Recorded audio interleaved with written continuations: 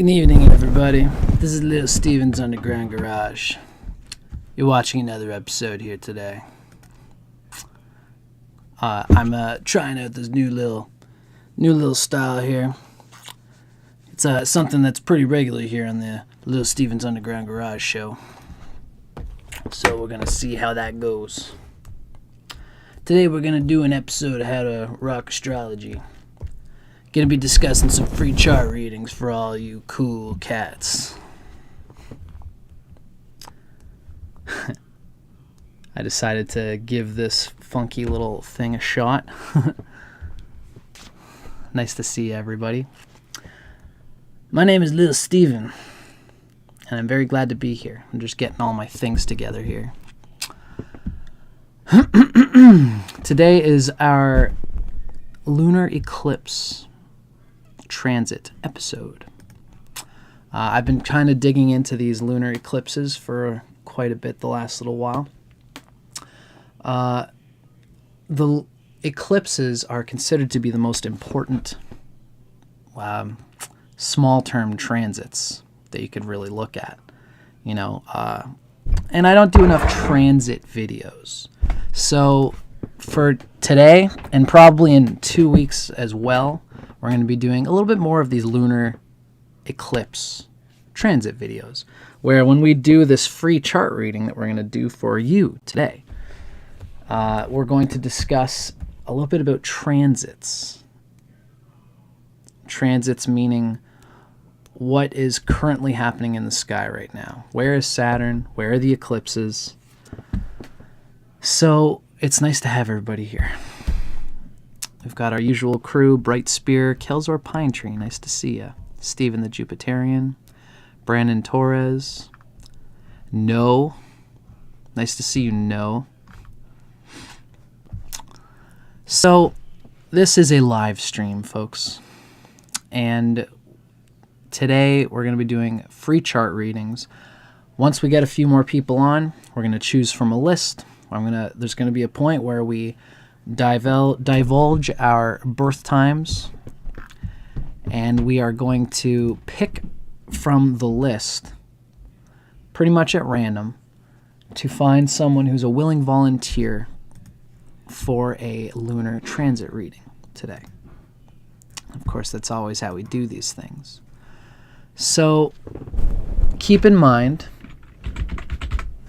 whenever you do something like this, if you are to be chosen to do a chart reading, hi Anana, hi Toxica. If you are chosen to do a chart reading, keep in mind that my Scorpio Plutonian ass is very, I tend to go deep. I don't like to just give people a massage when we do these readings. I like to give people a deep confrontation with themselves. So when we dig deep and give you a confrontation with yourself, always keep in mind that as we dig into your chart, our intention is not to say all of your dark secrets in front of the world for all to hear. Our intention is to dig deep. And in the process, we might dig deeper than you might intend, and you don't have to speak to anything that you see or hear when I'm discussing things. Oh, it's Steven's birthday. A week from today. Awesome. So we probably won't see you this next coming Thursday. I'm not going to be able to be here. So happy birthday, Steven. Hello, Marie. And Dustin, what's your feeling on the notion that the more you know of the flow of things, the less you are in control of it? The more you know of the flow of things, the less you are in control of it. Well, I'm a knowledge guy.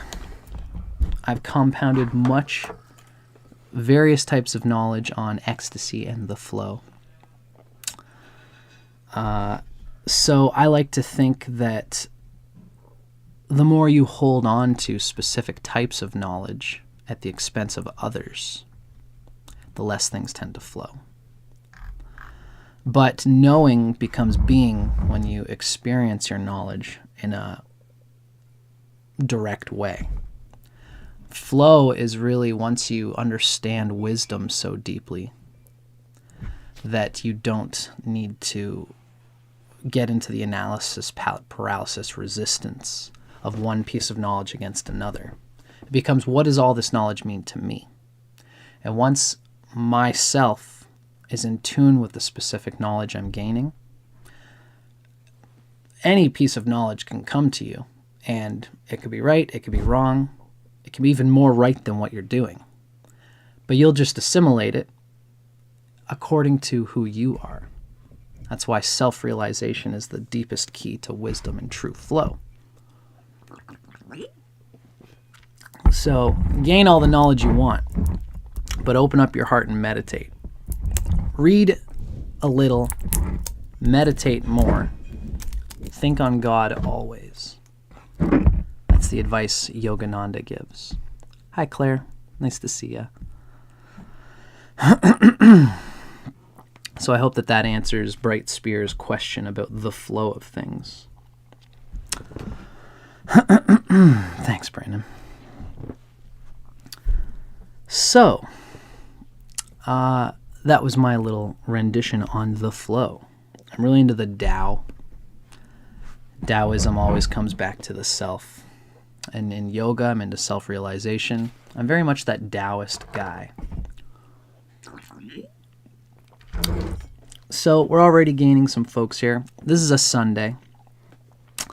Sundays are a nice day because a lot of people are usually available on Sundays that are different from the Thursdays.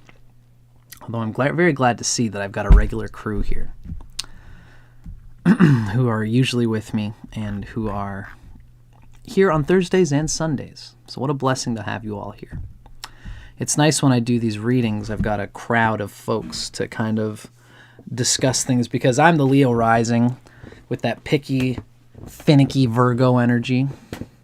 So when I'm doing a reading for somebody, I'm usually digging in and pressing buttons and, this could be important to you, and oftentimes it could be heavy. So it's nice to have a crowd of people who are aware of how I roll and are supporting me along the way. Don't ever feel obliged to. But it's nice to have like a crew of folks who are going through this transformation together. Hello, Robin Scott, and hello, Saturn Lights. Nice to have you here. In some instances, learning about the flow would give you more opportunities to change things to how you will it, or maybe dam the river or something. That's the balance, right? Finding the balance between knowledge and wisdom again. But really, wisdom is the more important thing. As long as you have wisdom, knowledge cannot obstruct you.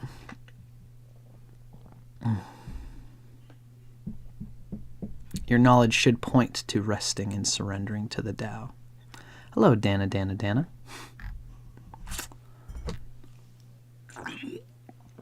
So, I usually like to spend a little time saying hello to everybody. How you doing? And Rivik Vaveen was talking about it. Cool. On Fate of Late. Dana. Nice to see you. Rick Levine is a very interesting character. I should start getting into talking to other astrologers. I don't want to make it too big of a huge thing. Hello there, Sumya, excuse me. For some reason, something here was messing with my letter there. What is that? Oh, it's my kombucha. Sumya. Very nice to see you. Hey, Rishab. Hey, Sem. I believe it's Sem. I'm going to have to ask you that every time. Is it like Sem, like a Z? No need to explain or feel obliged. Hello, Cecine. Cool. So, eventually I'm going to be, I haven't done it in a while. I like the idea of getting other astrologers on my show, going on other astrologers' shows, especially while Jupiter's still in Gemini. I haven't done that much this year. I've mostly just been writing my book, Compounding Knowledge. And we currently are on schedule Don't hold it to me because things can happen, but I might be getting Steve Judd on my channel at some point. So, again, let's not hold that knowledge, but let's go in the flow with the possibility of it happening. So, we've already got some folks here. Have you asked for details yet? Rishab, are you talking about Steve Judd and that conversation? Me and the combo, I've done Steve Judd before, and we usually talk about the world, the people behind the surface of things, the elites, the Illuminati. He's nice. Bright Spear, that's awesome. Yeah, it'll be your first conference. Cool. Steve Judd's great. He knows his shit about astrology, but he also knows his shit about the world. He's cool because he can be so cutting and so deep. He's got Sagittarius moon like me. Thanks, amigo. I'm glad that everyone is digging the headband. It's a bit of a new thing I'm trying. Mainly because it's useful when I have to just get up and meditate and I don't have time to do what I usually do with my hair. I don't even do that much. I just wash it and then just let it pop. But I've been busy as shit, recently. So we're doing the little Stevens Underground Garage look right now. Hope everybody's having a good time. So we got 20 folks here, so let's start digging in. Now, everybody remember, this is a live stream. And today in particular, we're discussing the lunar eclipse that's happening on March 13th, March 14th. Now, at that particular time,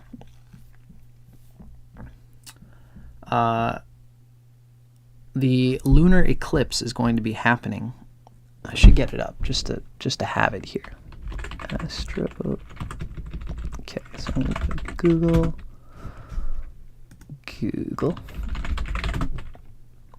This is transits ephemerals. So let's see here. This is our astro theme, transits and ephemerides. So let's go 1, 2, 3.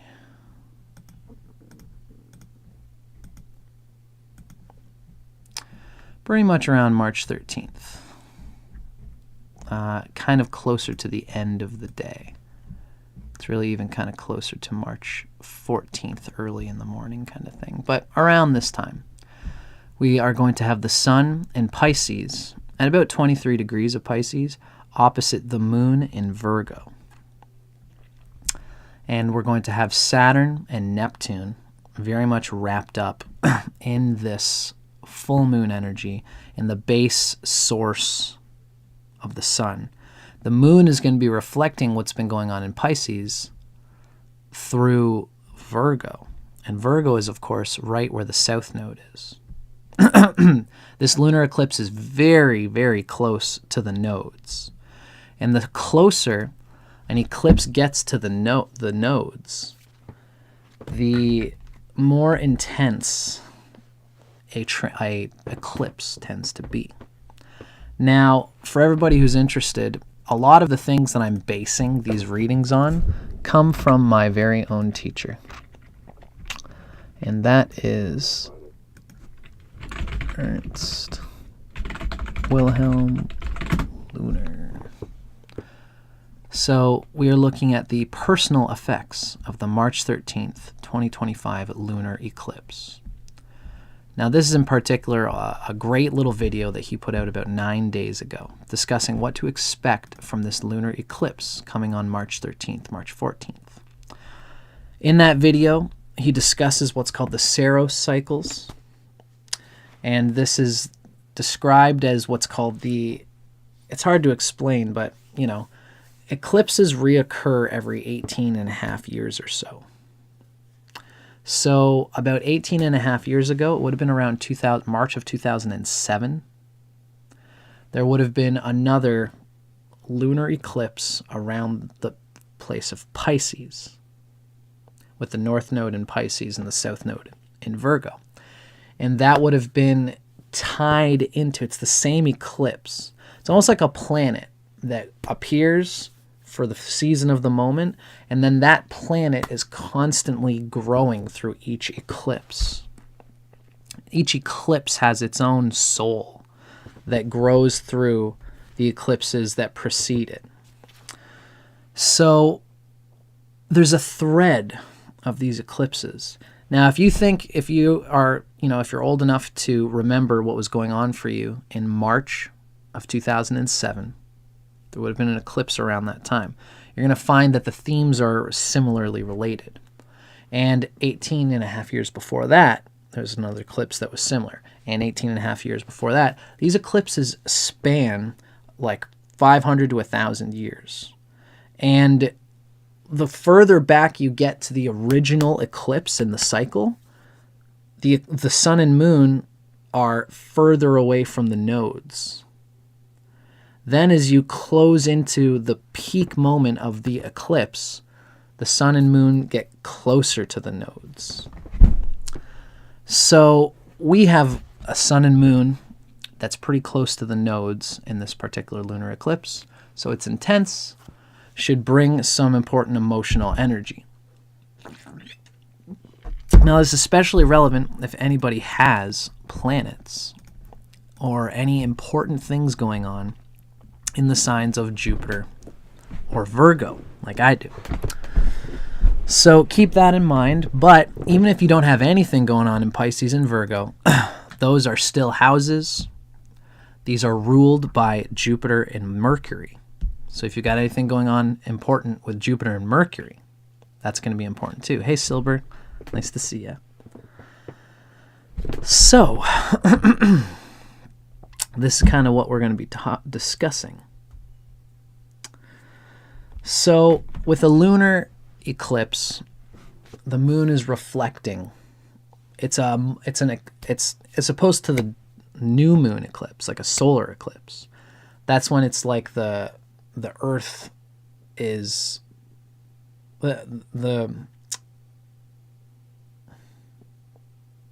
the moon is actually in front of the sun at that point. With a lunar eclipse, the moon is opposite the sun. My brain is just having a total brain fart right now. With a lunar eclipse, the moon is opposite the sun, and it's a full moon. So the nature of that full moon is what's kind of causing this eclipse. So with a lunar eclipse, since the moon is full, it's a full manifestation of something. We're seeing something that has not been, it's not something that's being initiated. It's something that's already been initiated. It's something you've been doing, something you've been moving through. And this is the full manifestation of the felt experience of whatever that was. So this is a time of reflection and a time of recognizing, what have I been doing? And in particular, Saturn is very involved with this eclipse. So it kind of comes down to, what has Saturn been squeezing on you to make you feel a particular way about what you've been doing? And with Saturn involved, so I always like to say, Saturn is about pissing and going to the bathroom and puking. And Saturn is excretion, out with the bad, in with the good. So whenever you see a transit occurring with Saturn involved with it, what you're going to expect is that there is a letting go of what no longer serves.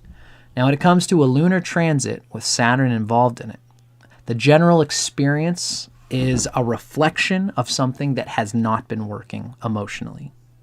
And the moon, with its emotions, is not just, it feels bad. It's, this is not aligned with who I am. And I feel how unaligned I am with what I've been doing. So for all of us, the general feeling should be from basically the time that Ernst put this video out, 9 days ago.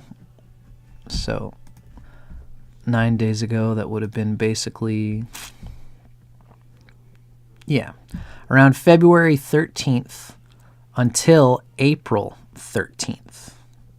Yeah, until around April 13th. Is that right?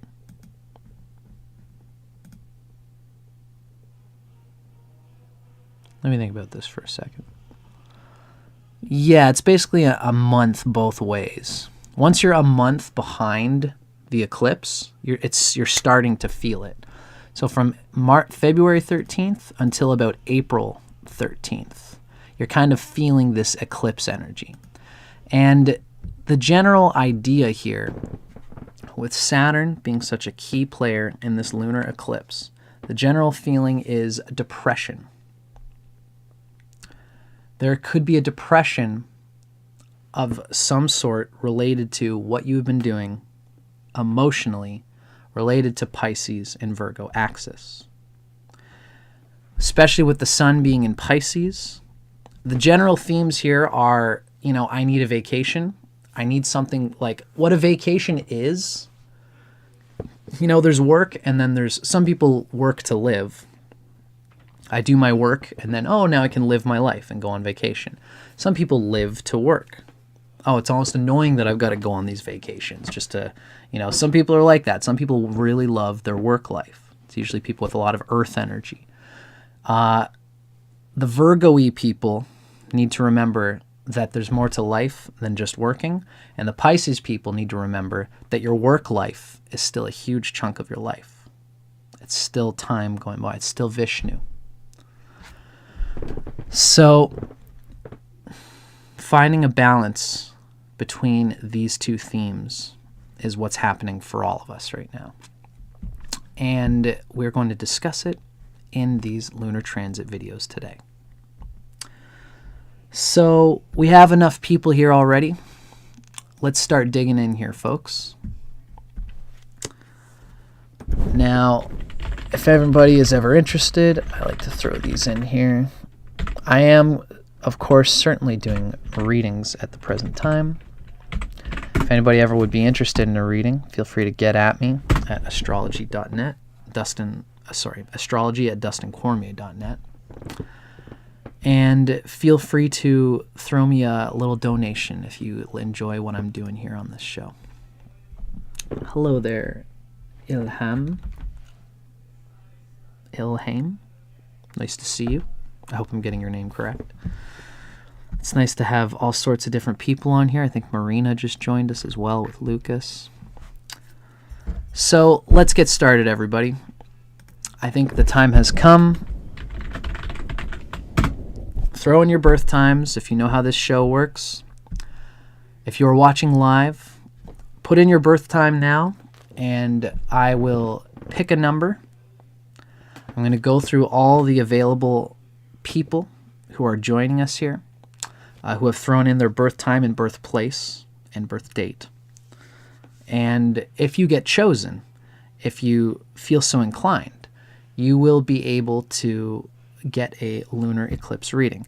Now, keep in mind, this is only for people who understand that we're talking about your astrology in a public forum like this. Our intention is not to put all your dark secrets out there, but sometimes as I'm digging around and bumping and playing psychic surgery, I can press a button and your leg will twitch, and it can be embarrassing to go through something like this in a public forum. So if you don't feel comfortable talking about anything, if you don't feel comfortable responding in any way, you do not have to. You only need to speak to what you feel inclined to speak to.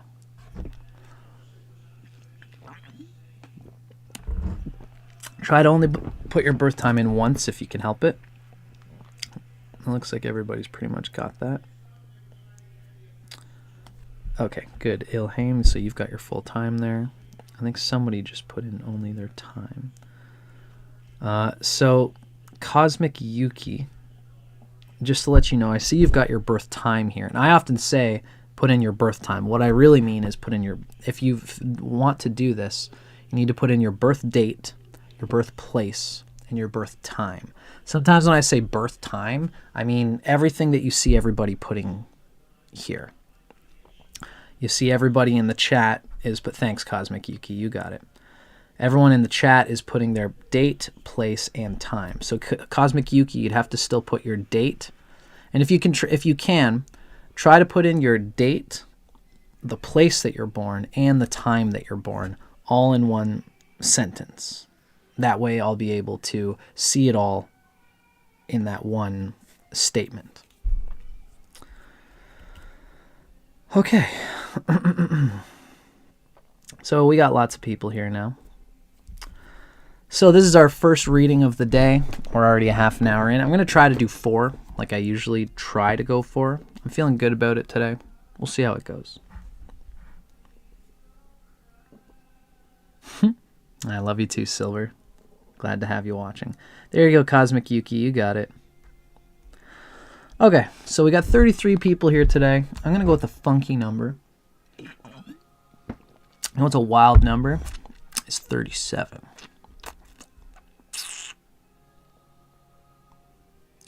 We're going to do 37, and I'm going to go up from the bottom today. So let's see what I get to. I'm going to do a little more. I'm going to do something like 42. I feel better about that.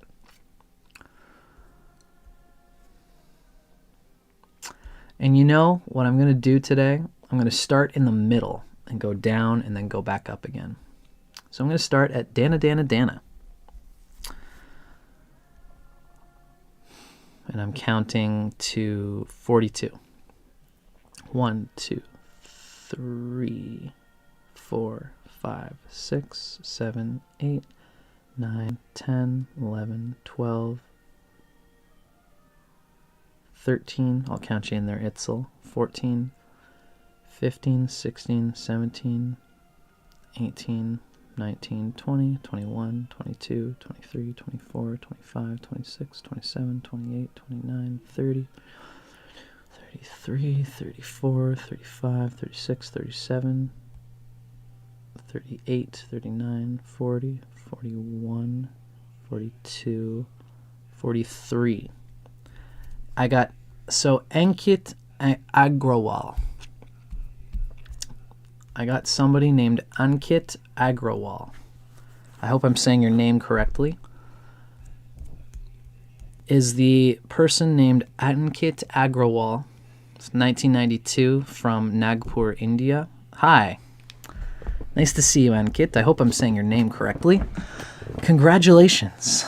You have been chosen to have a cosmic lunar eclipse reading today. So thank you for joining us here, Ankit, and thank you for being a part of this show. So, Ankit, do me a favor. You're our first contestant here. What I always like to do while I set up your chart, why don't you let me know, do you have any specific pronouns that you prefer to abide by? Let me know if it's he, she, or they, or whatever you feel like. It's important for me to ask these days. And as well, let me know, so that means if you identify as a woman, or as a man, or anything in between. And also, let me know if you have any particular sexual orientation. If you are gay, if you are bi, if you are straight. Because it's important for me to ask this of everybody. Because I'm pretty all-inclusive myself. I'm bisexual and a little bit non-binary, but I'm mostly a guy who's into chicks. But I've gone through my phases, as I am a reflector in human design. So I went through a phase there. So let me know those details when you can, Ankit. Let's see, I have you as March 29th, 1992.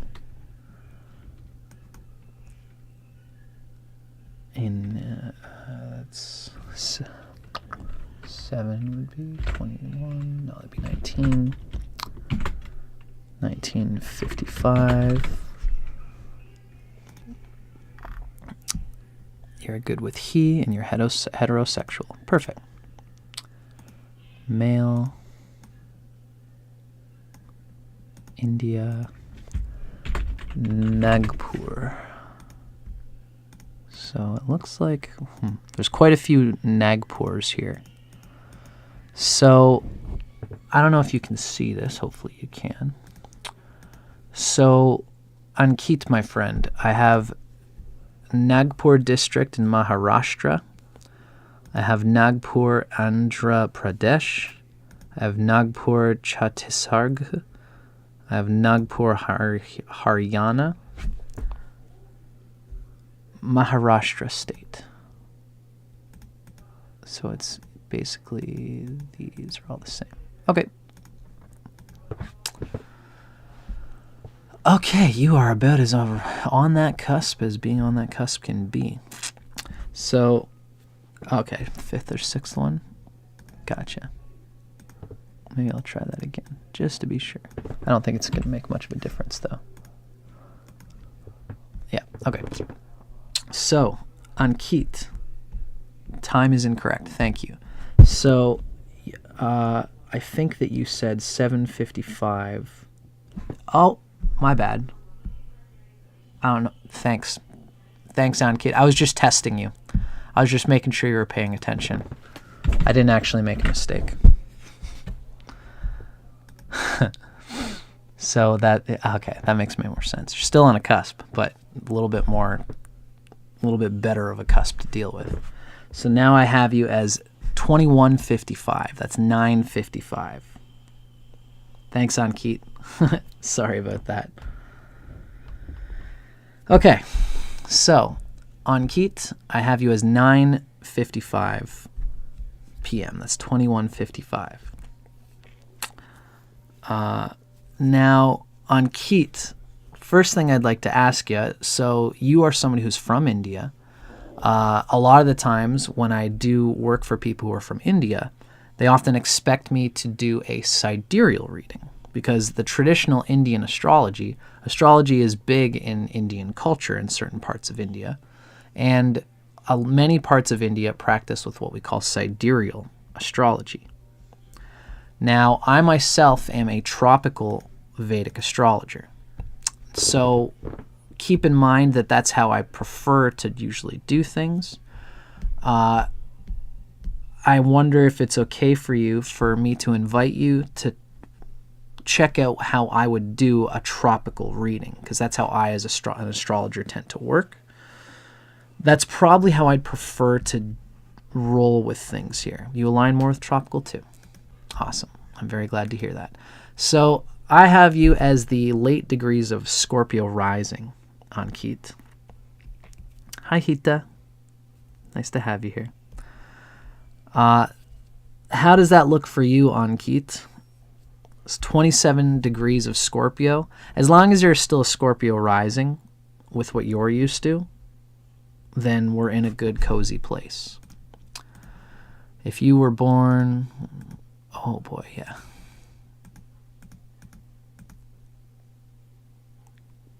"14 minutes ahead. 14 minutes ahead is quite a bit. So you're probably Scorpio. You're probably that end degrees of Scorpio rising. It is a pretty close birth time. So do me a favor, Ankit. I'm looking for you to confirm. Yes, so you're used to using Scorpio rising. Good. Okay. So we have our first reading of the day here, ladies and gentlemen. So thank you, Ankit. And remember, as we go through, I tend to like to go deep. I have a lot of Scorpio energy myself. If you should ever feel inclined that, you don't want to say anything, if I'm digging into anything that you don't want to talk about, don't ever feel obliged to. A lot of the times I just pass over things and you don't have to speak to it. That being said, I think we have our first chart of the day.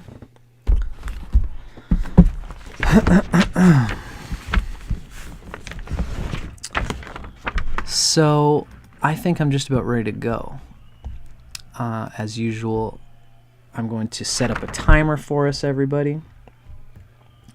So I'm going to set our timer today for a half an hour as usual. And if we go a little bit over, it's no big deal. Let's start now. All right, got a half an hour on the clock for this cold reading. so you guys can see me here. So, Ankit, here's Scorpio rising, and you got Pluto right in Scorpio, in the same sign, right around those end degrees. So you've probably got a very Scorpionic Plutonian personality going on there.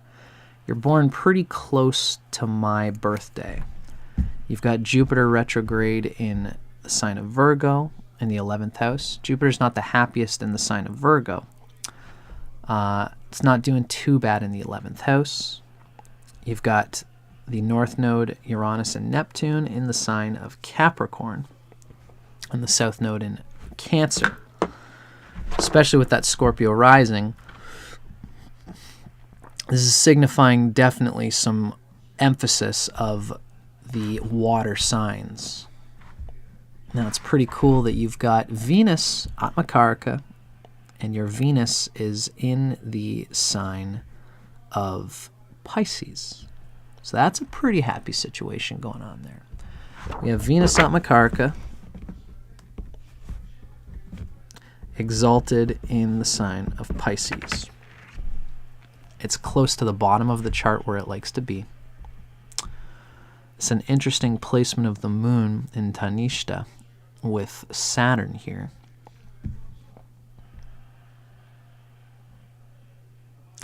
Yeah, Venus has got lots of strength in this chart.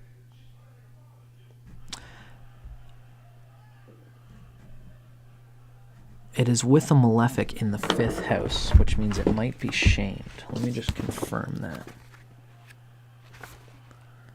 Planet is in the 5th house in conjunct Sun, Saturn, or Mars. It has to occur specifically in the 5th house. So, you have Venus Atmakaraka exalted in Pisces, which is nice. It's got overall yoga strength, but it is shamed.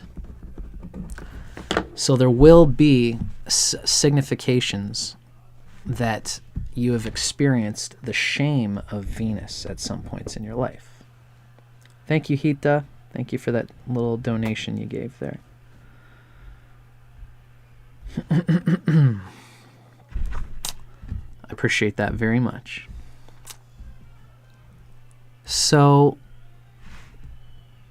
Jupiter has a little bit of tough Vimshopak. Let's just take a look at our Shadbala here. Jupiter and Mercury are showing a little bit of difficulty.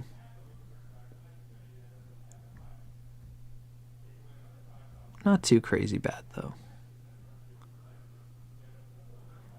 And the Sun is going to help Mercury and Jupiter, so that's a nice thing. Pretty good balance in Shadbala overall, I would say. That's pretty nice. I'm just kind of digging into what I can see as the most important things. Right away, I can see one of the crowning dimensions of this chart is that the South Node Lord and the North Node Lord, Saturn and the Moon, are together in the 4th house. That's at least where the Moon likes to be, which is pretty nice.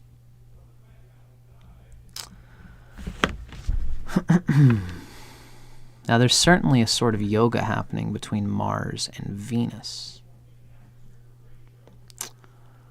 As well, there is technically a Raj Yoga happening with the Moon and Saturn.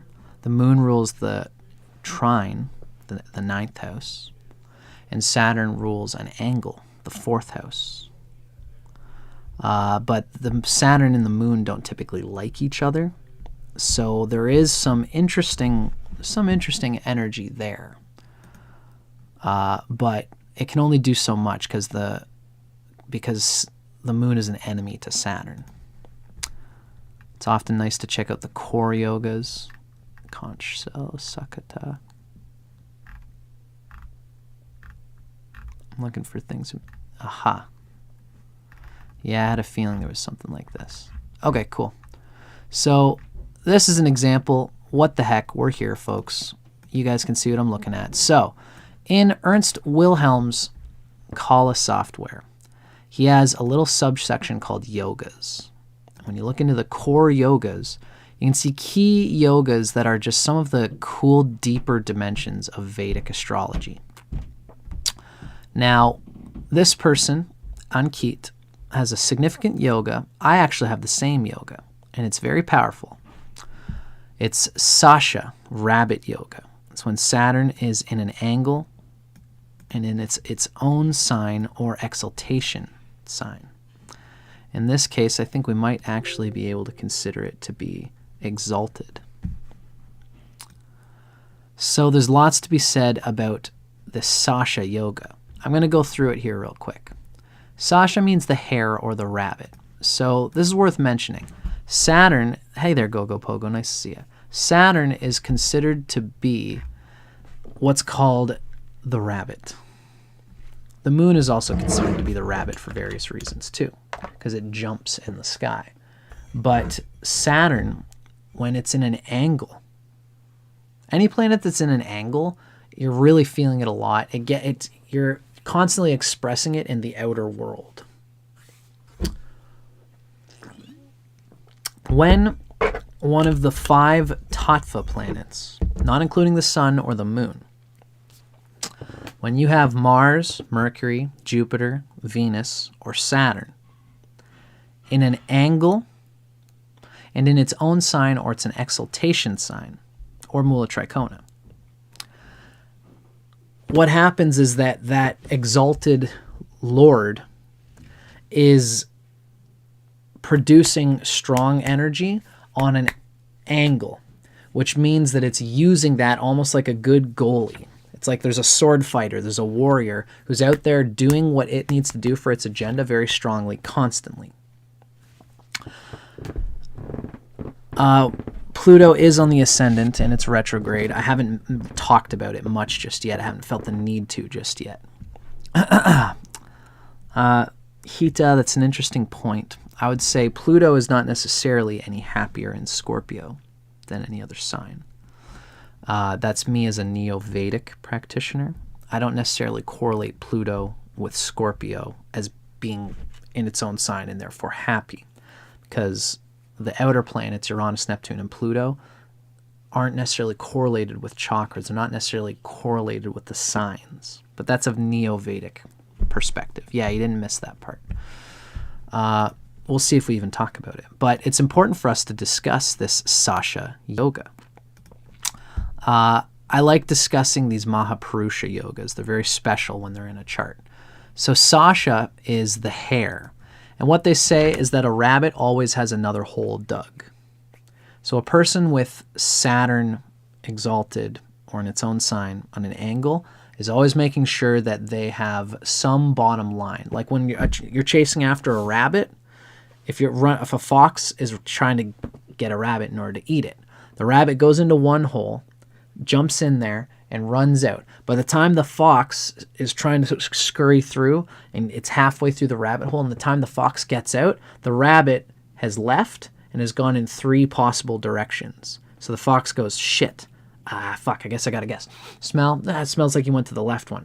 The fox goes to the left path, and then when it gets to the left path, it realizes that there's 3 other paths that it's gotta now choose from. So the rabbit has always got more than just one escape route. And that's Saturn. Saturn is the goalie. Saturn is the one protecting our asses on the bottom line. Saturn is making sure that it's not only... It saves its money, and it tries to use its money and invest it properly. This is very interesting. Yeah, don't put all your eggs in one basket type of energy, for sure. More so to the point is, even more than that, the Mike Bailey...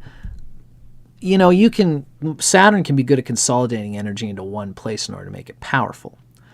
The point is that Saturn, for example, would never, let's say you've got $50,000 to your name, and someone comes along with these magic beans and says, hey man, you've got to come invest in this cryptocurrency with me. Trust me, just take all the money that you can. I know for sure this is going to make money in the next 2 years. If you only got $50,000 to your name, Saturn, the rabbit, is going to, could probably, could go somewhere with that. I wouldn't necessarily go too crazy with crypto myself, but if you're going to put into money into someone coming along with magic beans like this, you're not going to put that whole $50,000 in there. You're going to keep a bottom line principle well diversified in various places so that, you know, if this magic bean thing doesn't work out, and if this one job, you know, that you were working on your skills with didn't work out, you've got other places to put your energy and time that makes it not a waste. You know, Saturn is very important in this way. It's making sure that it's going to stand the test of time. And it shows that these natives with this yoga can be fear-based, as the rabbits symbolize fear. Much of what these folks do is motivated by fear and done in order to create a security structure that has the goal of preventing the realization of their fears. So there's a toughness involved with this, especially in the emotional world, in the 4th house. Generally, some great trauma or difficulty in the native's early life, which they're trying to constantly compensate for, lends strength to their fears. The true strength of Sasha Yoga is to persevere. Whether or not the native has skills or intelligence, they're sure to succeed due to sheer perseverance. Somebody who's constantly putting a lot of energy into what they do. Now, amongst all of what are called the Mahapurusha Yogas, that's when you have those 5 planets, excluding the sun and moon, in an angle in its own sign or exaltation. Sasha Yoga, the rabbit yoga of Saturn, is a very painful yoga, one that indicates a pained personality as well as one that is painful to be with or to live with. They can be controlling due to their fears, which cause them to worry that others may make mistakes. So they can feel very isolated, but can be so difficult to be around that even their loved ones may avoid them, while at the same time feeling sorry for them. So there's a lot of difficulty and heaviness that comes with this Sasha Yoga, especially emotionally. They desire wealth as a means of security and are usually cautious in spending. They tend to be attached to the mother, and while they may not be actually attached to their mother has a significant influence on them. So there will be painful aspects associated with this Sasha Yoga. Now, for somebody who has this Saturn with the moon down there in the 4th house, there are significations here that this is very prominent in the 4th house, the world of the deep undercurrents of emotional reality. And it's with the moon. And furthermore, we have the south node in Cancer and the north node in Capricorn. The south node's ruled by the moon and the north node's ruled by Saturn. So what's really kind of being shown here is specifically Saturn and the moon are both stomping on each other. And this is because Saturn starves anything it touches, and the moon is an enemy to Saturn. Furthermore, because this is a pretty dark moon, it's a very balsamic moon, it's gone past full, and now it is very much in the sort of phase of the dark, waning moon. So when this moon acts as an enemy to its enemy Saturn, it's actually agitating Saturn. So the moon is starved and Saturn is agitated by the moon. This occurring in the 4th house really signifies that there might have been some very heavy early childhood stuff, some kind of emotional affectation. And really, having Pluto in the 1st house, retrograde, I wouldn't necessarily say that that's adding anything too crazy or heavy. But this Pluto is definitely trine the south node. Venus being shamed is a key part of this. Now, this is a man's chart. So there's really a strong signification of the need to integrate the feminine dimensions of things because of the moon's nodes being in water and earth signs. If it was in fire and air signs, then the masculine side of the energy field would be where the moon's nodes are working out its evolutionary narrative. For this person, it's very much the Ajna chakra and the root chakra working through the emotional feminine signs. That's water signs, Cancer and Capricorn, both of which are really emotional psyche signs. So this really adds up to an important picture of the importance and the significance of emotional energy that would have happened for you, Ankit. Pluto being square to that and being trine to the south node really adds up more to this picture that there is an emotional power in this person. It's being Scorpio rising. You know, there is a significant emotional power in this person, a need to cultivate the emotions, cultivate self-awareness, really even to, like, this, you're a perfect candidate for somebody who would be well served by going through some kind of emotional therapy, to check out what has happened to you in your childhood, to make you understand what's going on with you emotionally. You have a lot of similarities to me here. Venus Atmakaraka, your Venus is actually pretty good, but it has shame. So the shame of Venus is going to possibly indicate that when you were younger, you know, I think dealing with relationships is probably an important factor for you in your whole life, Ankit. And what I would say, especially being a man, is that with all this kind of heaviness to, number one, the basic emotional reality of the Saturn and the Moon, plus the Venus, which is the value of you being a man. What value do you have as a man to the women who you can possibly court? You might have found in the age of Venus, which is from 12 years old to 32 years old.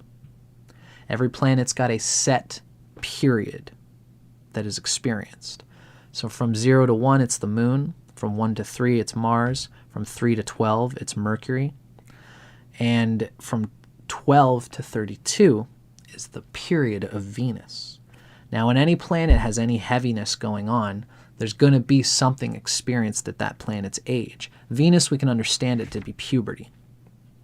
We can understand it to be something happened around the age of puberty that made you have a difficult experience and feeling possibly shamed or embarrassed related to what you are as a man in competition with other men in trying to court women.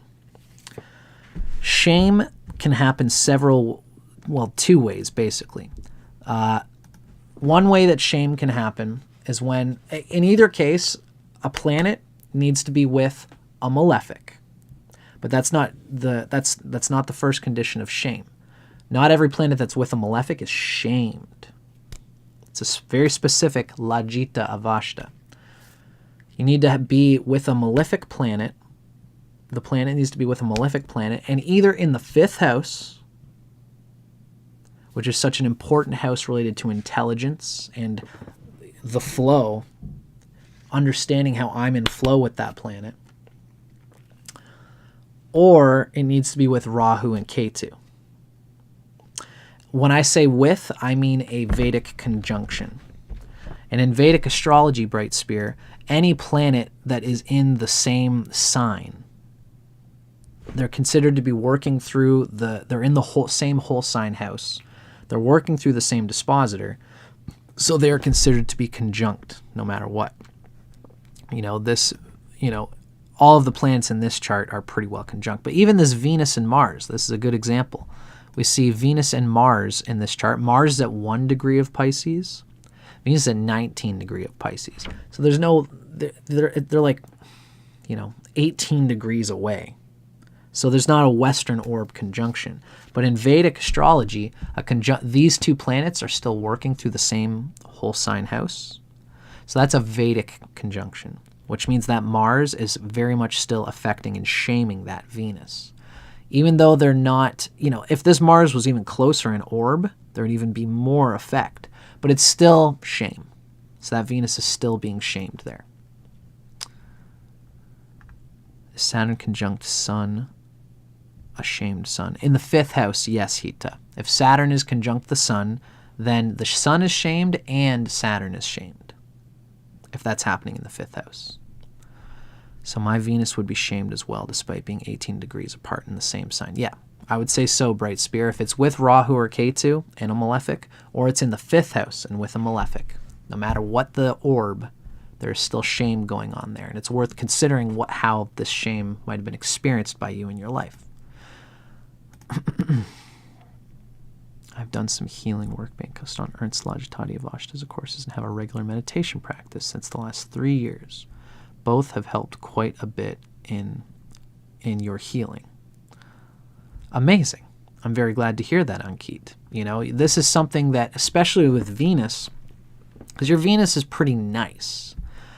You know, especially you having the second lord, Jupiter, inside of Virgo, there can be a sort of, in the same way that I have, you know, like a nerdy kind of spiritual healing emotional. That's what I figured you meant, Ankit. There can be a gathering of knowledge in order to heal yourself. And it's important for you to really get into the energy of healing, really get into the energy of being with the opposite gender.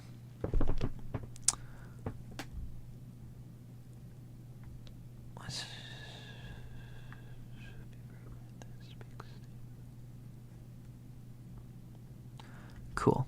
So Winsome Fool, feel free to put in your birth time when we're doing the birth times. Rahu is not always harmful per se when it conjuncts a planet. It can create its own yogas if that planet is doing very well. Does planetary shame apply to... no. I wouldn't say, at least in Vedic reckoning, there's no record of, you know, if Uranus, Neptune, and Pluto are with Mars in the 5th house, or if Uranus, Neptune, and Pluto are with a malefic, not just Mars, but any malefic, in the 5th house or with Rahu and Ketu, there's no signification that those outer planets would be shamed. Because what would that be shaming? The outer planets don't rule signs. Whereas the Lajitadi Avashtas can only occur through the Sun, Moon, Mars, Mercury, Jupiter, Venus, and Saturn. That's a Neo-Vedic perspective, I would say. I'm with you, Ankit. Don't worry. I'm spending a lot of time answering questions with you, so I'm going to go a little extra time for you here, Ankit. So, really, this is really the huge thing going on with this energy in this chart. And I see our friend Ankit has already been doing a lot of emotional work to deal with what's happening with Saturn and the Moon in the 4th house, especially as the Ketu and Rahu lords. Now, there's definitely going to be a need for you, Ankit, to develop fiscal, financial responsibility and understanding. And you're very much a candidate for the type of person who might find that you might be very emotionally... you might have a lot of strong emotional difficulty because Saturn has a deep a security need to develop financial resources for itself that are long-standing, like the rabbit. I'm very similar. For me, I'm coming to find that the closer I get to age 36, which is when Saturn matures, and that's when also your North Node comes online, because Saturn and the North Node are very strongly correlated. The closer that you and I get to age 36, because we both have the North Node in Capricorn, we both have Saturn in Aquarius in an angle, which means Saturn maturing is really going to do a lot of good for your financial understanding. And once your financial reality is kind of secured a little bit more, you're not going to feel like, oh, the world is going to burn, which means emotions probably feel like you probably do a lot of your own personal emotional work. But there is an underlying journey for you. And that underlying journey is to become financially and emotionally stable enough to invite others to open your heart through the deeper work of true 4th house energy. Really, the 4th house in a lot of ways is about digging deeply into your own emotions. And you probably find that you can't dig as deeply into your emotions as you would like to because I've got to work. Because the world economy is kind of fucked. The economy's been fucked for a long time. You know, I'm not sure if you're still in India, but in India and the Western world, there's a lot of things that are really mixed up with our economy. including globalist capitalist elites who have a squeeze on everything. And so it can be hard for a lot of people these days to be well established. It's not like the baby boomers when things were a little bit different and in some ways easier for them. The world has gone to a certain place. So all of us have to carve for ourselves a secure enough financial foundation in order to truly come out into the emotional world. Now, you can't focus on just emotions at the expense of your financial security and career security. And you can't focus on just career and financial security at the expense of your emotional security. There needs to be a balance between these two. Especially, this is going to get easier for you the closer you get to age 36. Because at age 36, your Rahu is going to really come fully into play. As well, Saturn matures at 36, including all the planets that are in signs ruled by Saturn. So you are somebody just like me who has the moon and Saturn, which are ruled by the nodes, closer to Rahu, which means at the age of 36, anything especially that's within 30 degrees of Rahu, or even just the general vicinity of Rahu, is going to come online, and you're going to have to deal with them in a more heavy way. I would say at that time, Ankit, that you will be pushing yourself to deal with emotional realities that you've never dealt with before. Dealing really, see, with the South Node in Cancer, what you're inclined to do, and I'm not discouraging you from the work you've already been doing. Daniela Funder, I'm going to answer you in a minute. Ankit, I'm not looking to discourage you from the emotional work that you've been doing, because you've been doing work like I have. I'm into meditation. I'm into exploring astrology in order to find out what's wrong with me and to sit with it, to meditate on my own Logitati of Ashtas and to heal myself through meditation. And that's a very key thing. Finding our own inner peace, getting a grip on what our soul is going to allow us to bloom into embodiment in a very deeply aligned way. But there is two dimensions of it. There's inner realization, and then there's embodiment and manifestation of the emotional peace that we seek to have. So do the work that you're doing, but recognize that at some point, you are going to look to manifest and embody the emotional healing that you've been doing with astrology, with meditation, in a fully embodied way. And that embodiment, I think, is going to involve, really, it's going to come to the fore when you start manifesting connections and real mature relationships with other people where you invite them in. And this is going to frustrate your Sasha yoga, because now you know that you can control your own finances and your own destiny. Now you've invited a woman into your life, and she is emotional and she is wild. That's how we want women to be. But the feminine part of our brain wants a woman to be a woman, but the masculine part of our brain wants a woman to be just like us, and to calm down and to not be so emotional and to get in a line with my structured, analytical, ideological rhythm of how I imagine my future unfolding. And a woman's never going to do that. And the thing is that I think you're smart enough. What I see going on in your chart, I see psychological wisdom. I think you're smart enough to know that we actually want the women in our life to put a bend in the grid. We want the wildness of woman to put a bend in our grid lines, because that is the true Venus. That's the circle. That's the curve. That's what we want.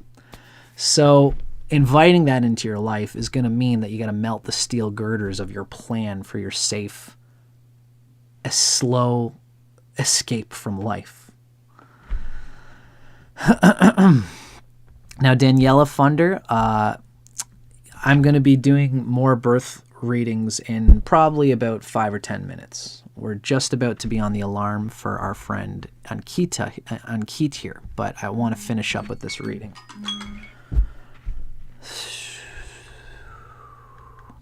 So, for your sake, Ankit, the big picture here is recognizing that at age 36 specifically, be open to your emotional world completely changing, and especially inviting other people to be a part of your embodiment of the emotional healing that you've been doing. It's one thing to heal yourself in a vacuum. It's another thing to open your heart and bloom with the world. Open yourself to the bees coming and pollinating with you. Open yourself to receiving the rain from the sky.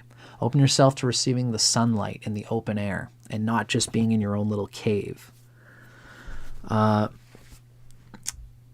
Ankit, for your sake, it's pretty significant to you that you've got this lunar eclipse happening with the south node where your Jupiter is and the north node where Mars and Venus is.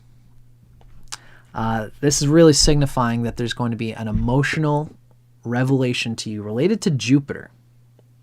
And I feel like I've had a similar thing going on. Again, your and my charts are very similar, but I don't have the thing going on in Pisces. So this shame to Venus, it's funny because I've got Venus in Virgo, which is not the happiest place for Venus. So I've got my own trouble with Venus in Virgo. Your Venus is in Pisces, at least it's exalted, but it is shamed. So in my opinion, you are going to be dealing with this axis related to a lunar reflection where the full moon is going to be happening in Virgo. I think you're really going to be feeling a lot of what's happening with your second and fifth lord, Jupiter. And of course, the fifth house, which is Pisces, which is ruled by Jupiter, is going to be going through some kind of experience here as well. Around March 13th, and this has already started for you, you've probably been feeling how the Jupiter earthiness, you've probably been putting a lot of energy into your career. You see, you've got the north node with Jupiter here is connected to your north node. It's in trine to it, which means your Jupiter, like mine, has been building on a career. You've probably been building on a lot of things with regards to your career, with regards to your material security and sensibility. And with Jupiter in Virgo, there's definitely a sense of, you see, this is what happens with Jupiter in Virgo, is that everybody should find a balance between their workaday life, and then they should be done with their workaday life, come home, and then enjoy life. And, drop the building security for the future and enjoy the time that you have. Great metaphor for anyone with, with Jupiter in Virgo, where it's kind of starved by Mercury. Your Jupiter is not too bad, though. It's got some help from its friends, and we all get by with a little help from our friends. It's got help from the moon. It's got help from Mars. It's definitely starved by Mercury, and it's opposite that exalted Venus, too. So that's giving it a bit of a spank as well. Ultimately, though, this Jupiter has what it needs by Logitatia Vashtas. It's really the moon that is the biggest tough one in this chart. But we'll say, for the sake of it, that with planets on the axis of Virgo and Pisces, especially during this time, the signification is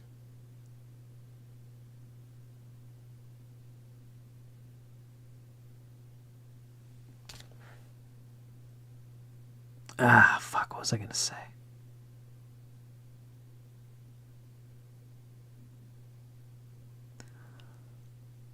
Oh, I just had a good metaphor.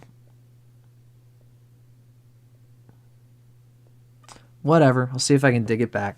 Basically, you've got to find the balance between your workaday life and your being done with work at the end of the day, and finding peace within your actual work. Now, what you've got to be careful of is that when you are doing the Virgo thing, when you are working your butt off, you have to find, Jupiter in Virgo enjoys working. It's kind of like me. I got Jupiter and Virgo with Venus there. I enjoy working like I do. I enjoy coming and doing these videos. But ultimately, the work that I enjoy doing is taking me away from my deeper emotional desires. It's because the Lord of Pisces is not so happy in the sign of Virgo. In this case, this creative romance that you should have with life through the 5th house is a little bit defeated because Jupiter is building on Virgo. It's building on, this is an artist who has like an amazing creative capacity to write some amazing art, but instead of focusing on their art, they focus on the market. They focus on the industry. They focus on having some capacity to share their gifts with the world in a way that brings them money, security, and also just the capacity to work on these things. So this is this energy with the lunar eclipse happening on the sign of Virgo. There's going to be a feeling of having to balance the fact that probably this Jupiter, instead of working on deeply making emotional bonds that are meaningful to you inside of your soul, you probably have a deep romantic capacity inside of your soul. With all this water generally, but especially with Venus shamed in Pisces, there's probably a deep desire to not just survive, but to thrive from the fact that your heart thinks in a very deep way emotionally about falling in love with someone or something, falling in love with your craft. And the love of your craft is a very important dimension of things. And it's likely that the lunar eclipse is showing you how you have gotten out of alignment with your ability to experience the love of your craft. A heavy clubs person. Yeah, you get burnt out. So when you say clubs, you mean like the cards of truth. I got to get into cards of truth eventually. So one of the reasons that you get burnt out, at some level that's part of who you are. You're like me, you're a workhorse. You live to work in a lot of ways. But you have to find now reasons to live. So you live to work. You've got to find ways where working is just subservient to your living. That's one key metaphor with this Virgo Pisces lunar transit that we're experiencing. Is what everybody does often is that there's a switch, and this I think is relevant to you, Ankit, is let's say that we have the central bonfire. Now, everybody wants to just sit in front of this bonfire and dance with the bonfire. Yahoo, this is what I'm here, this is what I'm living for. You dance and you have it and you sing, and this is the bonfire, is the reason that you're here. Now, in order to fuel that bonfire, you got to go out and collect some sticks, just like the hermit. You got to go, you pile these sticks up, pile them up into a pile, tie them with a string, you put them on your back, and then you walk that, and then you put those into the community bonfire, and then, now I've done the annoying thing. Now I can enjoy the bonfire. Now, my question to you is, which one's the bonfire for you? Virgo or Mercury or Pisces? The bonfire is the thing you're living for. So if you go out and see people, you see friends, and it's like, I've got this emotional thing that I've got to get out of the way. So I'm going to collect some sticks. I'm going to go and get my emotions out of the way. And then I'm going to take those sticks. Now I can do what I want to do, which is, for workaholics like you and me, is my work.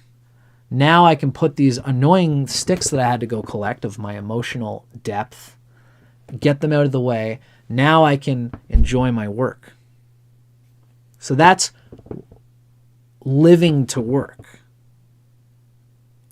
And at some level, you got to switch that around, where really working is just you collecting sticks. Then you get to live. You get to enjoy your time with your friends. You have to develop a beating heart, a swagger, a swank, some juice, some sauce. You got to develop a life outside of the work that you're doing by thinking about it, by actually inverting this part of your brain. You have to think hedonistically. You got to start inviting yourself to invest time and energy on meaningful emotional connections. Now, you've probably felt that when I do that, it's like I get addicted to the people I'm seeking. They become my mother. And now I'm with a woman or I'm with some friends and I crave to be with them so much that it's draining to me. I have no boundaries. When my friends tell me to hang out, I say yes because I need it because I'm so desperate. And then you go and you hang out with them in this way. And then you get so lost in it. You lose your rhythm with your job. And then you become, okay, these people are draining me. And it's because the craving I have that I need them, that I lose my boundaries and I get drained by them. So now I don't want to do that for a while. Now I go back to working. So it's too black and white. The social, emotional depth and romance that you seek out of life drains you. So then you go back to work. And then your work life is so dry and unromantic and planned and scheduled and the grid pattern becomes so much of that makes you want to kill yourself. Then you go back to the desire for the emotional thing. You got to bring these together. So magnified by the fact that Pisces is on the 4th and 5th axis. Yeah, you've got the 4th house cusp there in the 5th sign.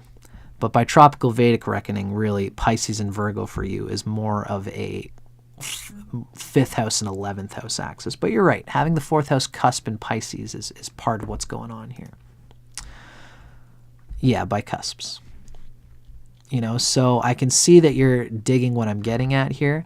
This eclipse is going to show you how dry your life has been and how little you've developed on. Really, when you dig deep, you're going to find, Ankit, like me, that you're only doing this work in order that it can be done. So that the Sasha, the rabbit inside of you, has many holes dug. You got enough holes dug. I think I remembered the thing that I wanted to say. Oh, I'm so glad. I'm so glad that I've remembered this. There was a part where I thought of a thing. Now I got it. So I do Kriya Yoga, and my teacher's name is Ryan Kirksack. He's also an astrologer. He's got a wonderful way of thinking. And one of the ways that he talks about yoga, and he talks about putting in effort in the way of yoga. Yoga is really a technique of ecstasy, of finding peace and bliss and self-realization. And the bliss of ecstasy, of enjoying the divine energy that is shuttling through our nervous system at all times. One of the things that Ryan talks about when it comes to yoga, when it comes to meditation, when it comes to self-healing, is people find that it gets a little bit dry, is that it's tough to do this work. So what Ryan described is that sometimes people come to yoga because they're traumatized, because they're emotionally hurt, because they have difficulty. And so they want to push themselves to do something. And what they do, it's just like mowing the lawn. When you're mowing the lawn, you take the lawnmower, you go all over all the spots, and then, enjoy doing your landscaping work. Like if you enjoy landscaping, then you're going to do it. Just like if you enjoy meditating, you enjoy the process of putting yourself into a concentrated and disciplined focus in one pointed action. You bring the energy up from the bottom of your spine to the top of your head, hold it at the Ajna chakra, and then bring it back down and feel that beautiful drain and all of that pranayama. So you're doing this landscaping thing. You cut all the grass. At some point, you have to put out the lawn chair, grab yourself a jug of lemonade, put it on the table, and just sit there and enjoy the smell of fresh cut grass. That grass is already growing again. You could just be excited. I wish this grass would grow faster so I could cut it again. It's like, let's see, what do I think? In about like 6 hours, the grass will have grown an inch, and that'll give me an excuse to cut the grass again. So you're here just like a gerbil in a gerbil wheel, cutting the grass over and over again. And the whole point of cutting the grass is so that the grass is cut. Then you can sit in your lawn chair, put on your sunglasses, sit in the evening sun, and just enjoy the smell of fresh cut grass. Meditation practices are meant to do the same thing. When we do Kriya Pranayama, when we do yoga, it's not all about doing the asanas. Once you're finally done with all your practices, then you just sit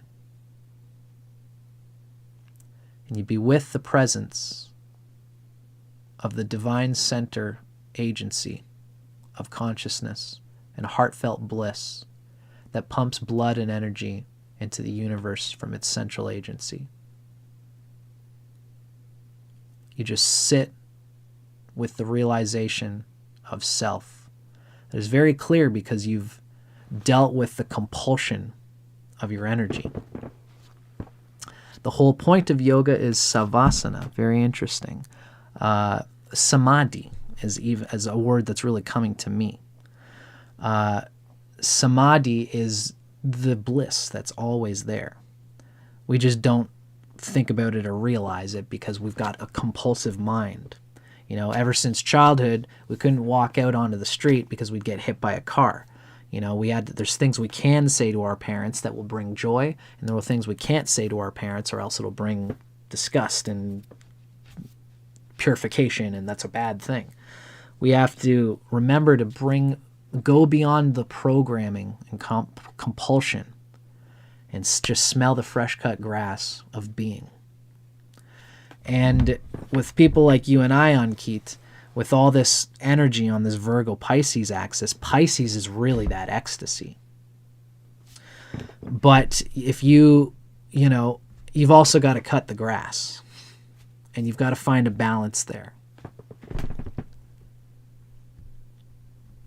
Hi, Digbala, Moon and Venus. Cool, Ankit. It's cool that you're really into this Vedic astrology. The high Digbala of the Moon and Venus is certainly going to help. That fulfillment is certainly going to be there for you no matter what. I feel like you're a lot like me again in the sense that you're going to find that through this lunar eclipse, you'll find that you wasted some energy doing something that is not truly deep into your soul. But if you meditate, if you spend time in the bliss of pure consciousness by focusing and concentrating on the bliss in a heartfelt devotional way. The thing is that even as you come up to your nodal maturations, see, we're all scripted to fuck up in this life. You can't do it perfect because we're not robots. We're not AI. We're meant to go through these scripted phases of realization.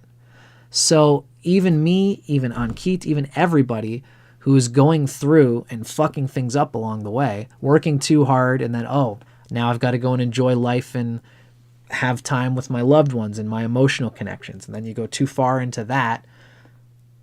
So it always happens with the nodes or any important axis.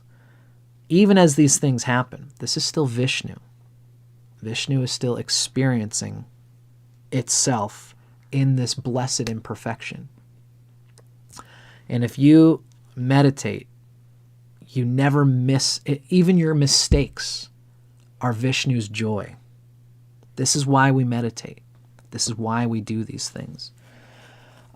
So that's a good thing to always remember, because as you come up to 36, even during this lunar eclipse period, you're going to realize that there's time and energy that you've been wasting not being in your heart.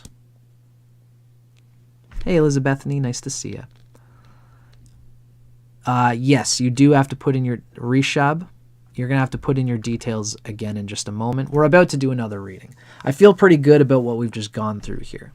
Now, Ankit, my friend, it looks like you're already studying Tropical Vedic Astrology, so I hope what I've given you here has given you a little bit of help.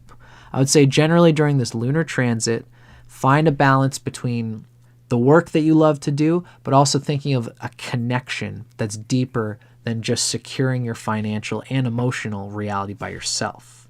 Sharing it with a community outside of you. Because remember, Jupiter is exalted in Cancer.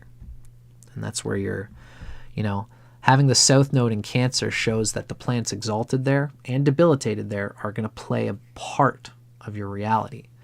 So Jupiter is important for everybody, especially because it's holding your Atmakaraka. So making peace with Jupiter's love for its work, but also a deeper emotional connection to a community, to Guru outside of you, outside of what you can do in your own emotional reality. I really recommend, like, even Kriya Yoga. God, you're a Venus Atmakaraka. Libra rules your 12th house.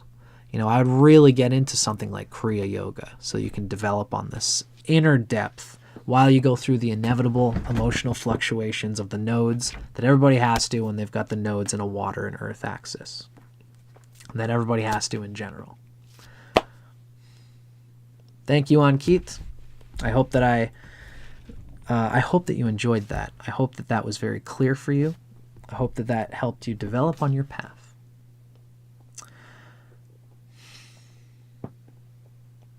So this gave you something to reflect upon, sort of feeling what you said since the last week. Awesome. I'm glad that you're into Kriya Yoga. I think that certain people do really well with it. And I think that for your case, Kriya Yoga is going to help you to realize that Vishnu is laughing throughout your mistakes and that you're bound to make mistakes. This is very important for all of us to realize. And for you, Ankit, I think it'd be good for you. I'm glad that you're getting into it. But for all of us, not just Kriya Yoga, but any devotional capacity to realize love. If you're realizing love throughout the journey, you're making the best of the journey even when it's difficult.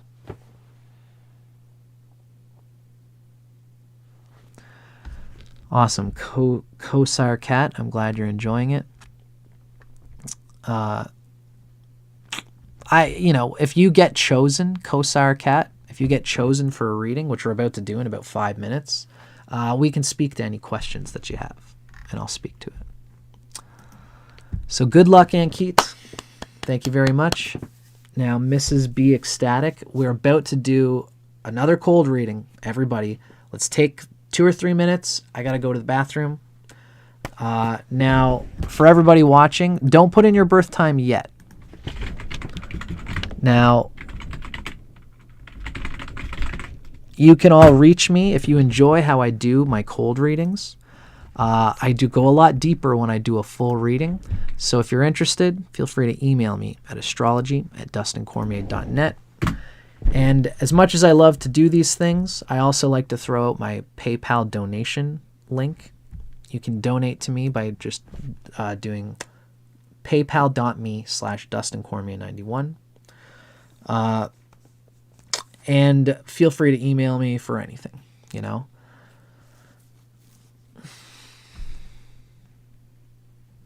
blade of grass is an angel. Oh, so is that Marina saying that? Oh, that's nice. We ourselves are that angel. I like where you're getting at with there, Marina. So I'm glad to be sharing that, folks. Now I got to pee, and then we're going to come back, and then we're going to do another reading, okay? So I'll see you guys in just a second.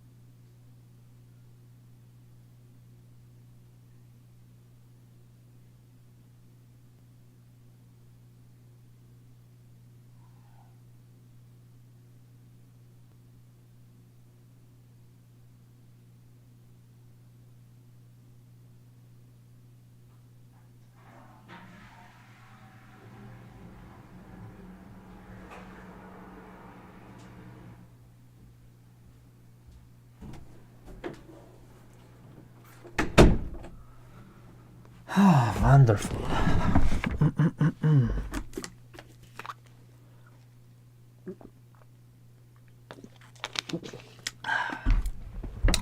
Thanks again, Ankit, for being our volunteer today.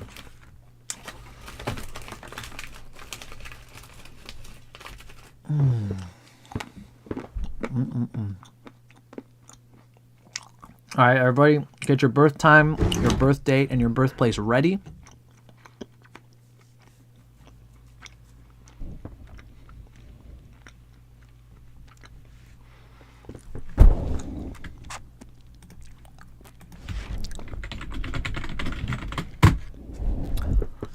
There we go.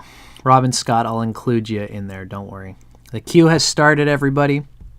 Now you can put in your birthplace, your birth time, and your birth date. And for everybody watching, you'll always see I'm going to put queue starts now in the chat, and that's when you'd want to plug it in.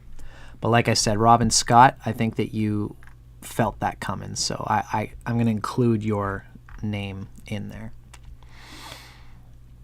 Diane, nice to see you. Diane O'Banion. Could I speak a bit to the Vestal Virgin Medusa mythology related to Virgo on the South Node?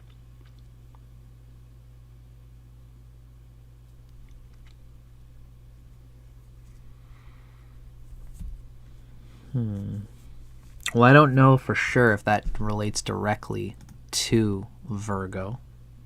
Sounds like it would, the Virgin. As Medusa.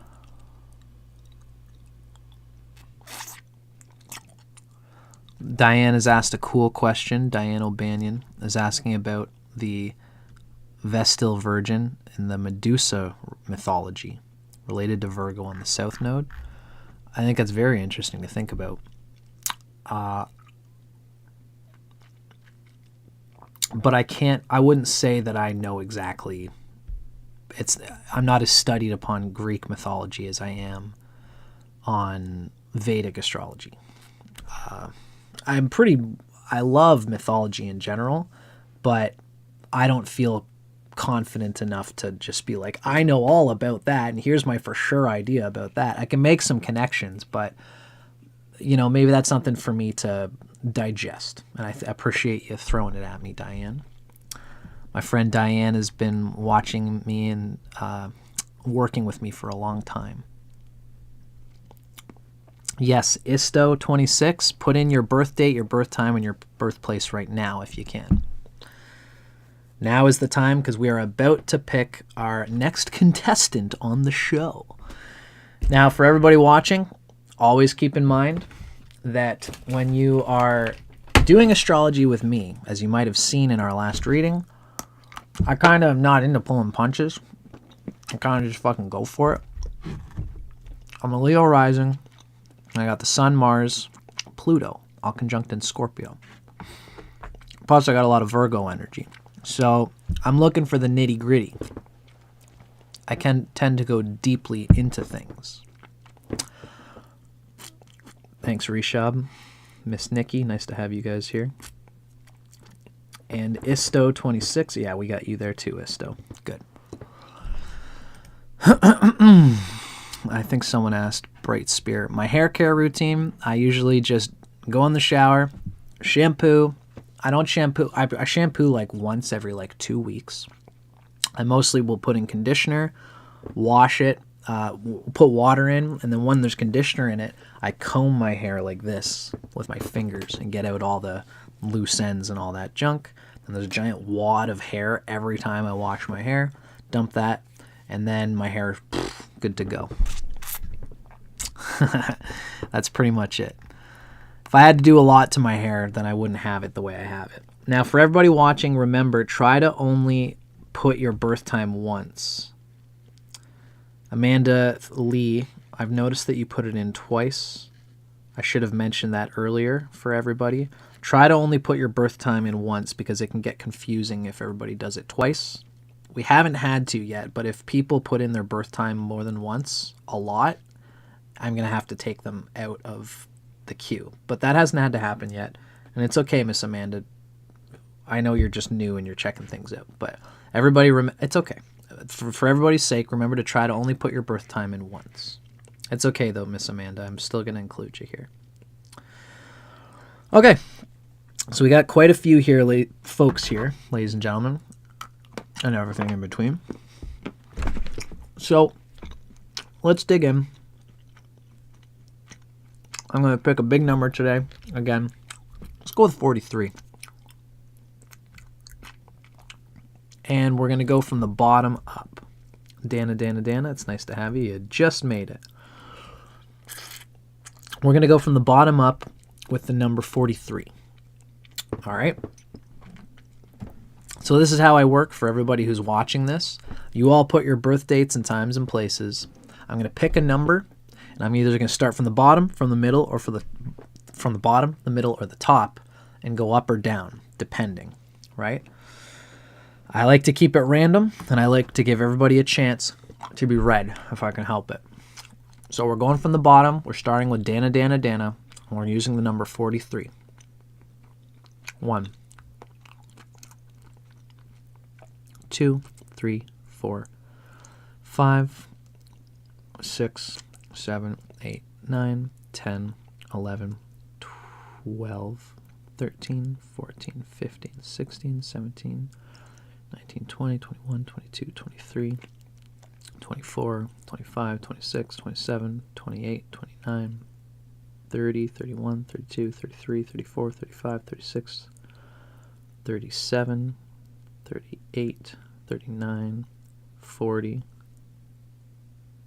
41, 42, 43. Okay. Well, yeah, I worked it out in a good way. I feel confident about this. Miss Amandalee, you actually did get picked. So, for everybody watching, I only counted Miss Amandalee once when I was going down. Because, again, that's how we roll here. If you only want to put your birth time in once. Now, Amandalee came up as the person that I chose. Congratulations. See you later, Marina. So, congratulations to Miss Amandalee. You have been chosen. Now, let us work and roll with Miss Amandalee. She is our next contestant on the show. I'm going to try to do 4 of these today, if I can help it. We'll see how the time allows. So, Amandalee, you were born in Rochester, New York. Now, Miss Amanda, if you have never seen me do my thing on my show before, keep in mind that I tend to go deep. I think you would have heard me kind of discuss it already. Let me know if you have any particular pronouns that you abide by.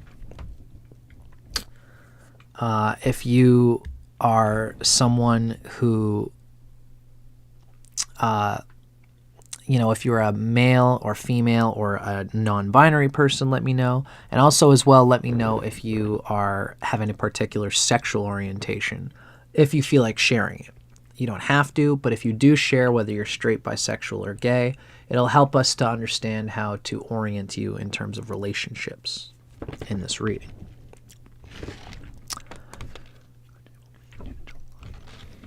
July 12th, 1985 at 1:07 a.m.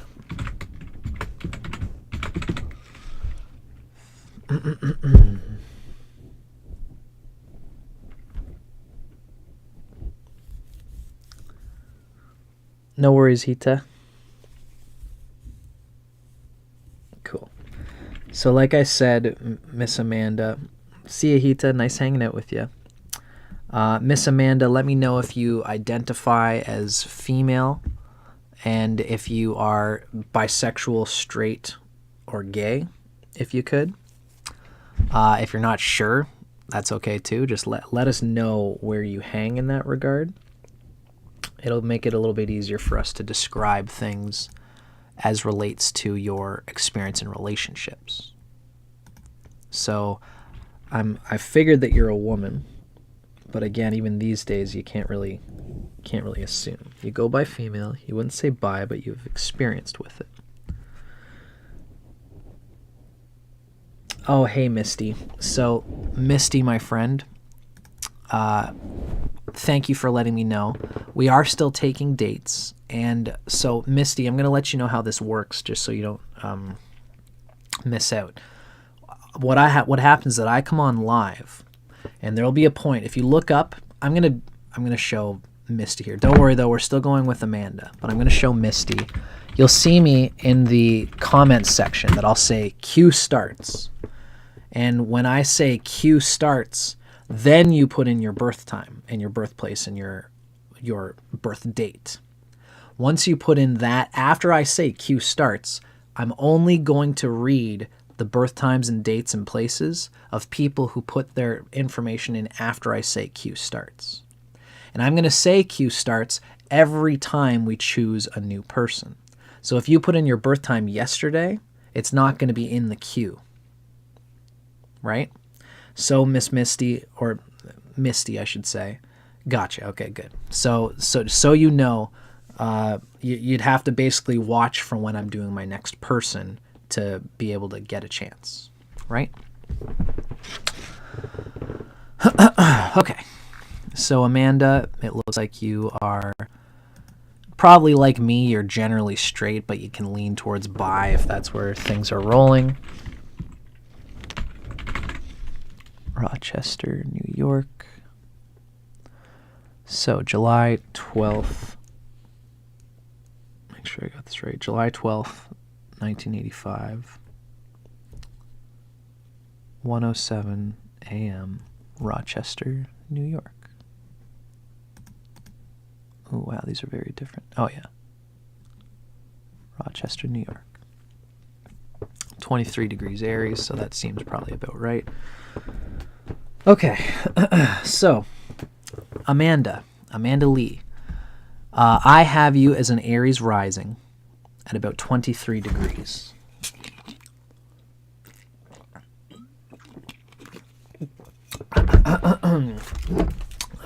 Let me know, Amanda, I don't know how much astrology you've done in the past, but I like to confirm with people that this is the birth time that this is the chart that they're used to looking at.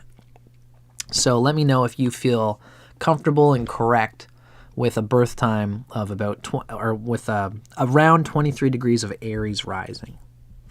Got the moon at about 8 degrees Taurus.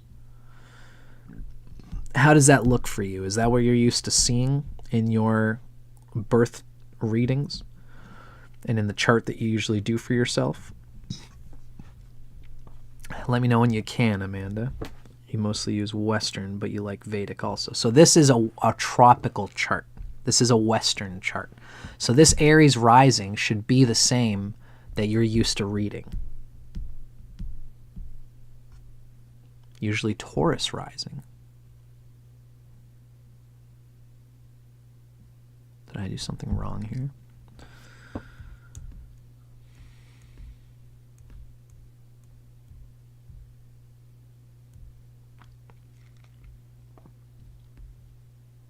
July 12th, 1985.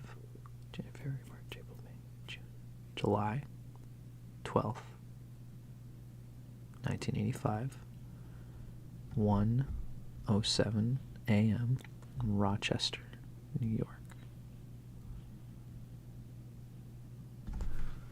I know you put your birth time twice, so maybe I'll double check. Maybe.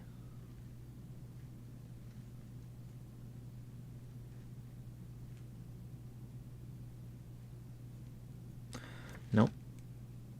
Maybe you were doing it wrong. You're usually of Aries and Vedic. Yeah, but no, this would be...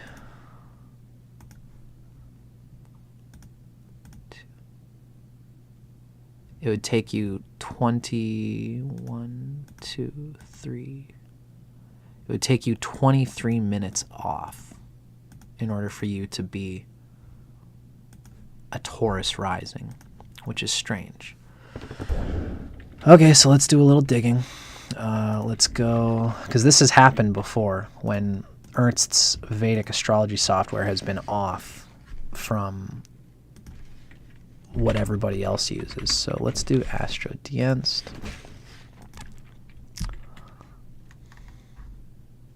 horoscopes, free horoscope drawings and data,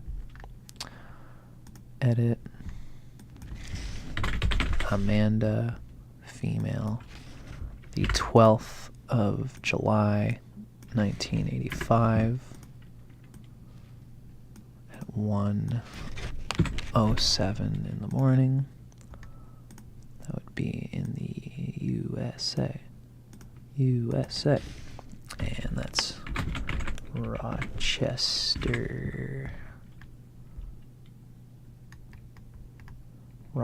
New York.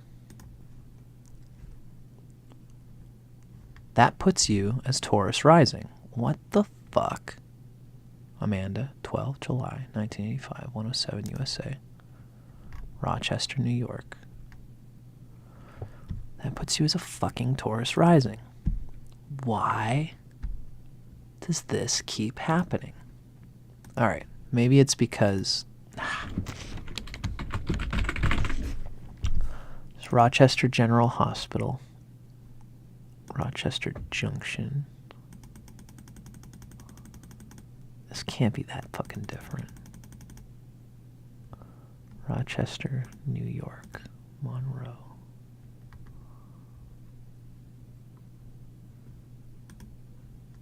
It's the same thing.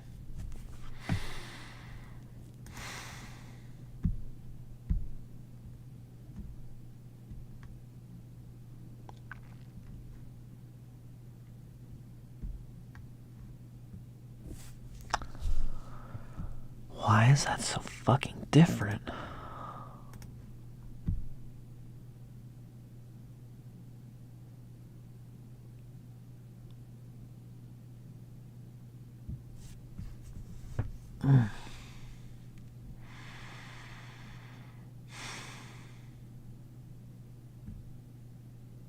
God, that's frustrating. It's okay. Sorry, everybody. These things happen.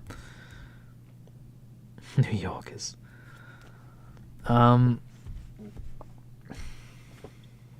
Fuck. It is what it is. So, Miss Amanda, I don't know why my software is so off from AstroDienst. Usually in these situations, what I usually do is just shrug my shoulders and say, fuck it, and stick to AstroDienst. You know, this Kala software is great, but it's not infallible. So, fuck it. Especially if that's what you're used to reading yourself as. I'm just going to bring you up to about 23 minutes ahead to 1:30, and that pretty much makes you a Taurus rising. Unfortunately, even in AstroDienst, you're still pretty cuspy. So I would consider the relevance of possibly considering something like a birth rectification of some sort.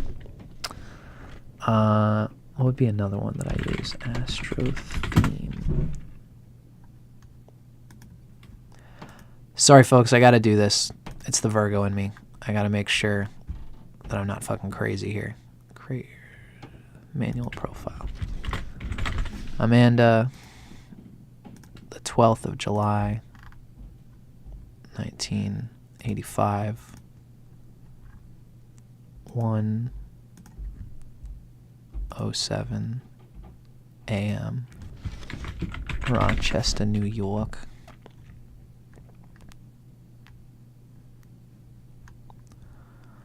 Illinois, United States, Indiana, Iowa. Rochester, New York.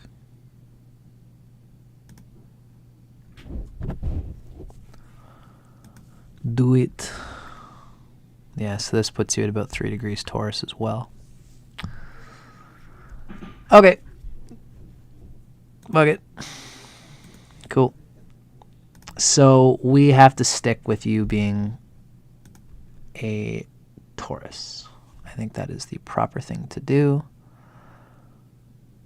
I don't know why things change the way they do. It's weird because even when I put you around the same degrees, now the moon's at 8:34. Oh, I shouldn't have deleted that.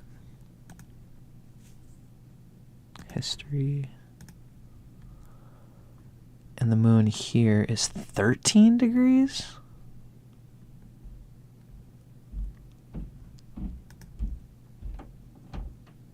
What?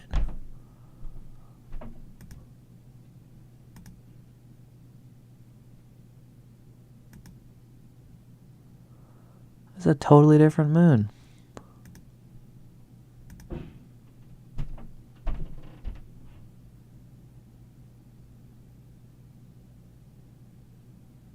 What the fuck, man? I'm sorry for everybody watching this.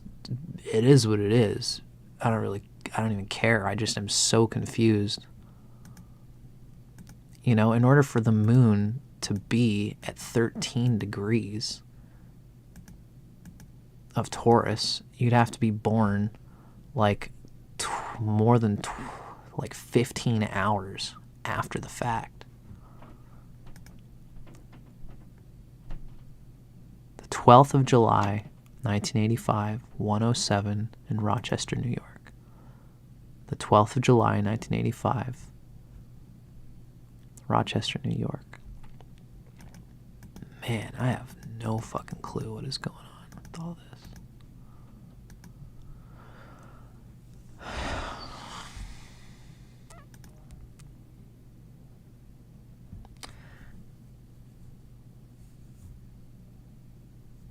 Yeah, you use the program you use. It says she's Taurus. Very confusing. Okay, well, you know, whatever, folks. It is what it is. What I have here, it's annoying because there's no way I can fix this. If she's Taurus rising at 3 degrees, this puts the moon at 8 degrees, which puts her moon Navamsha in Pisces. But when I look at Astro Dienst, the moon is at 13 degrees, 29 minutes of arc, which is a completely, that would be the moon would be in the Navamsha of Taurus, which is a way better moon. But this puts the rising sign at 3 degrees of Taurus. Am I reading something wrong? It's never been this whack. Did I do something wrong? Ah, come on. Fuck's sakes.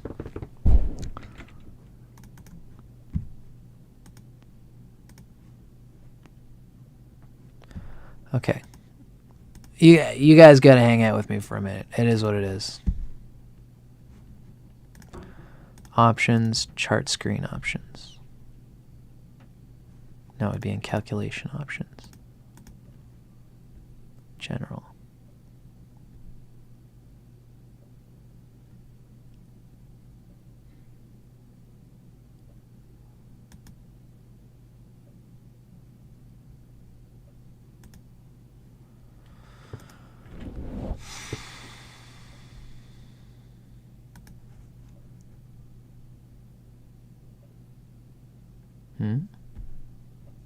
Oh, hey, now it's different.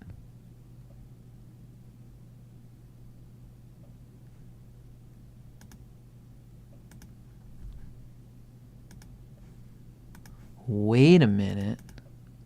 Calculation option. Get out of here. Tools, change birth time.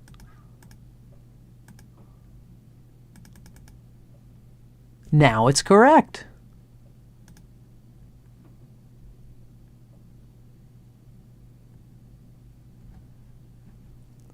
Now it's correct. 3 minutes, 3 degrees of Taurus. The moon is in the proper place. What the fuck did I do?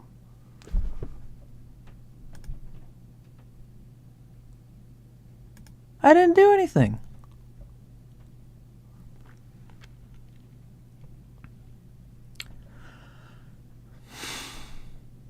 Okay.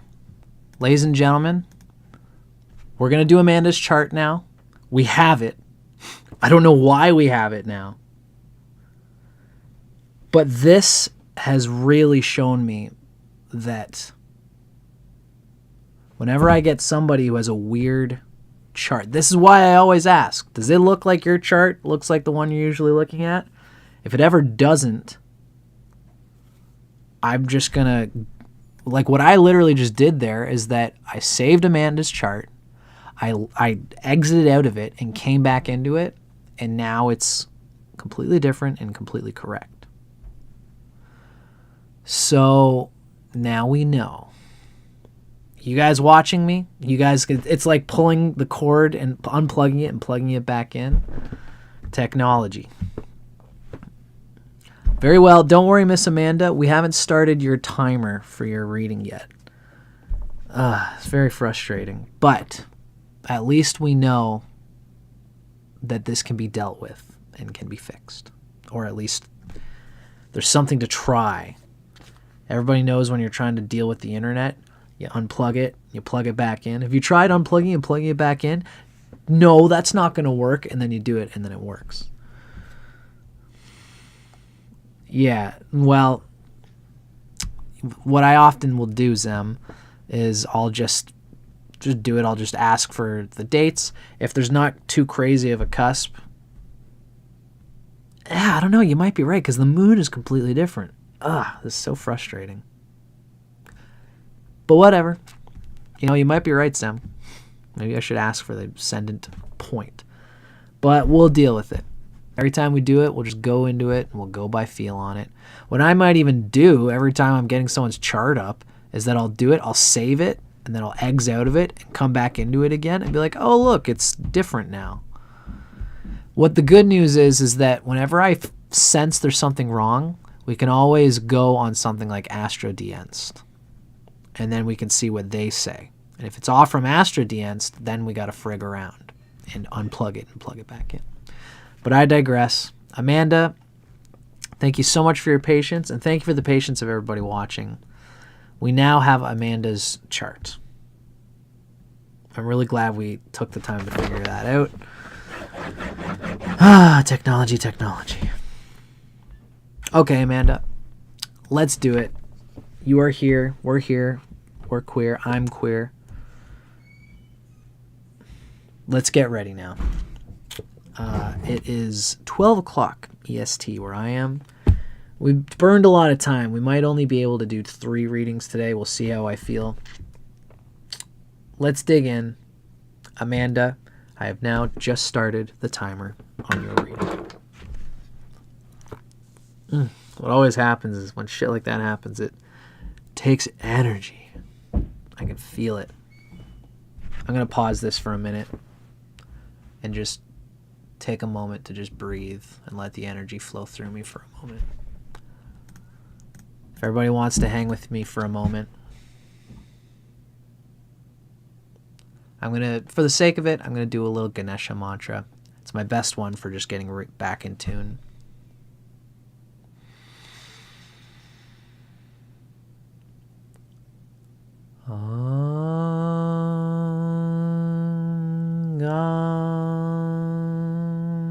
Ganapataye Namaha.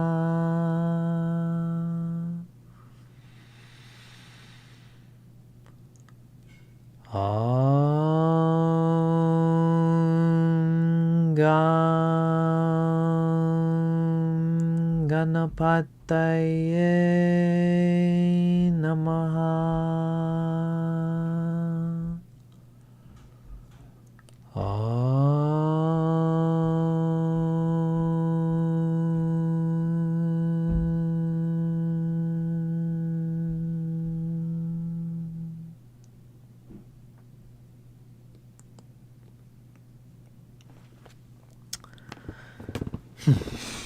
The Ganesha mantra is nice. It really is this reminder that every moment is Vishnu. Every moment is a synthesis of what you're supposed to be doing right now. Just to run some vibratory energy through my skull tends to bring me back to normal a little bit. Mars in Cancer stationing direct today. Very interesting. Thanks for that. That's an interesting point, Stephen, the Jupiterian. Okay, so let's rock and roll here, folks. We've got everything we need. So thank you for hanging out with me while I readjust my prana, get myself back in alignment. Now let's begin digging into Miss Amanda's horoscope. And I'll thank you again, Miss Amanda, for your patience and hanging out with me here. Timer started. Let's start digging in.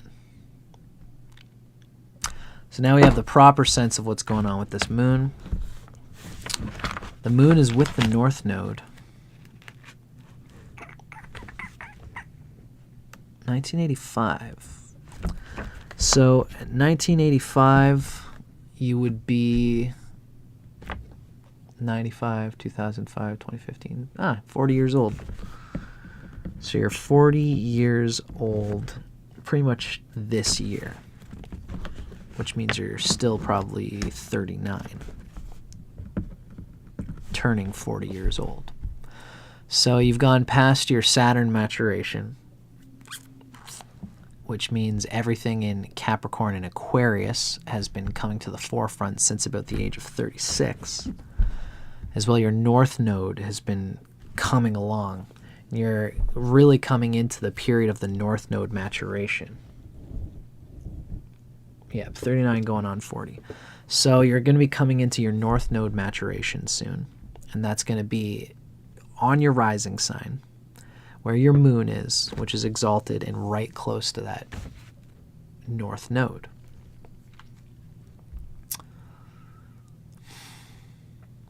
There's a lot to be said there, most certainly. Especially with the Sun and Mars. This is an interesting, a little bit of a tricky Mars happening here. Strong in Shadbala. Especially it's got very... Oh no, it's the moon I'm looking at. Duh. Strong Ionabala, not good on Chestabala, not good on Digbala. So there's some difficulties with this Mars. Overall, the Mars has got a really ugly yoga power. And that's too bad, because Mars is important for Taurus rising. So Mars has big Kashta Asubha Dig. Mars is probably causing some trouble for the Sun. And the Sun is kind of causing trouble because it's combusting this Mars. It's not making it unusable, though. Wow, that's a happy Venus. Where's this Venus at? Yeah. So it's delighted by its friend Mercury, and it's delighted by its friend Saturn by being in the 8th house from Saturn. So that Venus is very happy.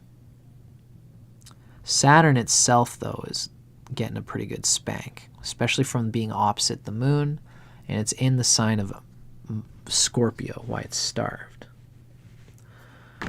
Mars is important for Taurus rising. For this person in particular, the reason I'm pointing out what's happening with Mars is because Amanda has this Saturn, South Node, and Pluto all in Scorpio.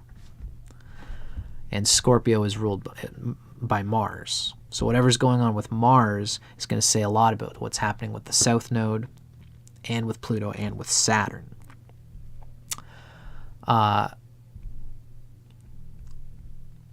In particular, Mars also relates to the South Node generally. So that combustion of Mars is going to give a little bit of difficulty to that Scorpio stuff that's happening. But it's not too bad. It's not enough to really rock things completely. There's some significations that Mars is having some trouble, though. Now, Venus is doing nice and happy. Saturn really is getting spanked by Mars and the moon. So this Mars is hitting Saturn on its specific aspect. And the moon is also very much opposite that Saturn. And the moon, furthermore, it is a dark moon. So this dark moon is going to agitate that Saturn. So Saturn's the one planet that's getting hit pretty hard in the Lagitati of Ashtas. It's happy in the 7th house, but it's with Ketu and Pluto. This is, this year of 1985, it's the year of the ox. The Saturn was there with the South Node and Pluto. There's 3 slow-moving planets, so wherever they are, it's gonna, for this year, this happened in Scorpio. So this is always a thing that happens when I do charts for people around 1985. It's Pluto, South Node, and Saturn in the sign of Scorpio. In this case, Mars is debilitated in the sign of Cancer. Thankfully, it's at a place where it is in Capricorn in the Navamsha chart. So that's a little bit of a help there. Now, Saturn is the Atmakaraka. This is really piling up to show the importance and significance of Saturn in this chart. Furthermore, Saturn, the Atmakaraka, is inside of the sign of Capricorn in the Navamsha chart. So Capricorn is going to be this person's Swamsha. If you ever get the time, Amanda, and you ever feel like it, if you look up Capricorn Swamsha, it'd be a good little bit of homework for you. You'd find the things related to Saturn are going to be very important for you. Now, this means, Amanda, that you're 39 right now. Within the past, 5 years, so that would have been around the start of 2020, you would have been coming into Saturn maturation right around the time of the recent pandemic that happened, which is, it's interesting. This very important planet, Saturn, is your Atmakaraka. So, I don't know how much you've been watching my show, but what happens with the first 7 planets, not including the outer planets, and this is a Vedic astrology technique. Remember, I'm a Tropical Vedic astrologer. So I'm using Western measurements, like you're used to with this Taurus rising, at the beginning degrees of Taurus rising, but I apply Vedic techniques. And so in this case, one of the most important Vedic techniques is using something called the Atma Karaka. Atma means soul, Karaka is a signifier for something. So of the first 7 planets, Sun, Moon, Mars, Mercury, Jupiter, Venus, and Saturn, the planet with the highest degrees in its sign is considered to be what we call the Atma Karaka. So Saturn is the Atma Karaka, and Saturn would have matured around the age of 36, which is 5 years ago. So Pluto was going through Capricorn at this time. So because Pluto was going through Capricorn, which is your Swamsha, that's another very important dimension of Vedic astrology. Pluto going through Capricorn would have been a heavy time. Your Saturn maturing would have been a heavy time. But when Saturn matures, it's always a good thing. It means that you're coming together. It's kind of like shit or get off the pot. Like, what am I doing with my life? I've had all the opportunities to kind of figure out what I think I'm doing with my life. At age 36, it comes down to okay, I've climbed this high into life. I'm going to die someday. I'm going to die soon is what Saturn says to itself. And so I know that I got to get my shit together. Time's going by. Time waits for no one. So what am I fucking doing with my life? That's what happens to us all at the age of 36. Saturn matures and the North Node starts to come online, which is interesting for you because Saturn is with the South Node.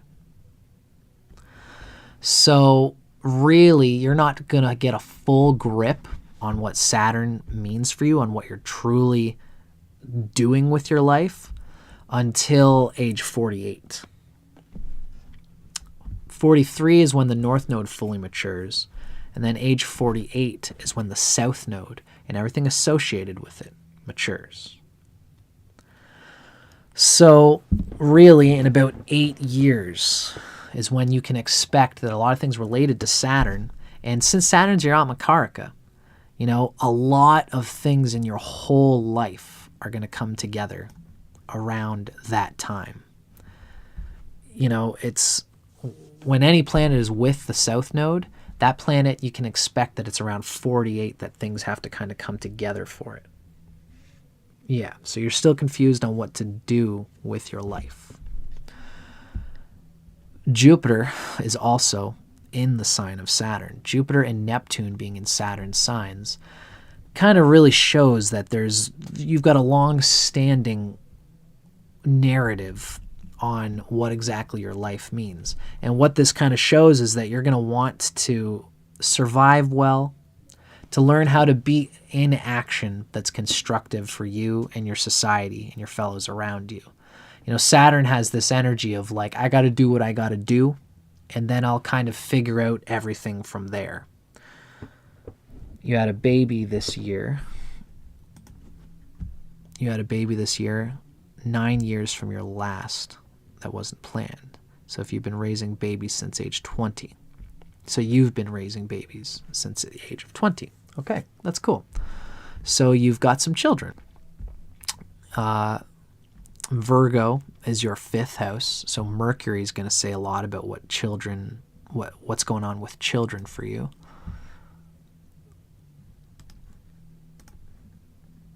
This is a pretty happy Mercury as the 5th lord.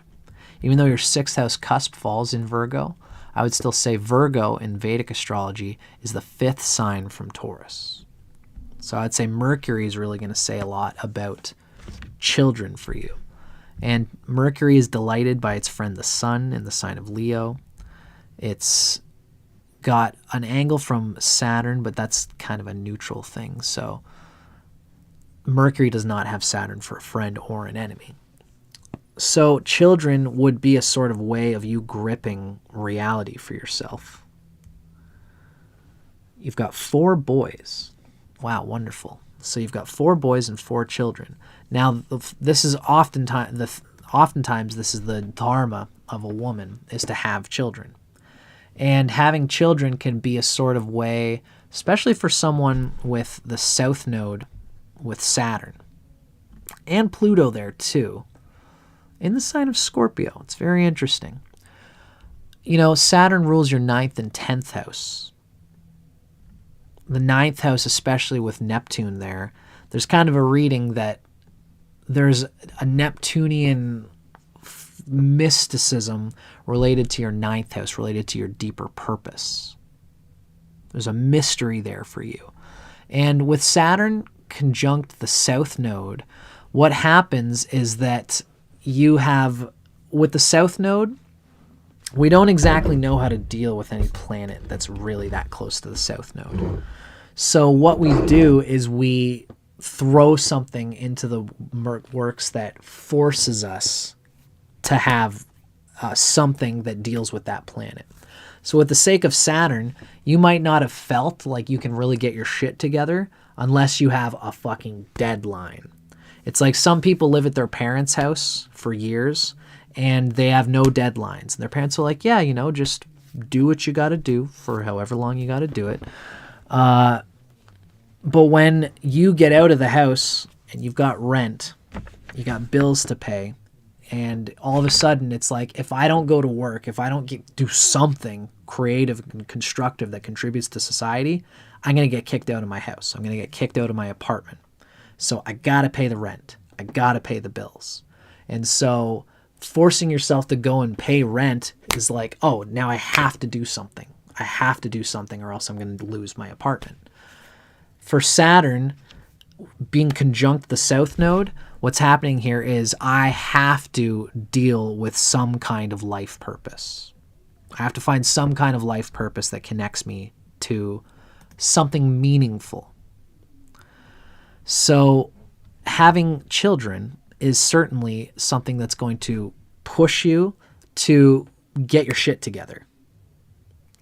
Having a house, paying rent, putting yourself in circumstances where it's like you've put yourself on this frying pan and now you got to jump. Now I have to do something. I'm being forced to get off my ass and do something with my life that's going to make me money, that's going to give me a career, since Saturn is also the 10th lord. And that's going to, again, establish purpose for me. That's going to give me some life direction.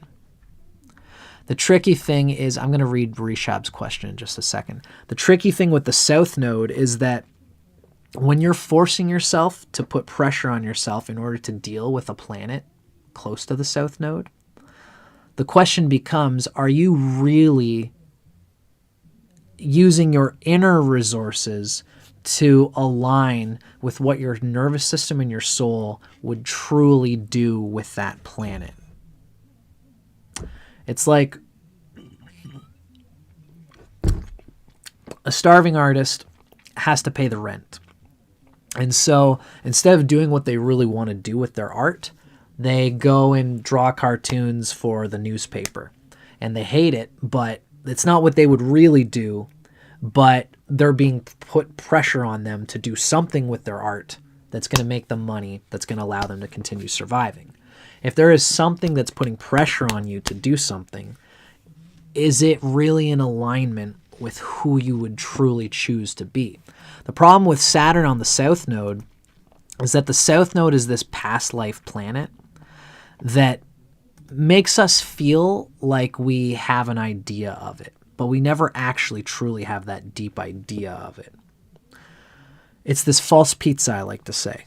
With any planet that's close to the South Node, it's like you want to eat this pizza. So what you do is you shred up some cardboard, you shred up some slices of paper for the mozzarella cheese, then you slice up this eraser into little bits that look like little bits of bacon.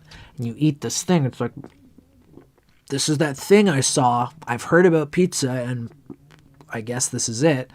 And you're living in that security paradigm. I need the pizza. But you're not actually getting that thing. So in this case, whatever you're doing for your job, whatever you're doing to keep you alive and well in terms of Saturn, the pressure you've put on yourself to have some kind of purpose in life is, you might not feel that this purpose is deeply and truly who you are, but you're working and doing whatever you got to do just to feel like you're eating that pizza. But even though you're not actually really eating that pizza. Now, what's going to happen within the next couple years, within probably the next 3 to 4 years, Amanda, is that Rahu's going to come along and show you the real pizza. It's going to show you an actual pizza, which means what you actually want to build for yourself.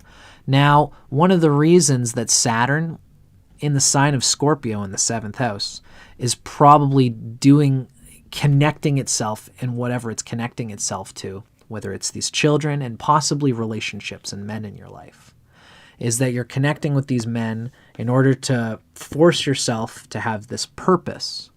Now, what you might find as the North Node comes online within the next 3 years is that you're being forced to question the deeper, really with the North Node in Taurus, it's emotional and material. Taurus is really about what bonds have I built, what value do I have that I can experience in relationship with myself in the world that allows me to feel like I am working smarter, not harder with my emotional energy. South Node in Scorpio is almost like having the moon in Scorpio. It's almost like having Scorpio rising. The South Node in Scorpio operates out of fear in a lot of ways and out of a need to compensate and to prove and validate to the world that I'm valuable. And so Scorpio is the opposite of Taurus. Taurus's value is right here. Things come to Taurus for its value. What's nice is that you've got the moon exalted in Taurus, and there's some positivity there. But the moon has trouble when it's with any of the nodes. And the moon is ruling the sign of Cancer, which is holding this Saturn. So, what I'm really getting at here is that as the North Node matures, you're going to have to confront what you've been lacking in terms of, especially when it comes to Saturn. You're probably going to have to confront what you've been lacking in terms of a job that actually gets you good money, that makes you feel secure. You're probably going to have to confront emotional issues that you've been dealing with in your partnerships that makes you feel insecure. You're probably going to have to deal with the intensity of your moon. In fact, having the North Node on the moon shows that there's like a little bit of that crazy, like I mean this well when I say that, you know, try to look inside yourself to see if there's a little bit of a crazy, needy bitch energy. That's being very extreme. That's me being very Leo rising. But what I mean by that is that you might find in yourself that you've got an insane emotional energy that really pushes in intense and sometimes possibly even aggressive ways to feel in yourself like you have emotional strength and solitude and solidity with people in your life. And you have to push very hard. You have to push very hard to show people, to prove to yourself that you are emotionally valuable and that you really have deep emotional desires. And there's two sides of this equation because the moon and Saturn are opposite each other in this way, and the nodes are operating on this axis. At some level, there's a compensation for things that might have happened in early childhood and in relationships. You know, your 7th house energy relates in a lot of ways to Venus and of puberty and of being a goddess and feeling like you have value as a woman to every man that you get with. That's the 7th house thing going on. The 1st house thing going on with the moon here is that you just want to do things not to compensate for how you feel as a woman, but because you just want to do good things for yourself. You naturally, with the moon and the North Node in the 1st house, you're going to come into what does these things actually mean to me? See, there's the eternal soul, and then there's the complicated karma that you've experienced since childhood. The you beyond whatever complications have happened to you since childhood and puberty through your 7th house and in relating to the opposite gender, especially probably relating to your father, would be a key thing that I should mention here, is whatever you've dealt with in terms of being a girl who knows how to deal with your father, who's a girl who knows how to deal with your brothers, who's a girl who knows how to deal with the opposite gender as you come into puberty, in your relationship with the world and the masculinity of the world. That's all 7th house stuff. Once you go beyond all that, there's just the moon. There's just who you are beyond gender. What does your soul like to do for itself? And who are you truly as a partner to the people in your life? Like, who are you beyond your projections? Something that's probably worthy of expressing in a chart like this. There's a really great lady who does Jungian psychology work. Her name is Marie von Franz. I just watched a little video on her. She's talking about projection. There's the projection of what I am, what I think a woman is supposed to be, and how I think a woman is supposed to interact with a man. There's what a man thinks a woman is supposed to be, and how a woman is supposed to interact with a man. And then there's the actual person. So you'll find, what we all find is dealing with 7th house energy is you'll find that who I truly am gets clouded by the fact that I have to get what I want out of this person as a woman playing a role as a woman. Awesome, Amanda, I'm with you. So me as a woman, what do I have to do in order to interact with this man? Yeah, Marie von Franz is amazing. So I just watched this video where she describes how there's kind of 2 initial layers when it comes to a true relationship. The first thing that happens is that we have the projection of the man's anima, of the anima in the relationship, and the animus. Anima is basically what we think the man expects out of a woman.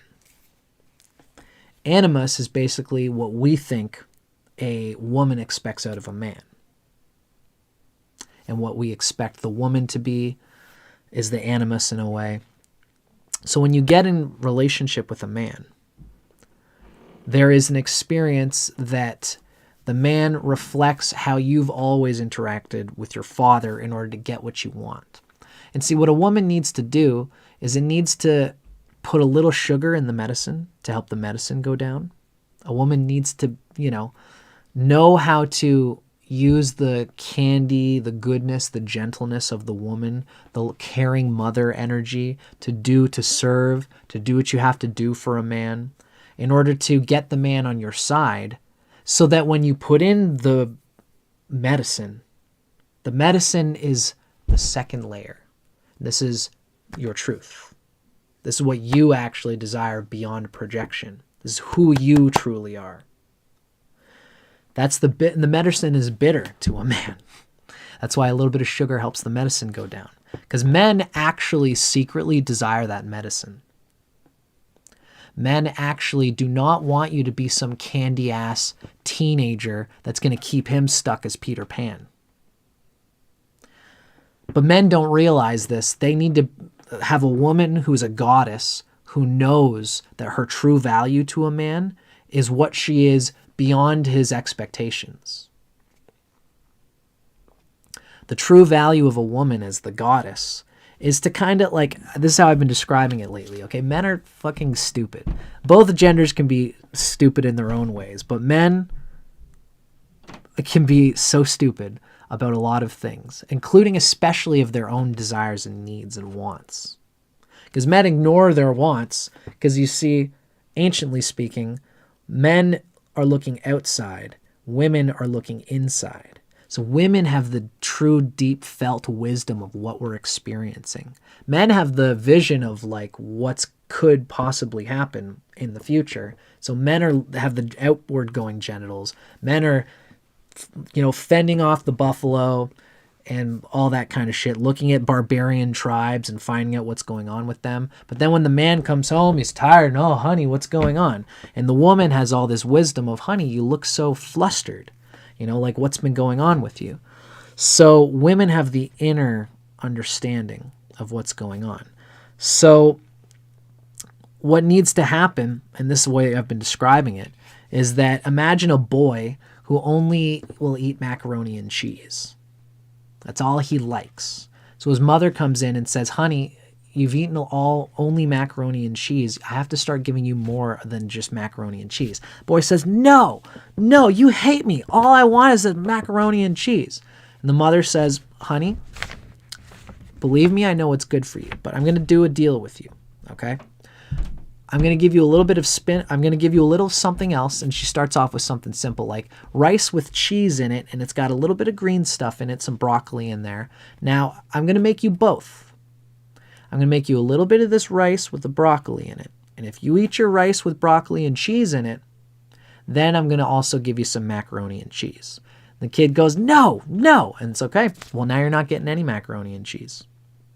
And the kid's frustrated. He's like, he eats the rice and the cheese with the broccoli, realizes there's a symmetry to the macaroni and cheese. He's like, look, I did it. Mother's, here you go, honey. Good. You deserve a little treat. Here's your macaroni and cheese. The next day, the mother does the same thing.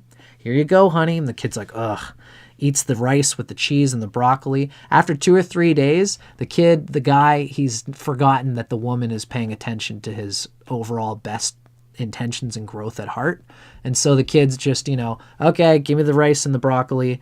And then eventually the kid's got so much going on in his tiny little life, he forgets that his mother is paying attention to this. So the mother now only puts the rice with cheese and broccoli and doesn't even make them the macaroni and cheese. And the kid forgets. This is what women are doing for men, is they're inserting their better interests at heart without the men even realizing it. But at first, the men are frustrated that they've been taken out of what they're used to. So a woman has to put a little sugar in to help the medicine go down. Now, the thing is that the man's anima is what he expects in a woman. He expects her to be all sugar all the time. And men expect that in the same way that a child expects the macaroni and cheese, but that's not what the men actually want. In the same way that the child actually wants to have a full palate of all the good foods that it can have in life. Wants to expand beyond that macaroni and cheese. And so you as a woman have to recognize that you have this goddess energy as a woman. You need to learn how to put a little bit of sugar into the medicine, and then don't let the men in your life expect you to only be that sugar, only be that sweetness, only be what the man expects. We're at our time, but I'm going to keep going a little longer for you here because I've taken a long time with this.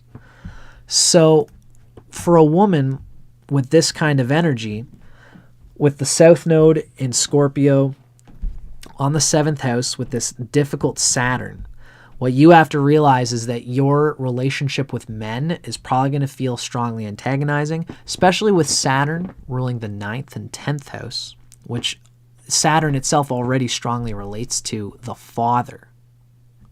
Saturn is your Atmakaraka, which rules your 9th house. So really, Saturn being the Atmakaraka, the main planet inside the sole planet of this chart, having a 9th house emphasis, having Jupiter there in the signs of Saturn, there's really an emphasis here of dealing with father energy. So, not arsenic. So thinking about what happened to you in your childhood as relates to what you could have given to your father. You know, it's nice that you've got Venus pretty well placed in the 2nd house here. So this Venus would have brought a little bit of positive feelings in your childhood of what's enjoyable in you, what value you bring to men in your relationships. But ultimately there's projections and frustrations. And what happens is, this is what I was saying that Marie von Franz talked about. So when two people come together, there's the projections. And they can get very frustrated with each other. When the man says, I wanted you to be this. When I first saw you, you were a lot of this. Now you've changed. Now I liked you because you didn't demand a lot of emotional time from me. That's what you might experience, especially with the South Node and Saturn and Pluto in Scorpio. Scorpio works on things itself. So you might have found that you'll first talk with a man and you've got a coldness, and it's like, I don't need a lot of ooey gooey kissy kiss you, I love you baby. I don't need a lot of that. You might show that because Saturn is in Scorpio. You might show that you don't need a lot of that. But as you develop in a relationship, you begin to tell the man that I actually would like a little bit of softness. I do have a soft inner shell. I'd like to have deep emotional connections. I'd like for you to take me on a date once or twice a week, and I don't want to have to ask for it. I have a depth of emotional reality that I'd like somebody to work out with me. And the thing is that because you've got Saturn in the South Node and Pluto in Scorpio, you probably are hoping that men are just going to do that for you. And that if you don't communicate it, the man's going to read your mind. Your mom, dad split when you were 11, then you really didn't talk much to them after. Passed when you were 22. Both. Do you mean your father? I wonder if you're talking about your father passed when you were 22. So you didn't talk with them much, especially around the time of puberty. But at least in your early childhood, you did have the example of your parents. Although obviously, if your parents split when you were around 11, it's likely there was tension between your parents. Yes, your father died when you were 22. So it's likely there was tension between your parents the whole time that you had your childhood experience. The manifestation of that tension was when you were 11 years old, right around the time that you were coming into the Venus period. So this is especially Saturn, Pluto, South Node in the 7th house, which relates to Venus in a lot of ways. You might find in relationships that you expect men to read your mind. You expect them to get that I'm a woman with deep emotional desires, and you should be a mind reader and understand what I am as a woman, yes, so your parents had lots of tension, lots of fights, and so you probably bring this into your relationships too. And it probably feels good and natural for you that you have to fight to keep things together with your loved ones. Some level of this might just be part of who you are. Don't feel too bad about it. Some people like a little bit of that fight and that tension. And you might find men who are attracted to you if you've got that spine. But it's tough. I have Saturn in Aquarius in the 7th house. It's a pretty good Saturn. But Saturn in the 7th can love a person with a little bit of that spine. But I can tell you as a man that it can be, sometimes the man is attracted to a woman who forces the issue that you're not eating this macaroni anymore. I've had women in my life. I had one great woman I'm still connected with, who was, had to spoon feed me the broccoli and the good things outside of the macaroni that I stubbornly wanted. And it was the best thing in my life as a man, having a woman who kind of pushes my buttons.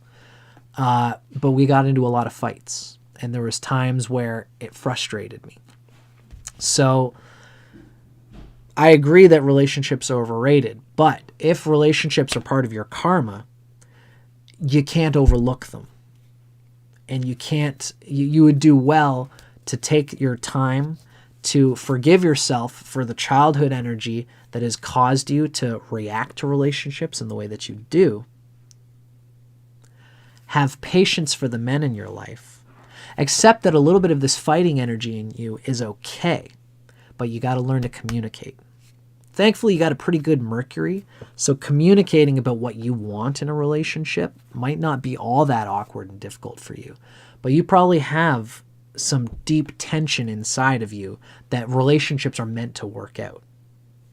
And so any man who's going to get with you is working out a lot of your karma and tension.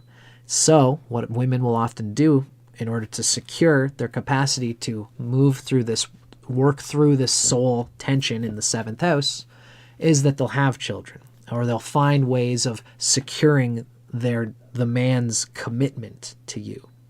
So that we've got kids, which means you can't just get out of me fighting through this thing with you. And that can be a tough energy for you and the men in your life. All of this is worth examining. And I think that as the North Node matures in your chart, you're going to find that you've been getting with men in order to compensate or deal with this childhood stuff, with this stuff that you never dealt with your father, with these hard dimensions of you feeling like a hard woman. So a relationship makes you feel valuable as a woman, as the goddess. You have to start coming into, what do relationships actually mean to me? Not just as a compensation for what I feel I lacked since my childhood, to that 7th house, but my 1st house. What do I seek beyond relationships? How can relationships serve that? But ultimately, what are my deep desires in my life? And a key part of this is going to be you finding purpose in your life. Now, Saturn is the one planet in the 7th house that is really the most difficultly placed. That's why I spent a lot of time talking about it in this session. And for the sake of it, this period of having the nodes in Pisces and Virgo, you don't have anything really that I would point at and say, wow, this eclipse is going to really signify something for you to watch out for. Even Mercury is pretty okay in this chart, and so is Jupiter. But this lunar eclipse happening in the water and earth signs, this eclipse happening for you on March 13th, 14th in Virgo, what it's probably going to show is that because you lack the true Saturn, you probably lack a deep material sense of how you would actually like to feel secure with your material responsibilities. Really, Virgo, again, is the everyday workaday life. Pisces is the deep emotional vacations. We all need to bring these together through Ganesha, through this integration and synthesis. And for your sake, the Saturnatmakaraka, this whole Saturn theme, What this lunar eclipse is probably showing you by being in Virgo in your 5th house is what kind of romance do I have with my work life, with my career, with what I do. And as a woman and as people in general, you need to integrate your root chakra with your heart chakra. One of the ways that you can do this is you could, at some level, having a meaningful emotional life is something that makes you want to enjoy your career. And on the other way, having an enjoyable career makes you something that makes you want to enjoy your emotional life. So this eclipse in Virgo, this full moon eclipse in Virgo, is going to be teaching you, is the material life that I'm living serving material responsibilities that are important to me? And do I have an emotional life that reflects on this? So that when I'm going to work and I'm living my work life, do I have an emotional world that caters to this, that supports this, that makes this worth living? Material responsibility is the name of the game for this full moon in Virgo. It's meaningful material responsibility. And if you feel like your work life is draining you, and your work life is draining you, you don't have anything to live for outside of your relationships, then your relationships are going to have even more intensity. Like it's more of this fight, more I need to hold them together. And that makes everybody in your life feel like you don't love them for who they are.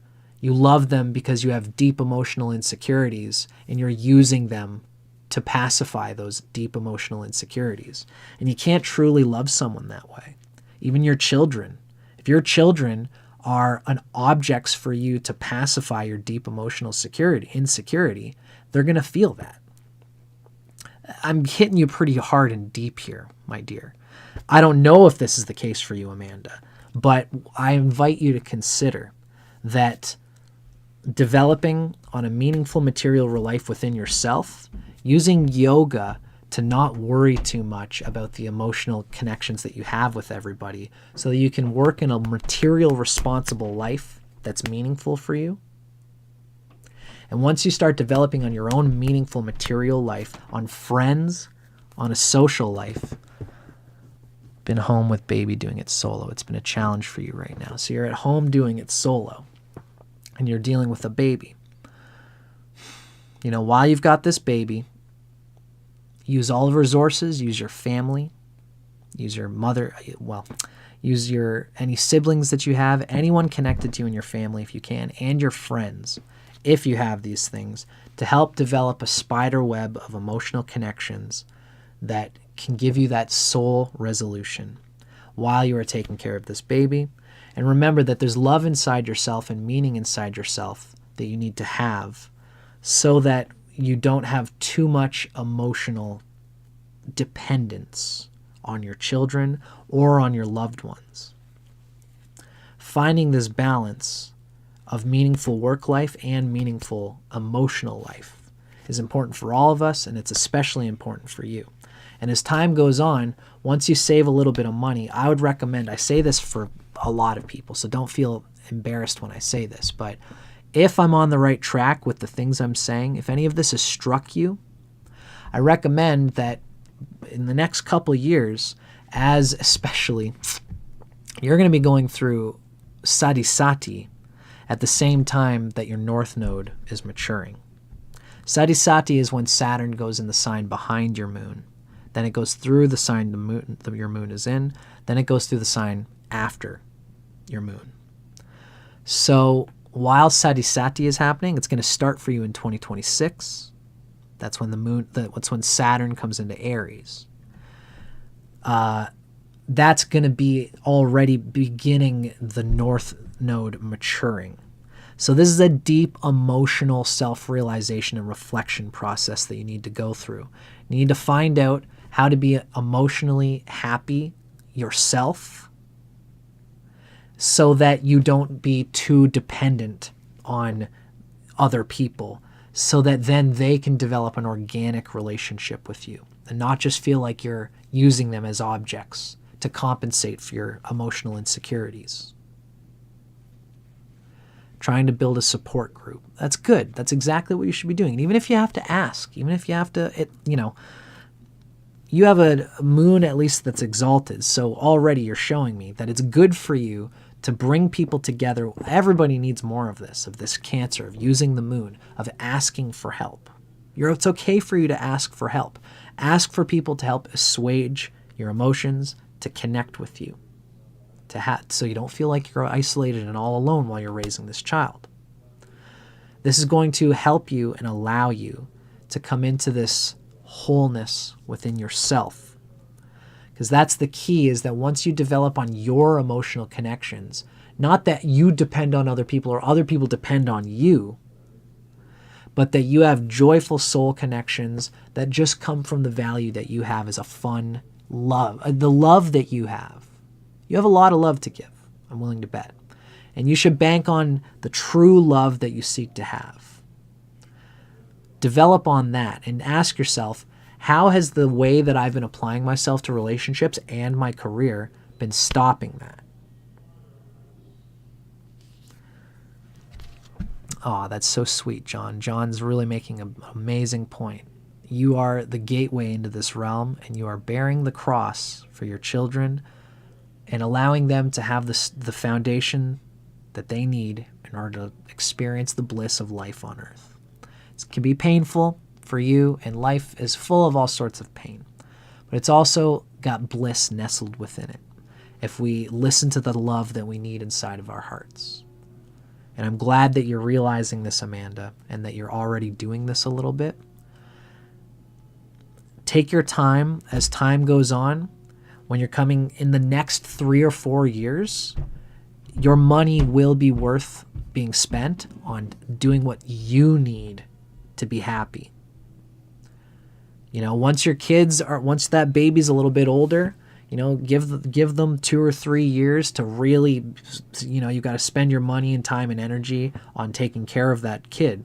But once it's old enough to kind of be okay, if you have extra money, spend it on finding emotional counseling and therapy for yourself. So you can talk with a trained professional about any of the things that I just gave you in this reading that might have felt resonant and true. That will be a worthy investment of your energy.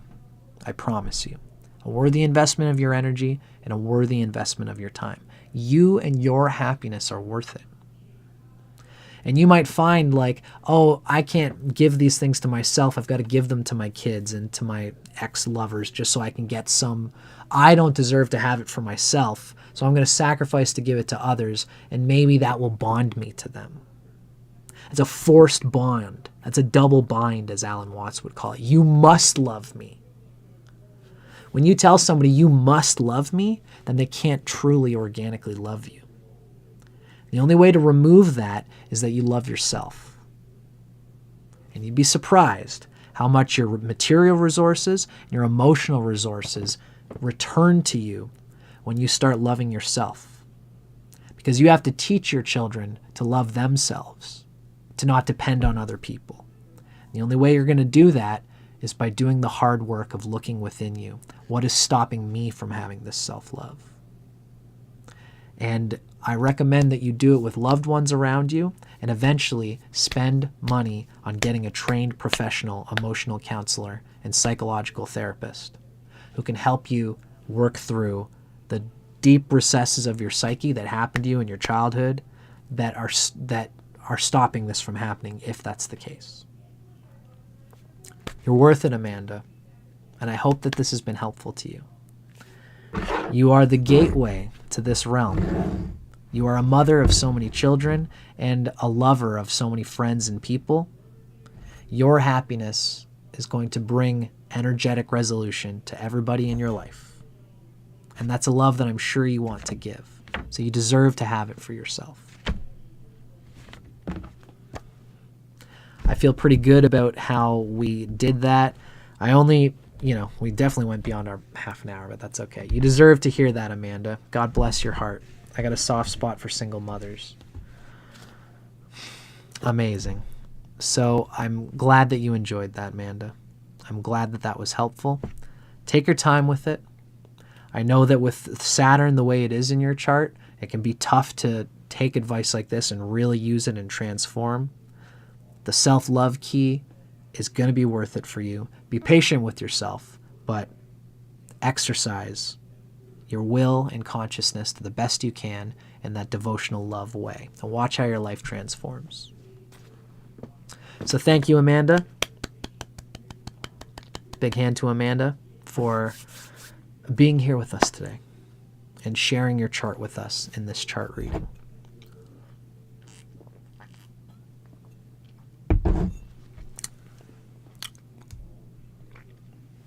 Amazing.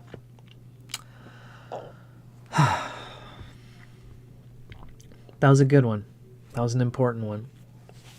So that was cool, speaking a little bit to that 7th house energy. I always love getting into the Jungian anima, animus. You'll hear me talk about that stuff a lot on my channel. It's important for everybody, you know. And once we get beyond the projections and the fights, if I expected you to be this, but you expected me to be this, once you get beyond that projection, what you have left over is the person. When you're expecting a woman to be a certain way and you don't get it, and I'm a man and I'm frustrated, I expected this from a wife. Beyond all that, what you have left over is the actual relationship. And sometimes there's nothing.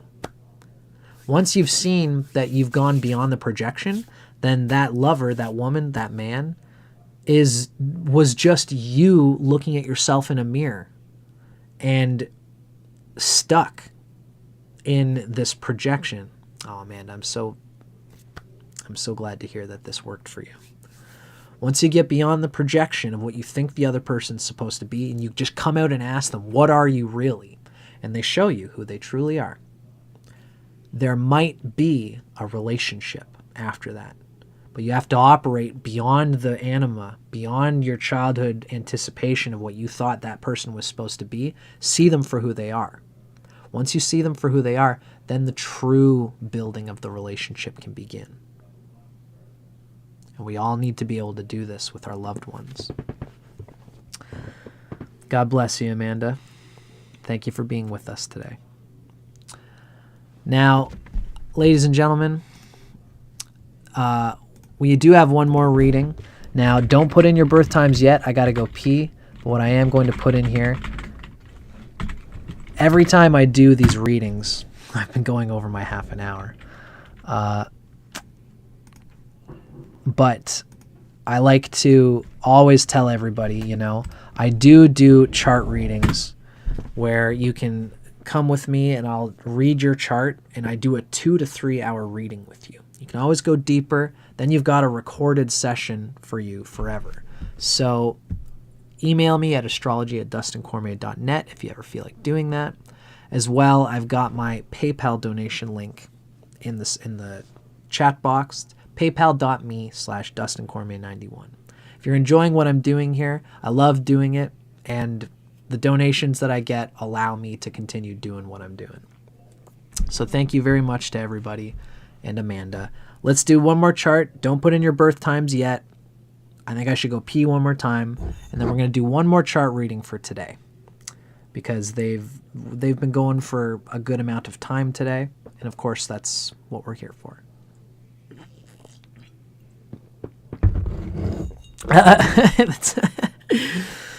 I know. Story of my life. I don't even know why I have a timer.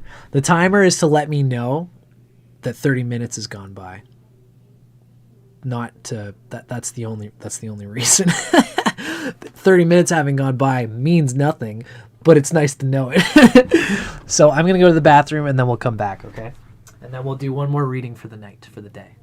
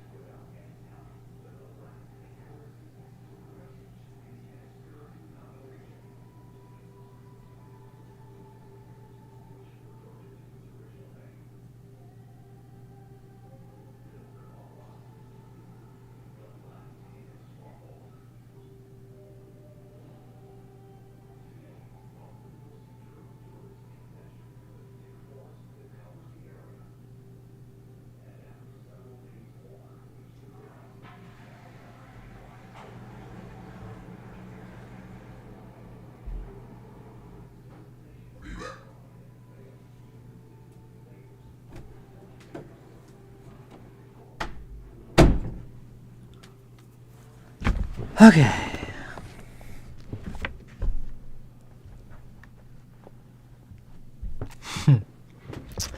That might be fair Taurus rising, but you know, it's okay. Once I've felt the alarm go off, I know that I've got to wrap it up, basically. So, me wrapping it up, it has got to take whatever form it's got to take. You know, I'm not gonna leave the person without a solid message from the reading. So once we've gone that half an hour, I know I've got to wrap it up. Even if it takes 20 minutes to wrap it up, we got to bring it together for the reading, right?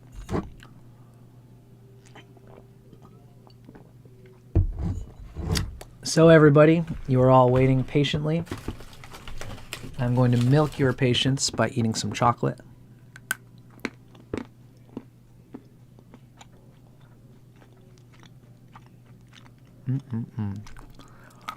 We are about to do one more reading, and we're going to choose. So have your birth time, birth date, and birthplace ready.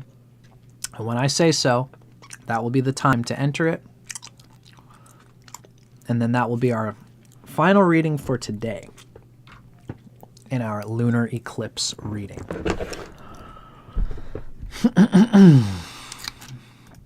So what the heck? Looks like you're all waiting patiently. The cue has started. Hit me with it.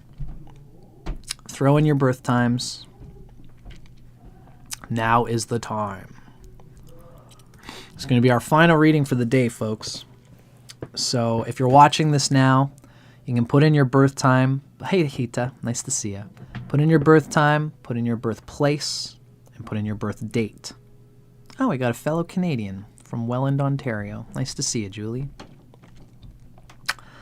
Put in your information, and you now have a chance to be chosen to have a free lunar eclipse chart reading on our show today. We got 30 people here. So again, if you're just watching now, put in your information. You have a chance to be chosen. I think 43 was a good number last time. That's probably what I'll end up picking. Remember, try to only put in your birth time once if you can help it. Now, Kelzorpinetree. Hey, Dustin, do you follow any Ayurvedic eating principles? I most certainly do. I'm Vata. I got Vata just coming out of my ears. I'm pure Vata. And it relates to the fact, in my opinion, that Saturn is the highest Shadbala planet in my chart. Julie, I'm currently in Campbellford right now. I'm from Oshawa, Whitby area, which is just like 45 minutes east of Toronto. So Campbellford is just a bit east of Peterborough. And that's right around where I am at the moment, Julie. So I'm in Ontario, very close to you. To answer Kelzorpinetree, I've got so much Vata in my chart, in my being. I can feel it. I've also had several people do the wrist thing. I've had a very intuitive lady do my Ayurvedic reading. So I know I'm Vata, so I eat a lot of ghee, a lot of things that are kapha, and even a bit pitta, as well as I have low blood pressure. So I do a lot of exercise and pranayama to squeeze that blood pressure through my body. I drink a lot of water to ameliorate the conditions of my Vata. So I very much do follow Ayurveda. Now, for everybody watching, I think it's time for us to choose. Yeah. So what's cool about the internet is that there's always so many people from so many different places. So it is time, folks. We got one more reading. I'm going to pick a number. The number that's coming to my head is 41. So let's pick 41, and I'm going to start in the middle, and I'm going to go up this time. Starting with, let's say, Kelzorpinetree. I'm going to start with you in the beginning, in the middle, and I'm going to climb up, and then I'm going to go down. Starting at Kelzor, we're going to go through 41.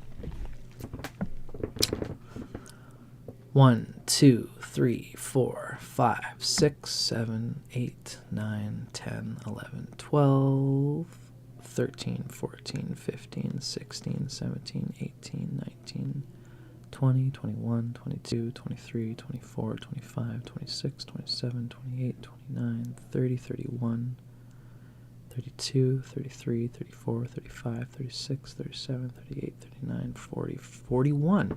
Oh, look at that. I landed on the same place that I started. Kelzorpinetree. I'm not sure if I've ever done a reading for you, Kelzor. I feel like maybe I have at some point. Kelzorpinetree from Aurora, Illinois. Are you still here, my friend? Alma, I'm sorry, I just missed counting you. But thank you for still throwing in your birth time. I'll have to do a reading for you at some point, Alma, but I'm glad to have you here. So, Kelzorpinetree, my friend. You have been chosen. You are the chosen ones. Welcome, welcome. So everybody who's just joining us now, we just picked our final reading for the day.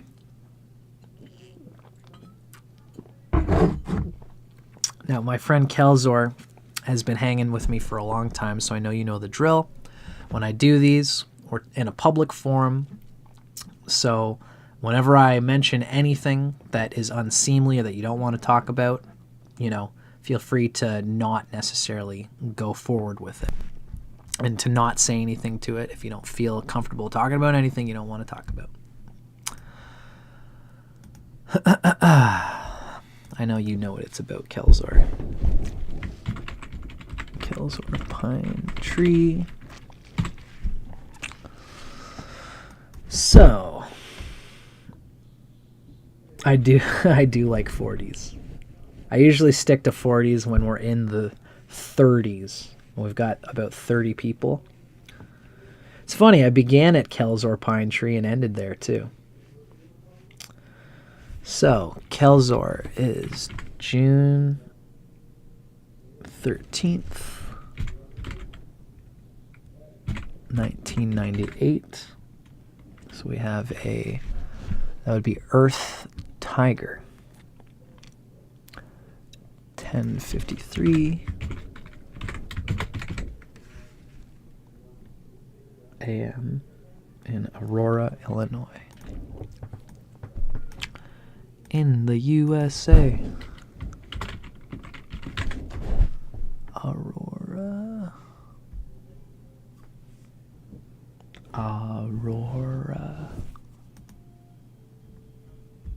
Oh, my computer's popping right now. Illinois. Aurora, Illinois.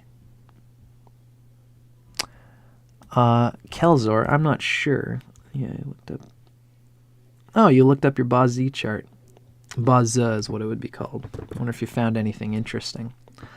Now, Kelzor, to be honest with you, I've seen you a lot on here. I have a feeling of which of these I might want to pick, but let me know, Kelzor, if you are let me know what your pronouns are. If you have the pronouns of male or female or anything in between. And as well, let me know your sexual orientation if you can, because it'll give us a little bit more leeway to understanding how to orient you in this reading. So I figured you were a he, him. So you are a male. July 13th, 1998. And you're straight. Perfect. Ooh, okay. Kelzor, looks like you are a good contestant for today because you've got the nodes in the Virgo Pisces axis right at the beginning of it. And you've got the moon and Jupiter in Pisces. Jupiter Atmakarika in Pisces, which means when the Atmakarika is at the very end degrees, the last Navamsha of a mutable sign, we get what is called a Vargatama. Just like my Venus is at the very end of Virgo, so I've got Venus in the sign of Virgo in the D1 chart and the D9 chart. In the same way, our friend Kelzor here has Jupiter at the very end of Pisces, and that puts it in the Navamsha of Pisces. So Pisces is huge energy going on for you, Kelzor pal. Now, how's this rising sign look for you, Kelzor? After today, I always got to check. I've got you as Virgo rising at 23 degrees. It doesn't have to be exactly 23 degrees, but let me know. Yeah, Virgo. The rising sign is around 23 degrees. Can we confirm that?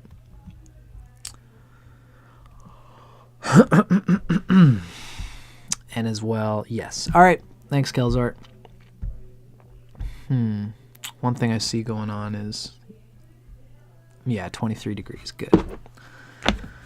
So our friend Kelzor is born 1998, 2008, 2018. You're about 27 right now, turning 27 this year. 1998, turning 27. Kelzor, what ended up being your?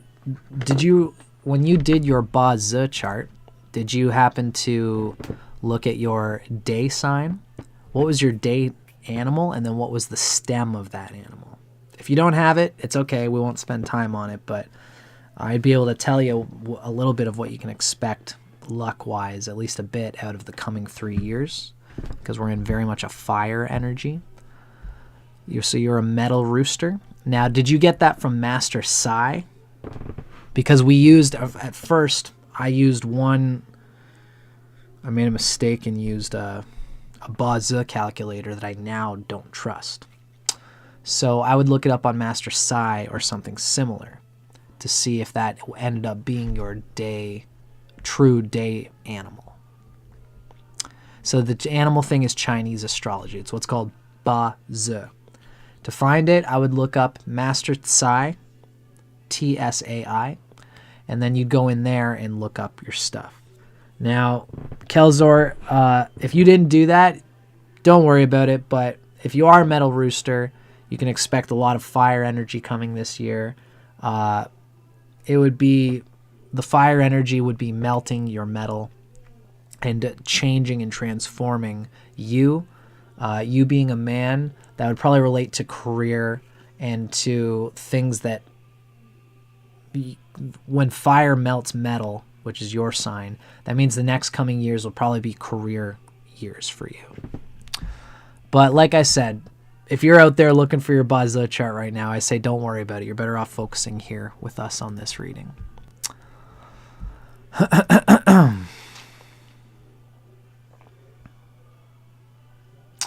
Yeah, so there'll be a lot here for us to talk about. Good. Okay. All right, Kelzor, I think that I'm ready to start the timer on your chart reading today. So let's do it. Our 30 minutes has started, ladies and gentlemen. We've already taken a good little bit of chunk of time on it. Kelzor, my friend. Got it, Ba-Zi. Yeah, the Ba-Zi is it's a whole other world in itself. Now you guys can see me here. We have Virgo rising with the North Node in Virgo.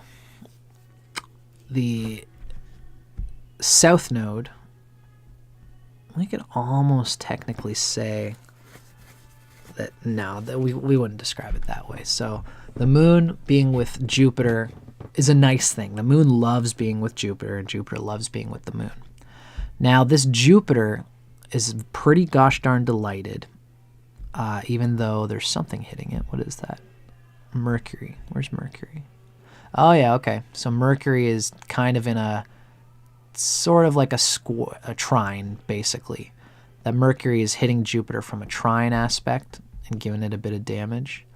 But Jupiter mostly has delight from its friends, the Sun, Moon, and Mars, especially the Moon.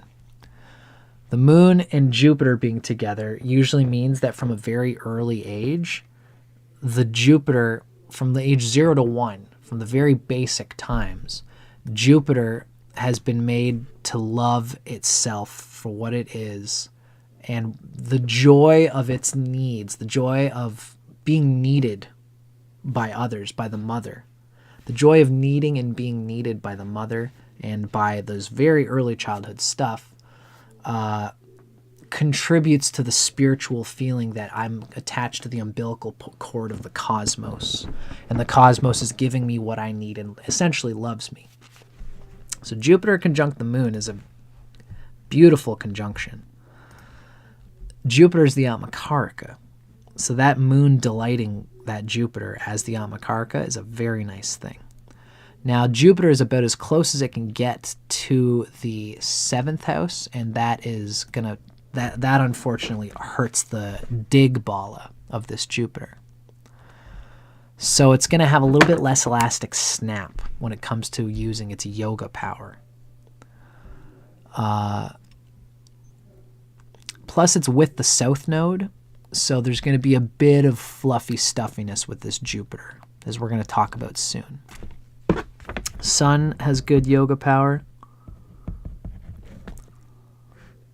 The moon's yoga power is pretty okay too. Mercury's got the real pop in yoga power, and it's a planet that rules the angles. Where's that Mercury at? Mercury here in the 12th house. See you later, Isto. Peace be with you. I'm glad you came here and hung out with us, Isto. This is a pretty happy chappy Mercury. Even though it's in the 12th house, having a happy Mercury in the 12th house shows that there's going to be waste related to the 7th and 10th house. Excuse me. That would be the 10th and the 1st house.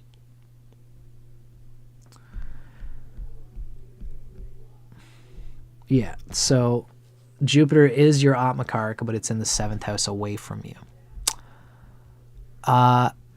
How I would define that is that it is you, very much you.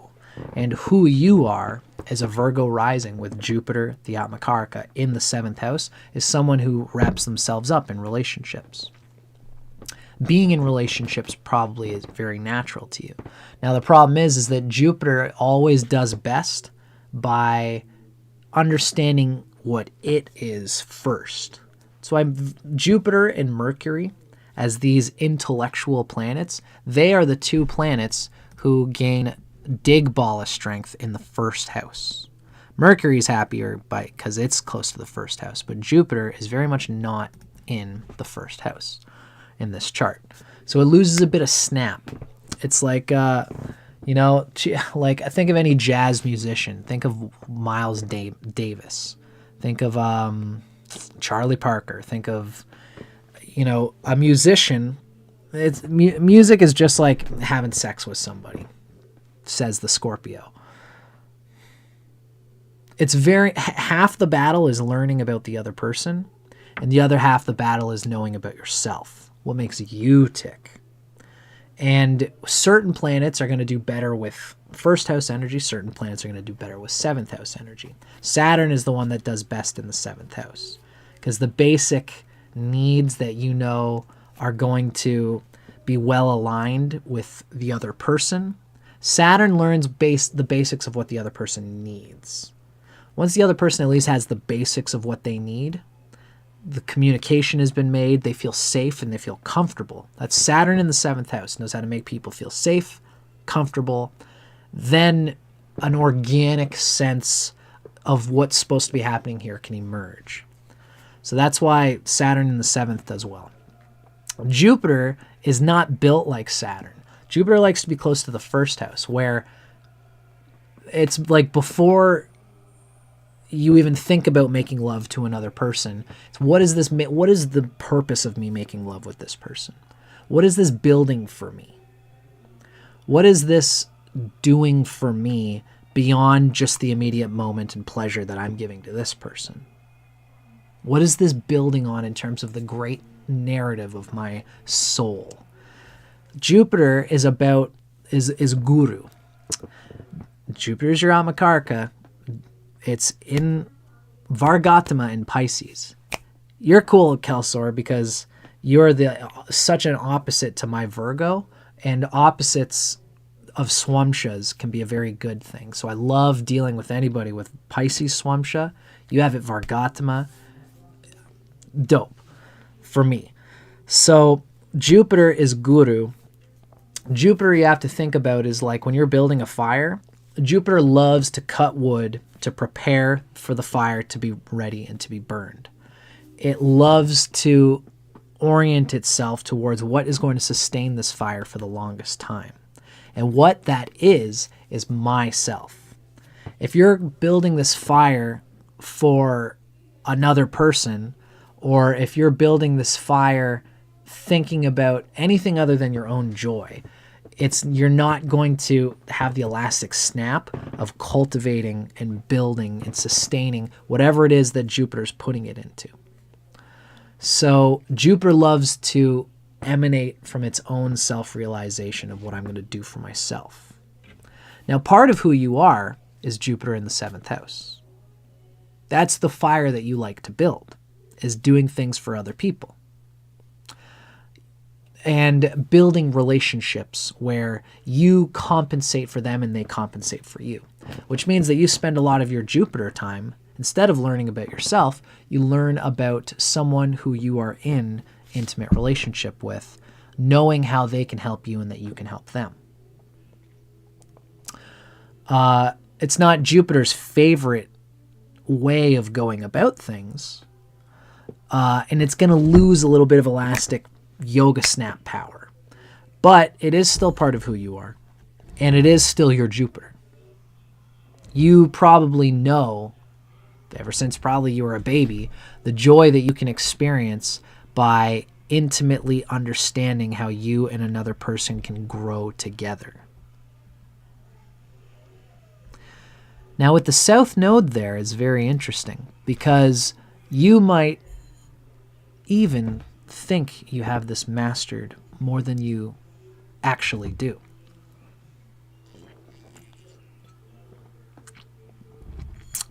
I would imagine somebody like you probably is a great lover and probably knows how to put in just the right amount into the love that you have without letting it drain you. There's a real good tantric energy there. But this is I'm looking at the comments and I'm remembering my musician metaphor, is that with Jupiter, you can jam with others. That's music. That's what we love to do. But you need to be able to play your instrument, whether that means the sexual metaphor we were talking about, but also the energetic tantra of self-joy, is that you need to be able to do it for yourself with nobody around.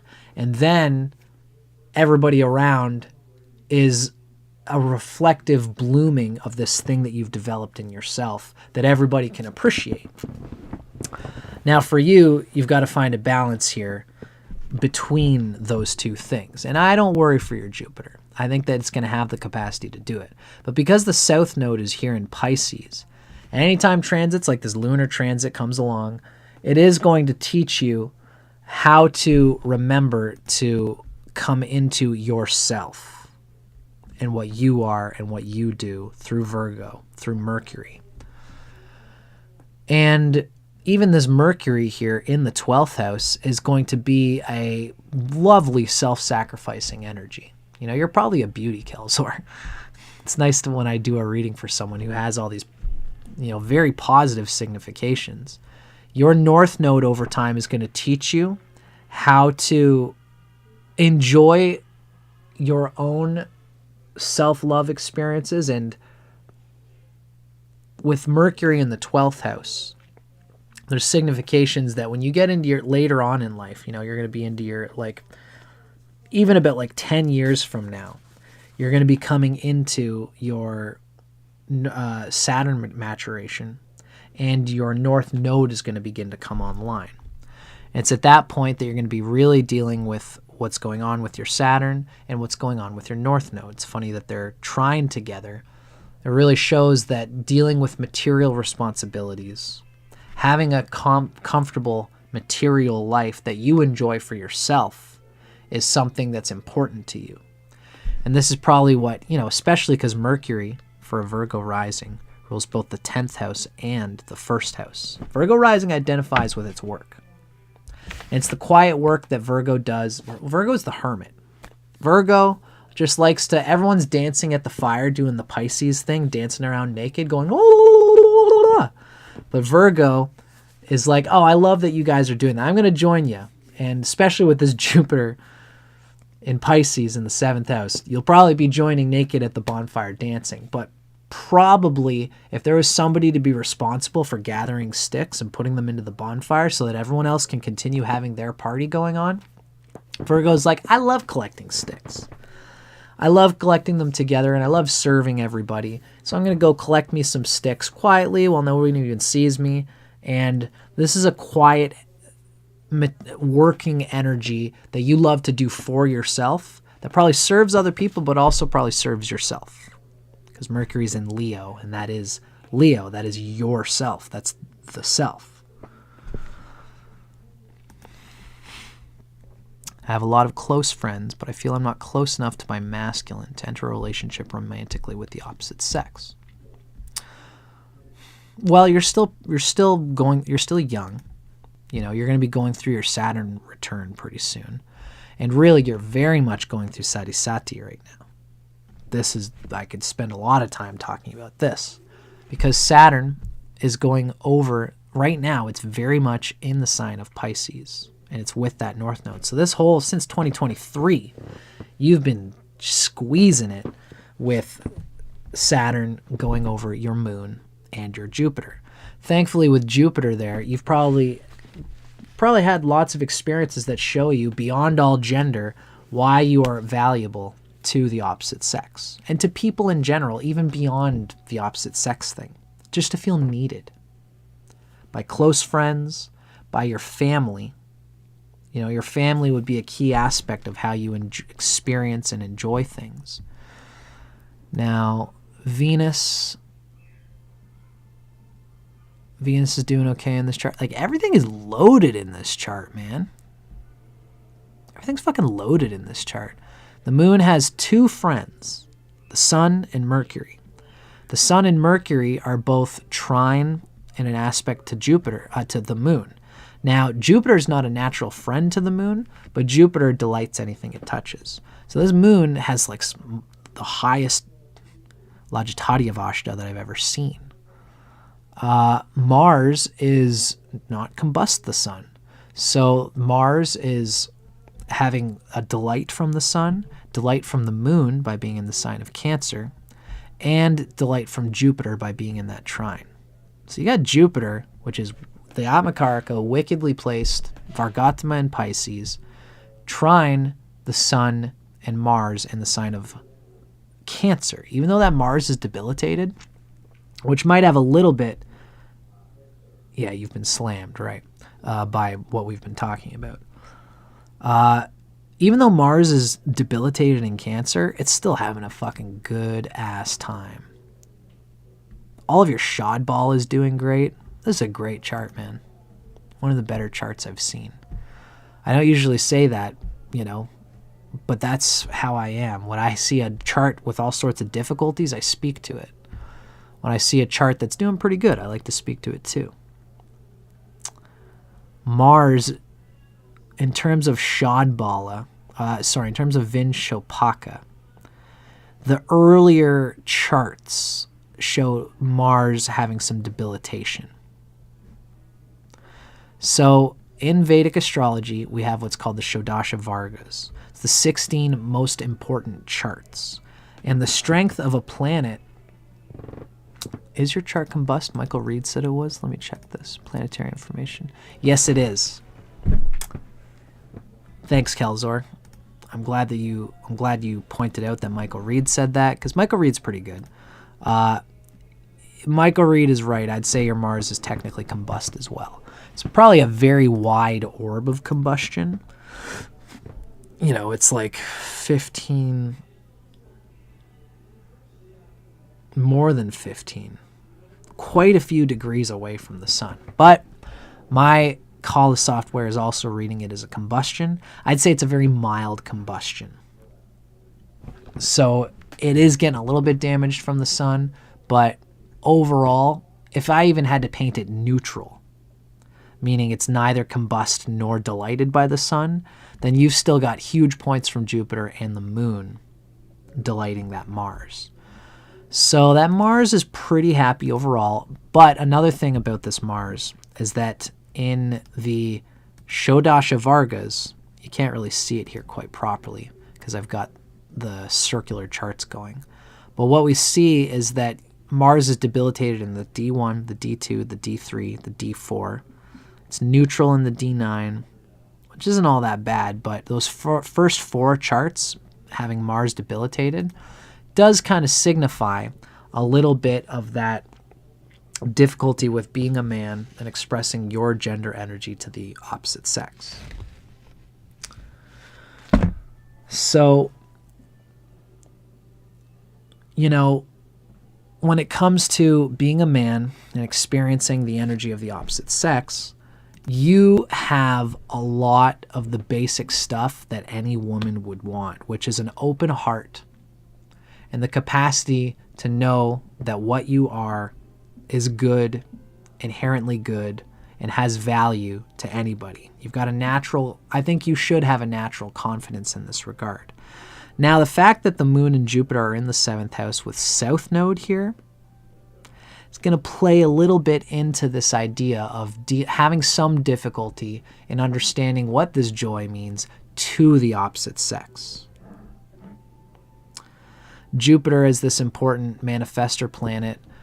With the, all things considered, this moon is a dark moon.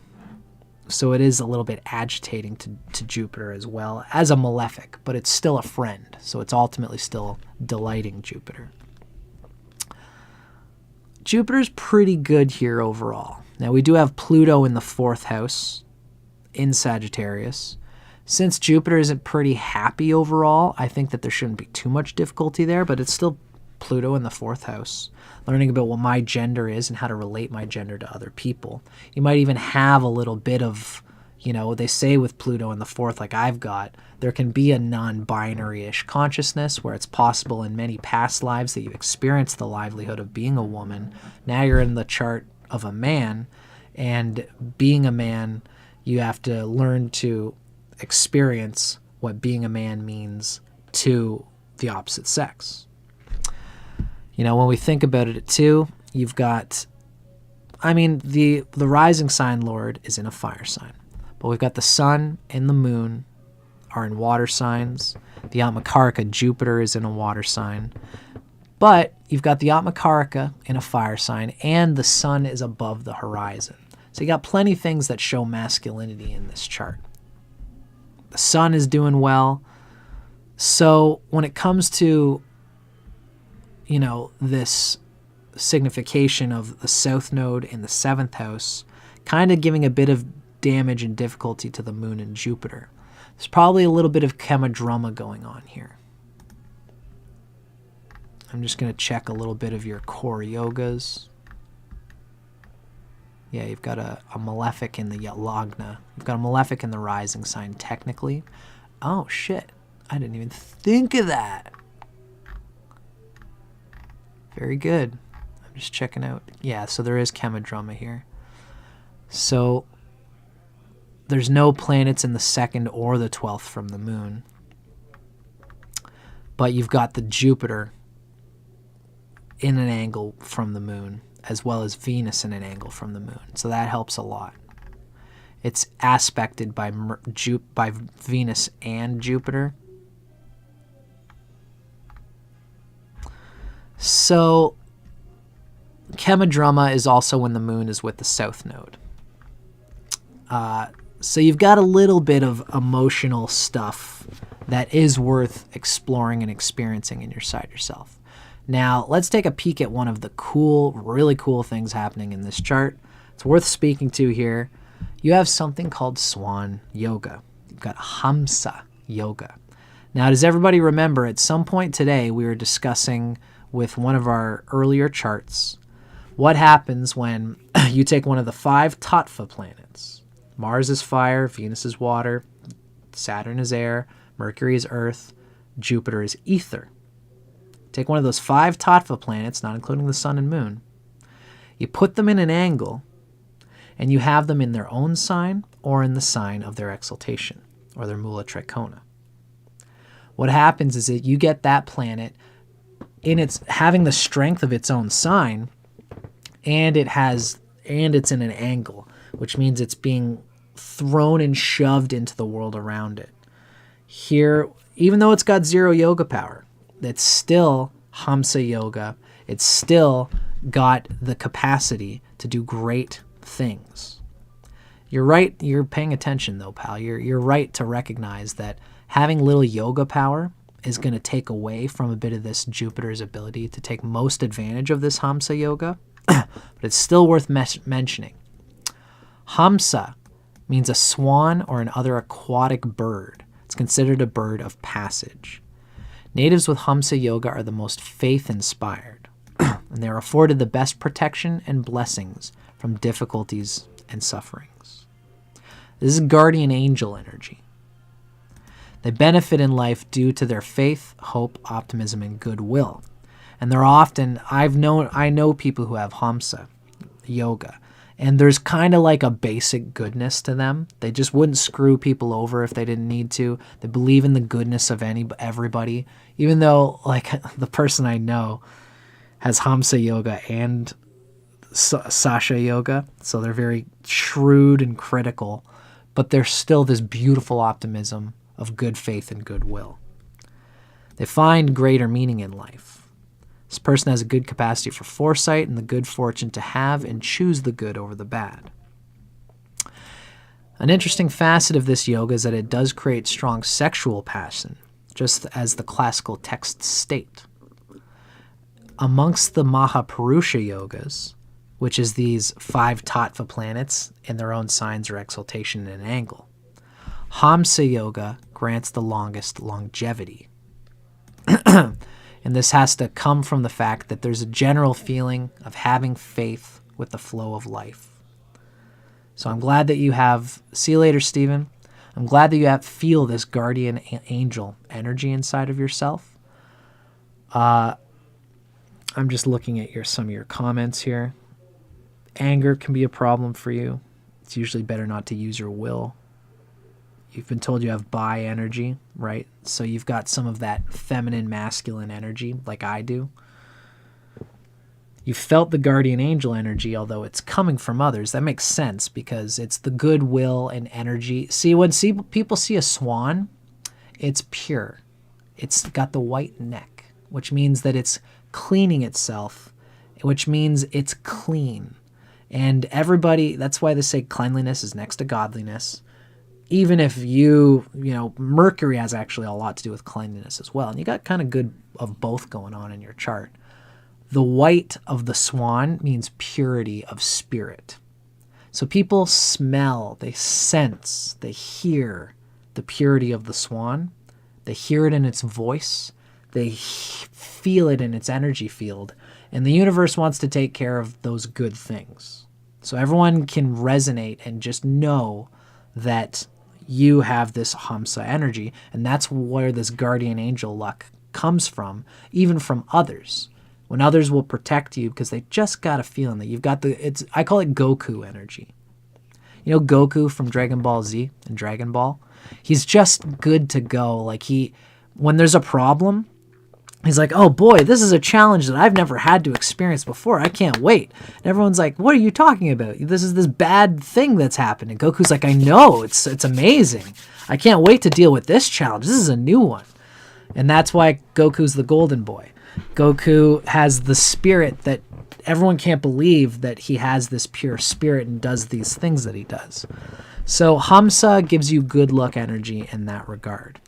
Now, again, with the south node here in Jupiter, in the 7th house, no matter what, no matter how much good stuff you got going on, there will be the south node in the 7th house.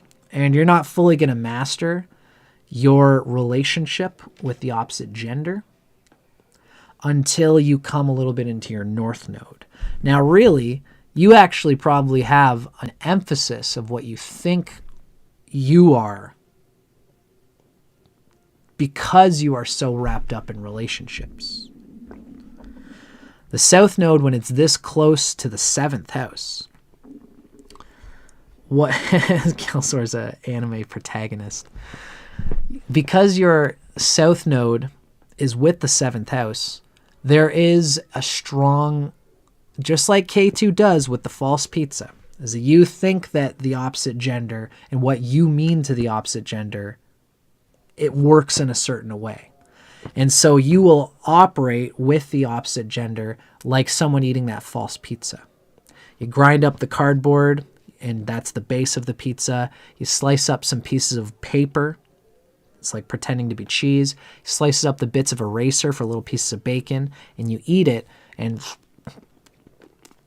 this is it. And you've operated on this false pizza idea of what the opposite sex means to you. And the North Node in Virgo is going to teach you throughout your life in various different times in various different ways. Right now, you are going through your nodal oppositions, so you're going to be learning a little bit of this right now. If you're going to be learning what I thought the opposite gender means to me and what I mean to it. What does it mean ultimately to me? What is my destiny? What are my goals in life? As you come to be 36, you're going to come into a much stronger orientation of who you are and a little bit less emphasis on what other people are. And it's ironic that when you start to develop a sense of what you are, of how you can get joy out of the opposite sex, and how really you have your own plan in life. You have your own agenda. For you, it might be a very spiritual one. You might have just your own desire of spirituality, of meditation, of finding what you are in reality in a way that you can serve the world in your own way. Whatever it is that you do, that other people, it doesn't even mean anything to them. Nobody really could see exactly what you get out of the joy that you get out of whatever job or kingdom that you're building, whatever self you're building on. You might have some dream because, the North Node Lord is in Leo. The 12th house Lord of Leo is the Sun in the 11th house. Of course, that also leads back into the Moon, which is Jupiter, where it all ends. That chain ends in Jupiter in the 7th house of Pisces, just finding your own bliss of who you are. So there's a lot of interesting metaphysical energy being signified here. But for our sake, the North Node Lord in the 1st house of the 1st house is in the 12th house. The 12th house Lord is the Sun in the 11th house. So the Sun in the 11th house signifies the Sun loves to be in the 11th house. It's happy in Cancer.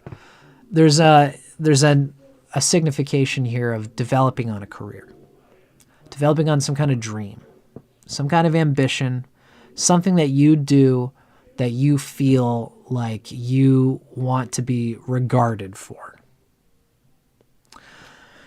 There is a spiritual capacity. There's our alarm. There's a spiritual capacity to build on this career, this kingdom.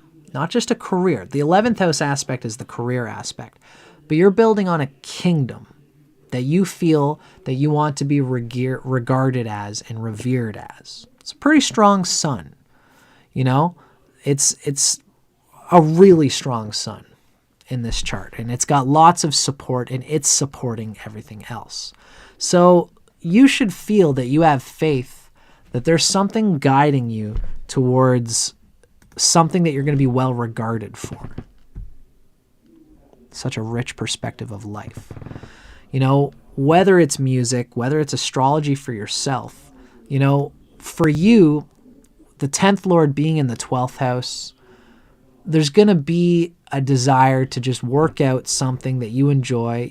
Looking at just Mercury in the sign of Leo by sign, what exactly that might mean. Seeing the energy implied there, which is a creative energy. Leo's a creative energy.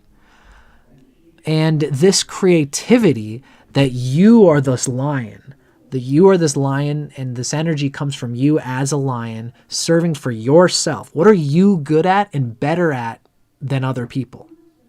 Don't be ashamed of finding what you are good at and where you stand out in a crowd.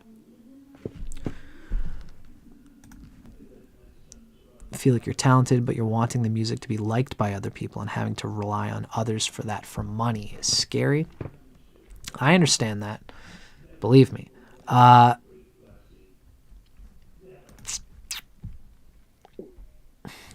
second house. You know, you've got the second lord in the 10th house. Venus rules the second house. It's up here in the 10th. You've got Mercury, which is the 10th and first lord, in the sign of Leo, which is a creative, hot energy.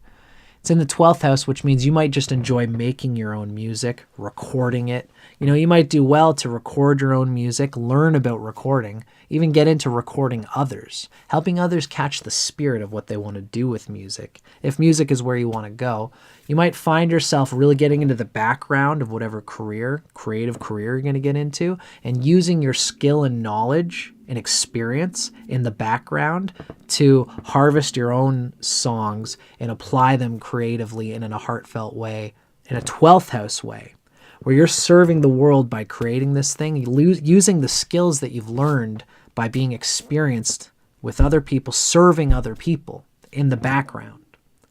Once you've learned to serve other people in the background, you're going to be able to serve your own efforts by slipping out your own music out there for everybody to see. And I think you'd do great with it, dude. You know, even you becoming some kind of, you know, market savvy YouTube person who knows how to get out there and be seen and regarded by others as a person who does what you do. You know, with this 11th house energy being very well served here, you know, especially the moon, the 11th house lord, being in the 7th house. Tricky thing is that 7th house lord and the 11th house lord, Jupiter and moon, are with that south node, which means, like everybody, you have to be patient with the fact that there's narratives that have to unfold for you at a pace, at a certain slow way. I think really within the next 10 years, once your north node and your Saturn start to mature and awaken, then you're going to come into that 5th house and 6th house energy of Saturn. Once Saturn matures, the north node awakens, and this north node being ruled by Mercury in that 12th house, you're going to come into ways to professionally use your desire to create the things that you love to create for your own spiritual satisfaction and for sharing with the world, creatively speaking. Summer 2K is the name of your band. Was that what I'm reading? Cool. You're playing in your friend's band, which blew up. Nice, Kelzor. That's awesome. So the band is called Summer 2K. Sick. I'm going to check it out. Cool. So for everybody's sake, you know, it's worth knowing that our friend has got a band called Summer 2K. I wonder if I find it on here. So I'm looking it up, and I'm seeing lots of things on Summer 2K. I don't know which of these might be your band, but learning how to get yourself out on there so that people can see, like, am I right on that? Am I just being, yeah, Summer 2000. All right, so Summer 2000.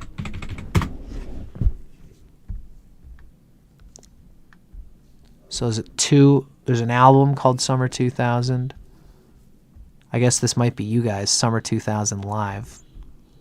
So is this you? Which one of these is you, dude? If that's the case, like, is this your band, Hot Stuff Productions?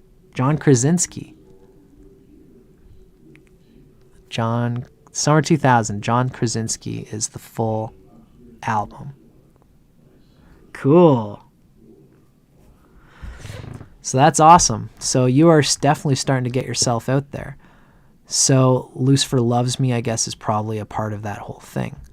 So for everybody watching, you know, this is our boy Kelzor, the Swan, who's getting himself in there. So make sure, so it's your friend's band and you're not the genius. Gotcha. That's okay. you're still working with someone, helping them, doing what you can, learning how to be a songwriter, learning how to be in a band, learning to do what they do and to get things out there. And you might be a very key part of helping to push things in an 11th house way, in a marketing way, to get seen, gathering your sticks so that you can put it into your own fire. Now, as your Saturn matures, what's really important for you, Kelsor, with Saturn in the 9th house, is to make sure that as time goes on, you feel like whatever you're building on is a part of something that deeply resonates with you. And you might do well to do, I'm somebody who music is a deep part of my life, but I've had to spend time getting into astrology, getting online, teaching astrology. I'm writing books, and I'm finding ways of contributing to society that allows me to survive so that this band is not my be-all, end-all. And for you, you could probably do well even being in a band and having it be a huge be-all, end-all of yours. I have pretty good faith in what you're doing with this music career. But everybody does well to remember that just like with this band, just like any career that you get into, if you are going to get with a woman, this partner for all of us, has to support our dharma, our deepest purpose. And for you, having Saturn in the 9th house really shows the 9th house is an important relationship house, Kelzor. So it shows that as time goes on, Saturn might take some time to fully mature on your 9th house, which means your deep, true path in life and your dharma. So you should always be looking for this. Saturn is important for you. It's to be aware that you are building on your sense of your deep purpose in life. And in relationships for you, when you find a woman, you have to really think about how can this woman serve my deep truth of what I'm seeking to build, how I'm seeking to serve, the role I'm seeking to play in society and in life. And there's a father energy and here too, how would your father have carved and pushed you to have a purpose that makes you feel like you are where you're supposed to be in your soul's role. And because Saturn's there, it might take you some time to really fully realize and manifest this. It might not happen till you're in about the 9th house, until Saturn matures. So your dad was a musician, interesting. And even this goes to show that this musician trip might be you chasing a little bit of resolving what you might have experienced from your father. So, be aware that this is a way to do it and to resolve the feeling that you have the love of father with you. Because that's the 9th house. Because that father energy goes beyond your father to include guru. And guru is something that is inside of all of us. That's the eternal father that's within us all. And this musician energy and life that you're dealing with right now is probably helping you gain a grip on it a little bit. But the form is not as important as the energy. And so feeling like you are a man, you are a father, you have your kingdom that you are looking to build. Imagining that, visualizing that, and manifesting that. It's going to help you with your relationships too. Because when you get with a woman, you want to have this in mind. So you're not just wrapped up in the loneliness or the enjoyment of the passion of the 7th house. Remember, I made a video called Jupiter is True Love. And it relates a little bit to what's going on with your chart, especially with the South Node in the 7th house. So you might find yourself addictively compulsively involving yourself with relationships for the sake of enjoying the relationship. But there's the enjoyment we get out of a relationship, and then there's the purpose. I can get into many relationships that I enjoy, but I have a purpose in my life. If they don't serve that purpose, the enjoyment that I'm missing or craving is just a distraction from the bigger picture. Because if you follow your Saturn, if you follow the deeper purpose that you have in life, which might even be involved in some kind of career or in the sense that you have some kind of skill, you have some worthiness, because Venus rules Taurus and the ninth lord is in the 10th house, you might find that there's something manifesting for you that is some deeper purpose, and that once you find that deeper purpose, that skill, that thing that you want to do with your career and be regarded for, your relationships are going to be in alignment with that. Your band, even, your music is going to be in alignment with that. But if you seek the band first, the relationships first, the enjoyment first, at the expense of that deeper purpose, they're going to drain you. They're going to feel distracted. It's going to feel like you're having your energy is being vampirically sucked away from you. Develop the Dharma first, who you truly are, what you seek to do in your deep sense of who you truly are. Then let your relationships and music and opportunities unfold from there.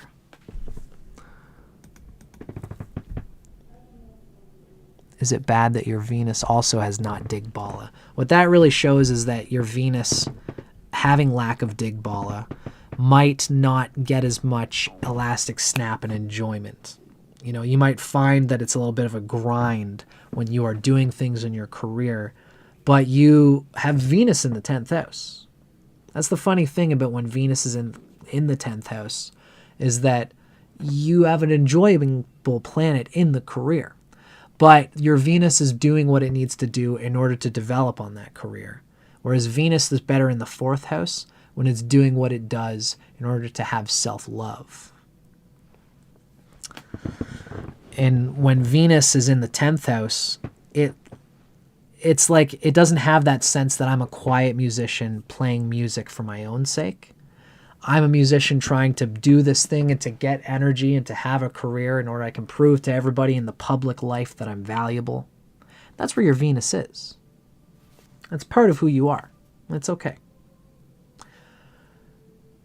With Pluto in the bottom, in the 4th house, being opposite that Venus in the 10th house, there is definitely a need for you to have a life, a private life, that's meaningful to you, outside of all the stuff that you're building in your career.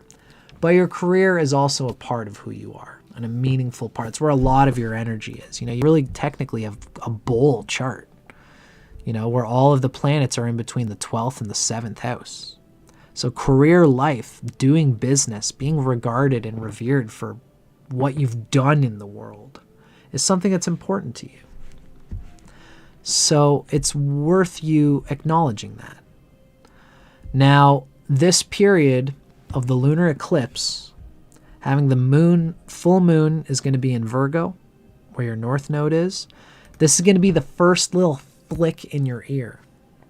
It's the first little tap, tap, tap, tap, tap, tap of God telling you, where are you losing yourself in your security paradigm that I need to be in relationships with people in order to do well?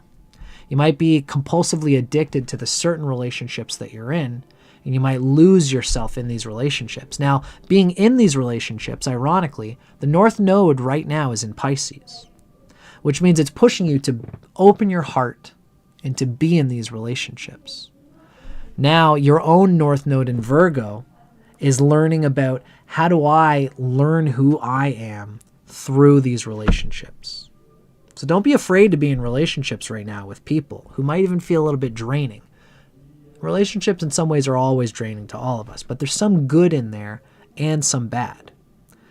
It's likely you're going to have to cycle through, let relationships, let people behind on the way to employing the narrative of mastering the 7th house and awakening your North Node.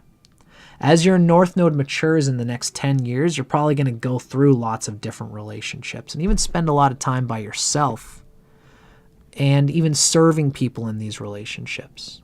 Don't be surprised if you have to leave people behind who don't serve your ultimate purpose of who you truly are. About 36 years old, and especially at 43, you'll go through changes of your friends because you're opening yourself to who you are, so that you're not just living for your friends because you feel like your destiny doesn't matter. You're going to feel like your destiny matters. And once you lock into your destiny, then the relationships you have are in support of that. And you can love them for who they truly are, not just because you want that K2 false pizza. The K2 false pizza for you is relationships that don't actually serve your destiny.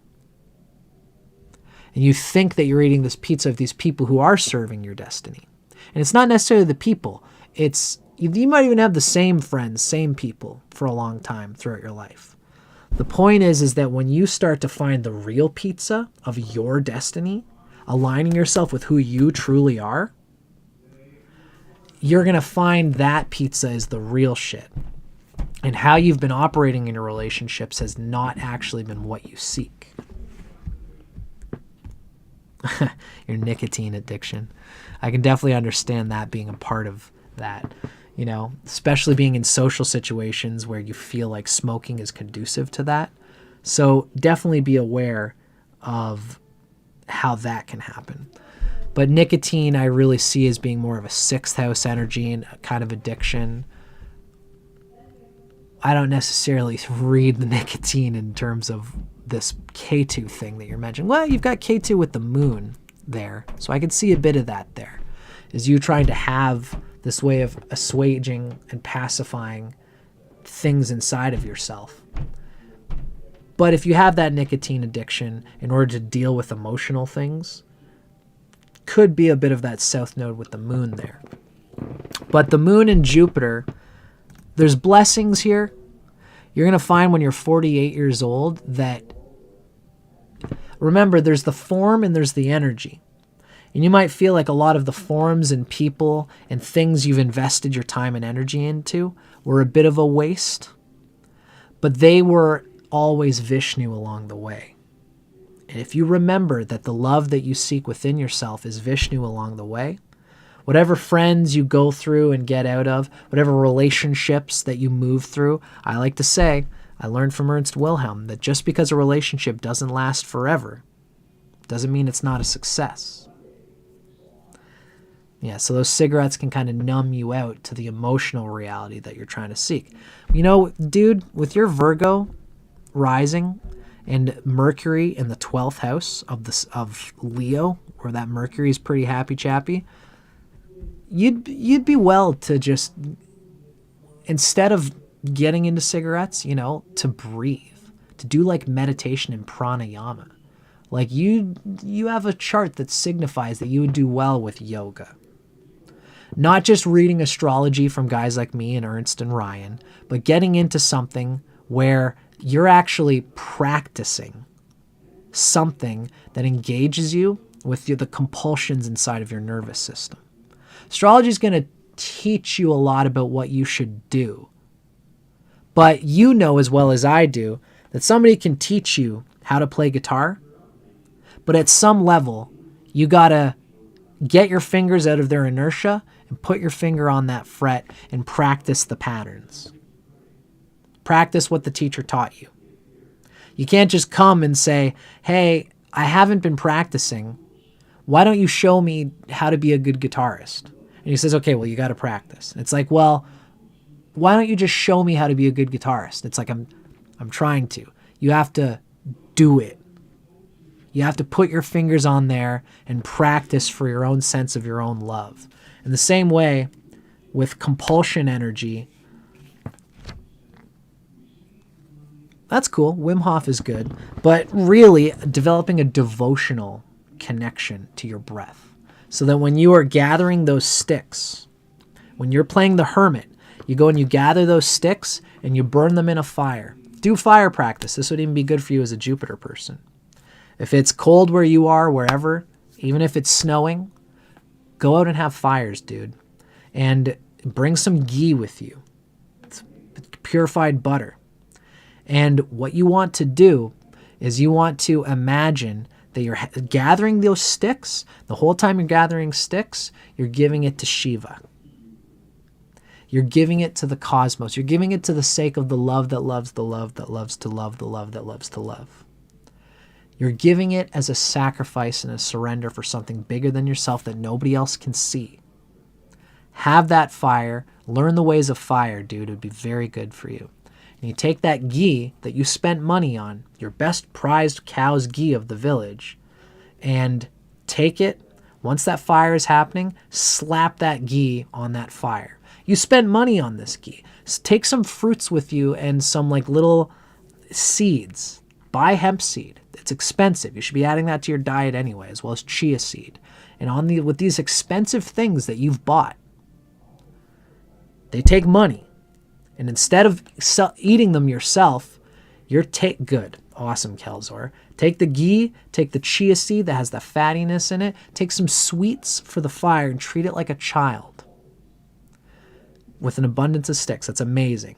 And I want you to, with love, think about how I'm giving love to the source of love, which is all life, to the cosmos, to the Father, to myself. I'm giving love to myself, and I'm giving love to something even deeper than myself. It's Vishnu. It's Shiva. It's the energy that you came from. The universe, the sun has just given us all this energy, and it's asking for nothing back. The cosmos, Vishnu, Shiva, has given you the birth of being alive. And now you have the opportunity to give it back. I've got a line that I wrote, and this is going to go into my poetry, and I want to share it right this goddamn second. You guys all get to now, because of the prompt from our white swan here, you guys get to hear the prompt of one of the poems that I am most proudest to have wrote. So one time I went and had a very deep psychedelic session by myself, and I felt the experience of Shiva. It was a very deep psychedelic experience, and I felt like I almost died, but that's sometimes how psychedelics can go. Amazing. Thanks, Kelzor. I'm glad that you're into my poetry. So, my Mercury's in the 5th house, Renata, in the sign of Sagittarius. Now, I'm going to share with everybody a poem that I think resonates with this devotional cosmos energy that I related to our friend Kelzor here. This is going to be found in one of my books that are going to be coming out. It goes like this.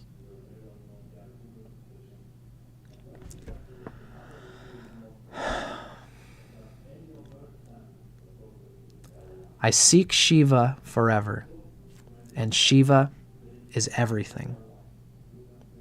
My lips yearn to speak it.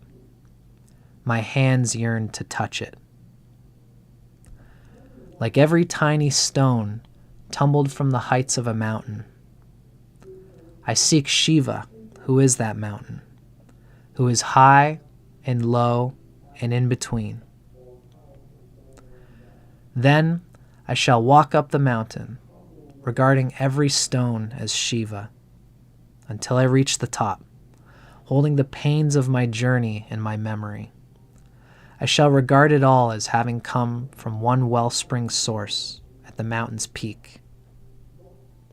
And only having gone low to high, may I laugh, seeing finally my divine love atop the transitory meaning of it all.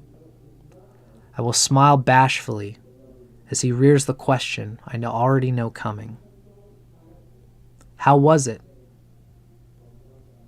And I shall answer, it was everything. It was Allah. It was I am Jehovah. Then he too will smile bashfully as I finally insist. Most importantly, it was you, sweet one, my Lord, my beloved, pure and white as jasmine.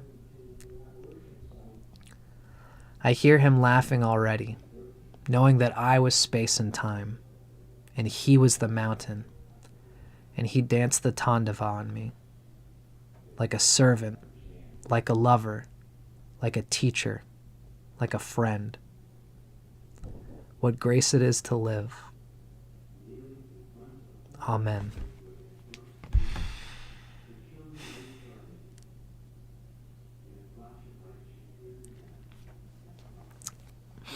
You know, I'm a very deeply religious person. And I do believe that life has gifted me with life. and that it guides me, and it guides all of us to the evolutionary bliss that's inherent to all life, time, and space. It's to this Shiva, it's to this life, it's to this cosmos that I gather my sticks when nobody's looking. I put them in the fire. I spend money on ghee, and I take a dollop of that ghee and slap it on the fire and say, Swaha, it is for you. And it's this energy that I intend when I mean to give in love, in this spiritual sense of love and sharing. And for Kelzor in particular, you have the capacity, I think, to hear this and to hear what I'm saying and to understand this energy, a worshipful, religious energy. Doesn't have to be any particular form of religion. It's just the feeling that the universe loves you like a mother. And every child loves when they grow old enough. The mother's done so much for them, and now the child can give to the mother. You can never give us back. You can never give back as much as your mother gave you. But to give back to the mother is a very special feeling. To give back to that father, that cosmos, that center.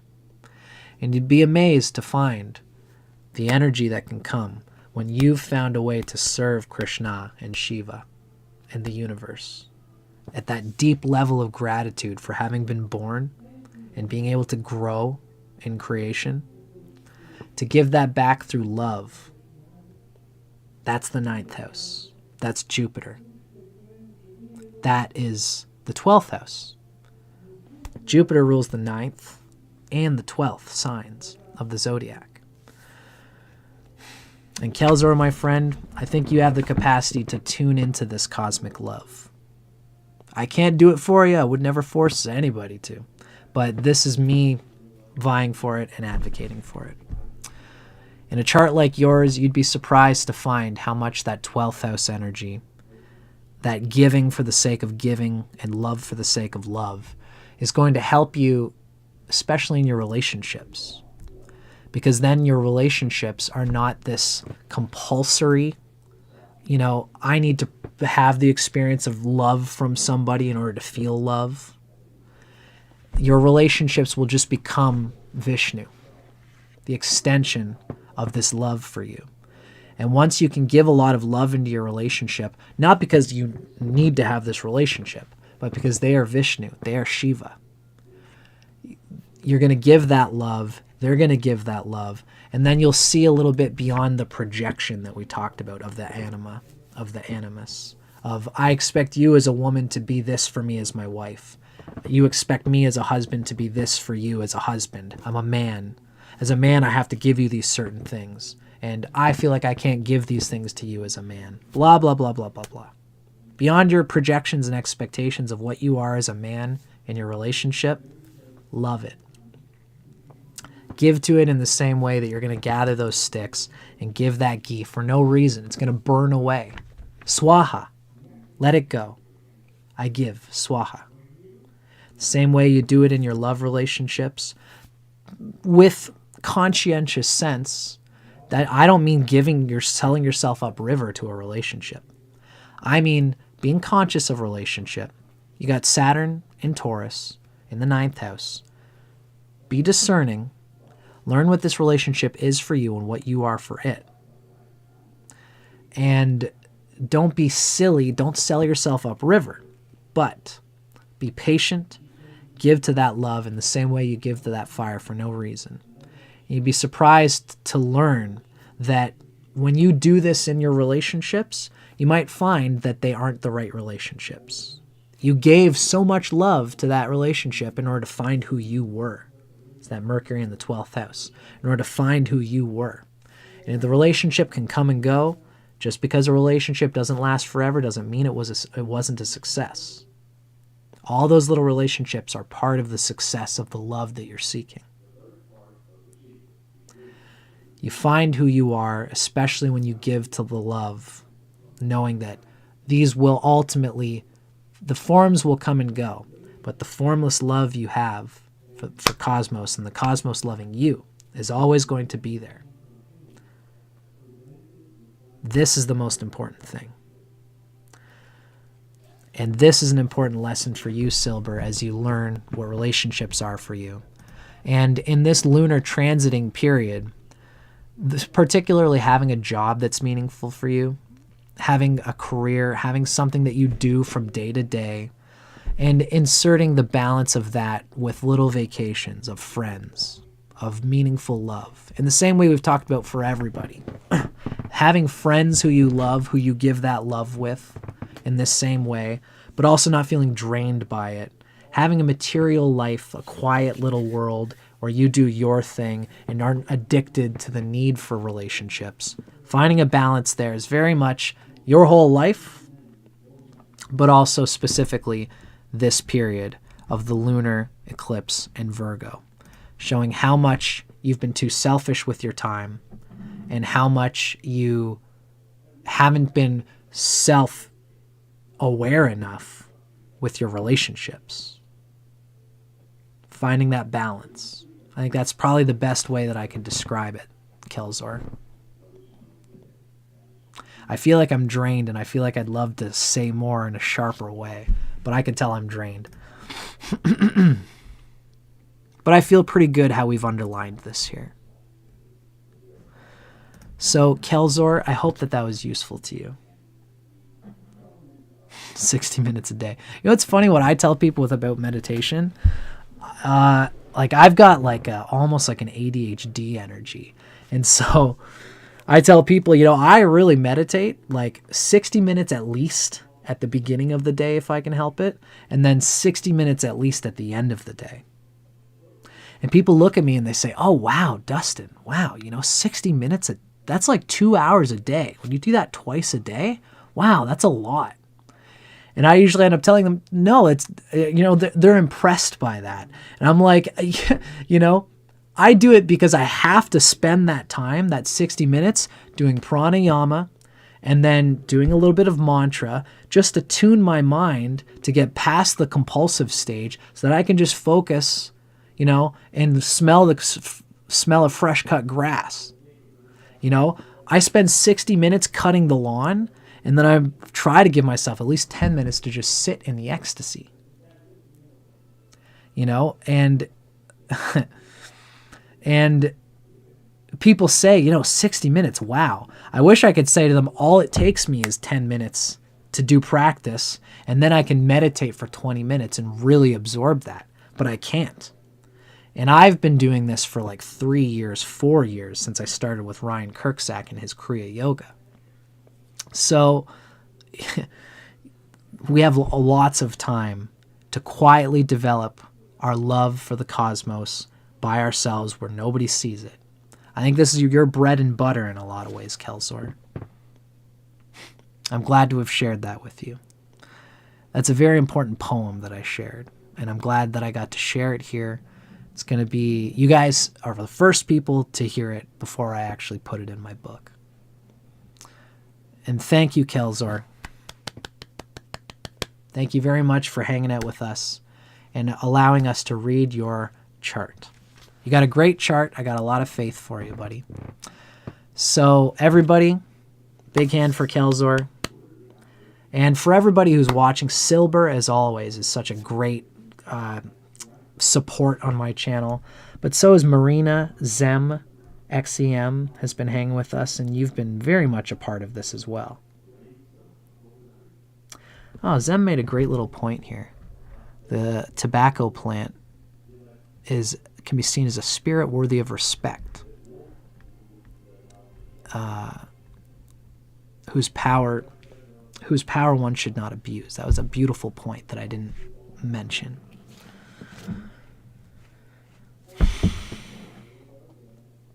Nine was hanging out with us. Thank you, Tyler. And we've had a few people hanging out here. Nine, I'm glad to have you here, pal.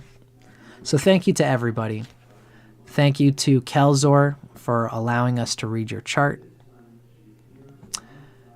And amazing.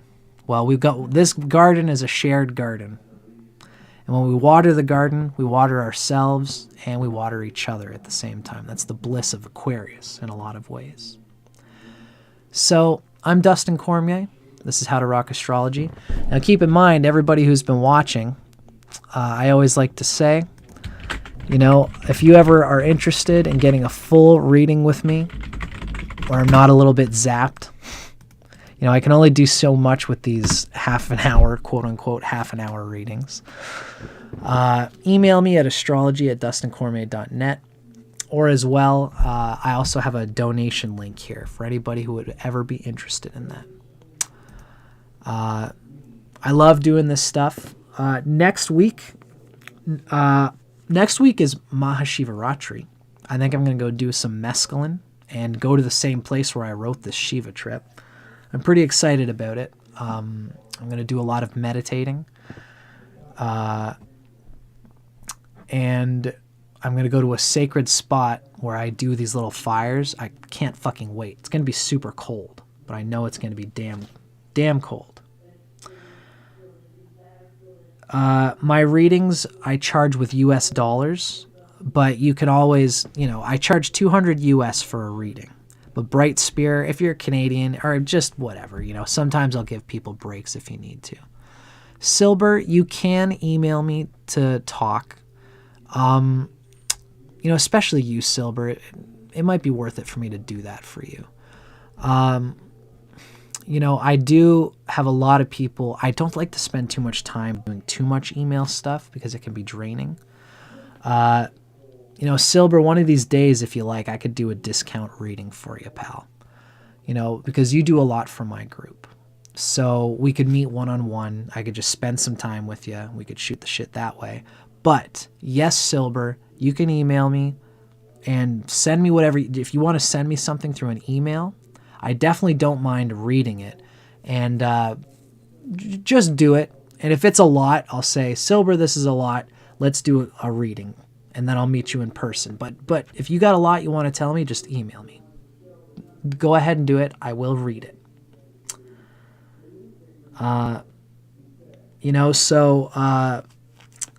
Mahashivaratri is coming. That's the new moon in Pisces.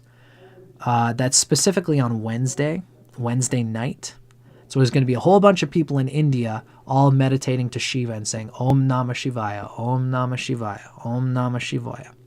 And I'll be there doing that too. So if you're there Wednesday night at like 2 a.m, serving Shiva by giving some ghee of consciousness. That's the best ghee you can give.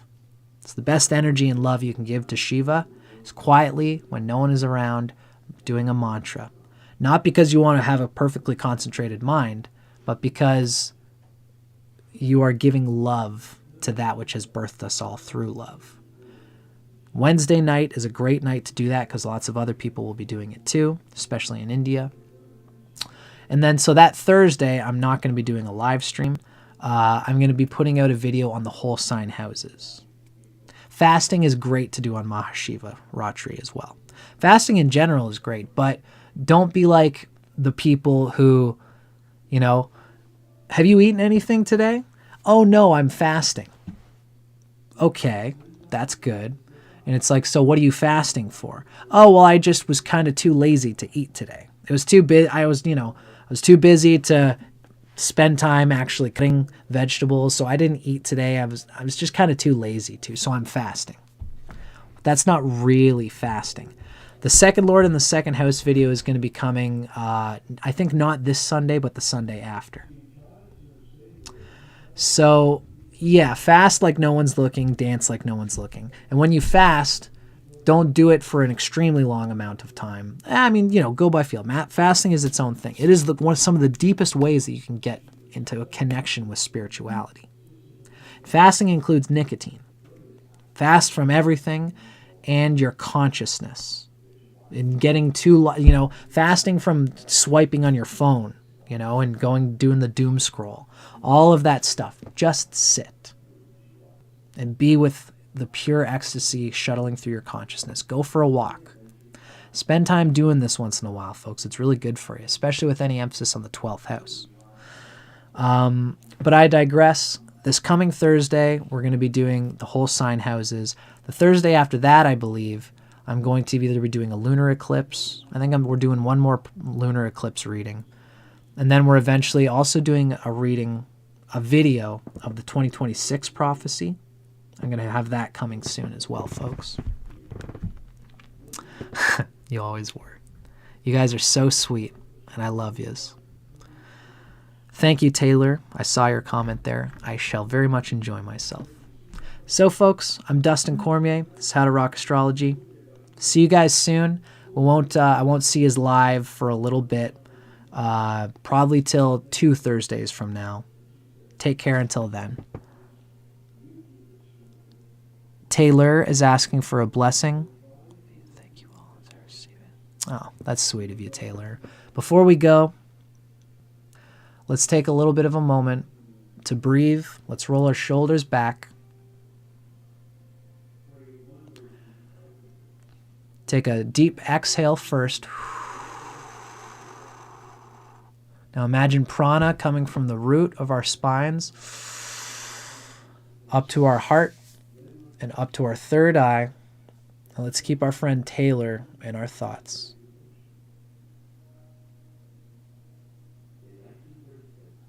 Let's think of everybody who has shared space and time with us on this reading today. You can exhale if you want, come into a regular breathing pattern. Hold the image of love in our hearts. And specifically because Taylor has asked, let's give Taylor just that little bit of a thought and that memory and that energy to help Taylor through what they're going through. We don't often have people asking for that, and it's worth doing.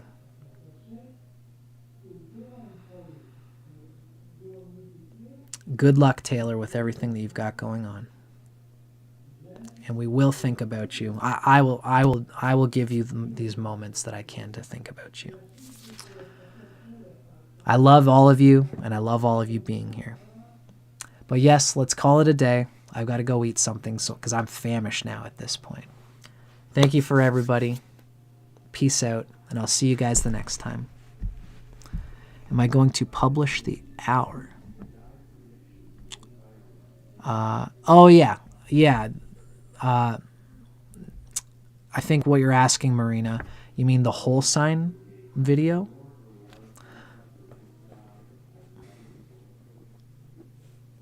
Not sure exactly what you mean, Marina. But if you mean about the whole sign houses video, that's going to be coming out this coming Thursday, and I am going to publish it. So it's going to be out there, and I'm not going to be there for it because I'm going to be sleeping because I was up all night on Wednesday, the night before. In any case, love yous all. Marina, feel free to email me if there's something you're trying to ask that I didn't understand there. But either way, I got to go eat. So lots of love, everybody. Thanks for hanging out. Thanks for being on my channel. And I'll talk to you guys again soon.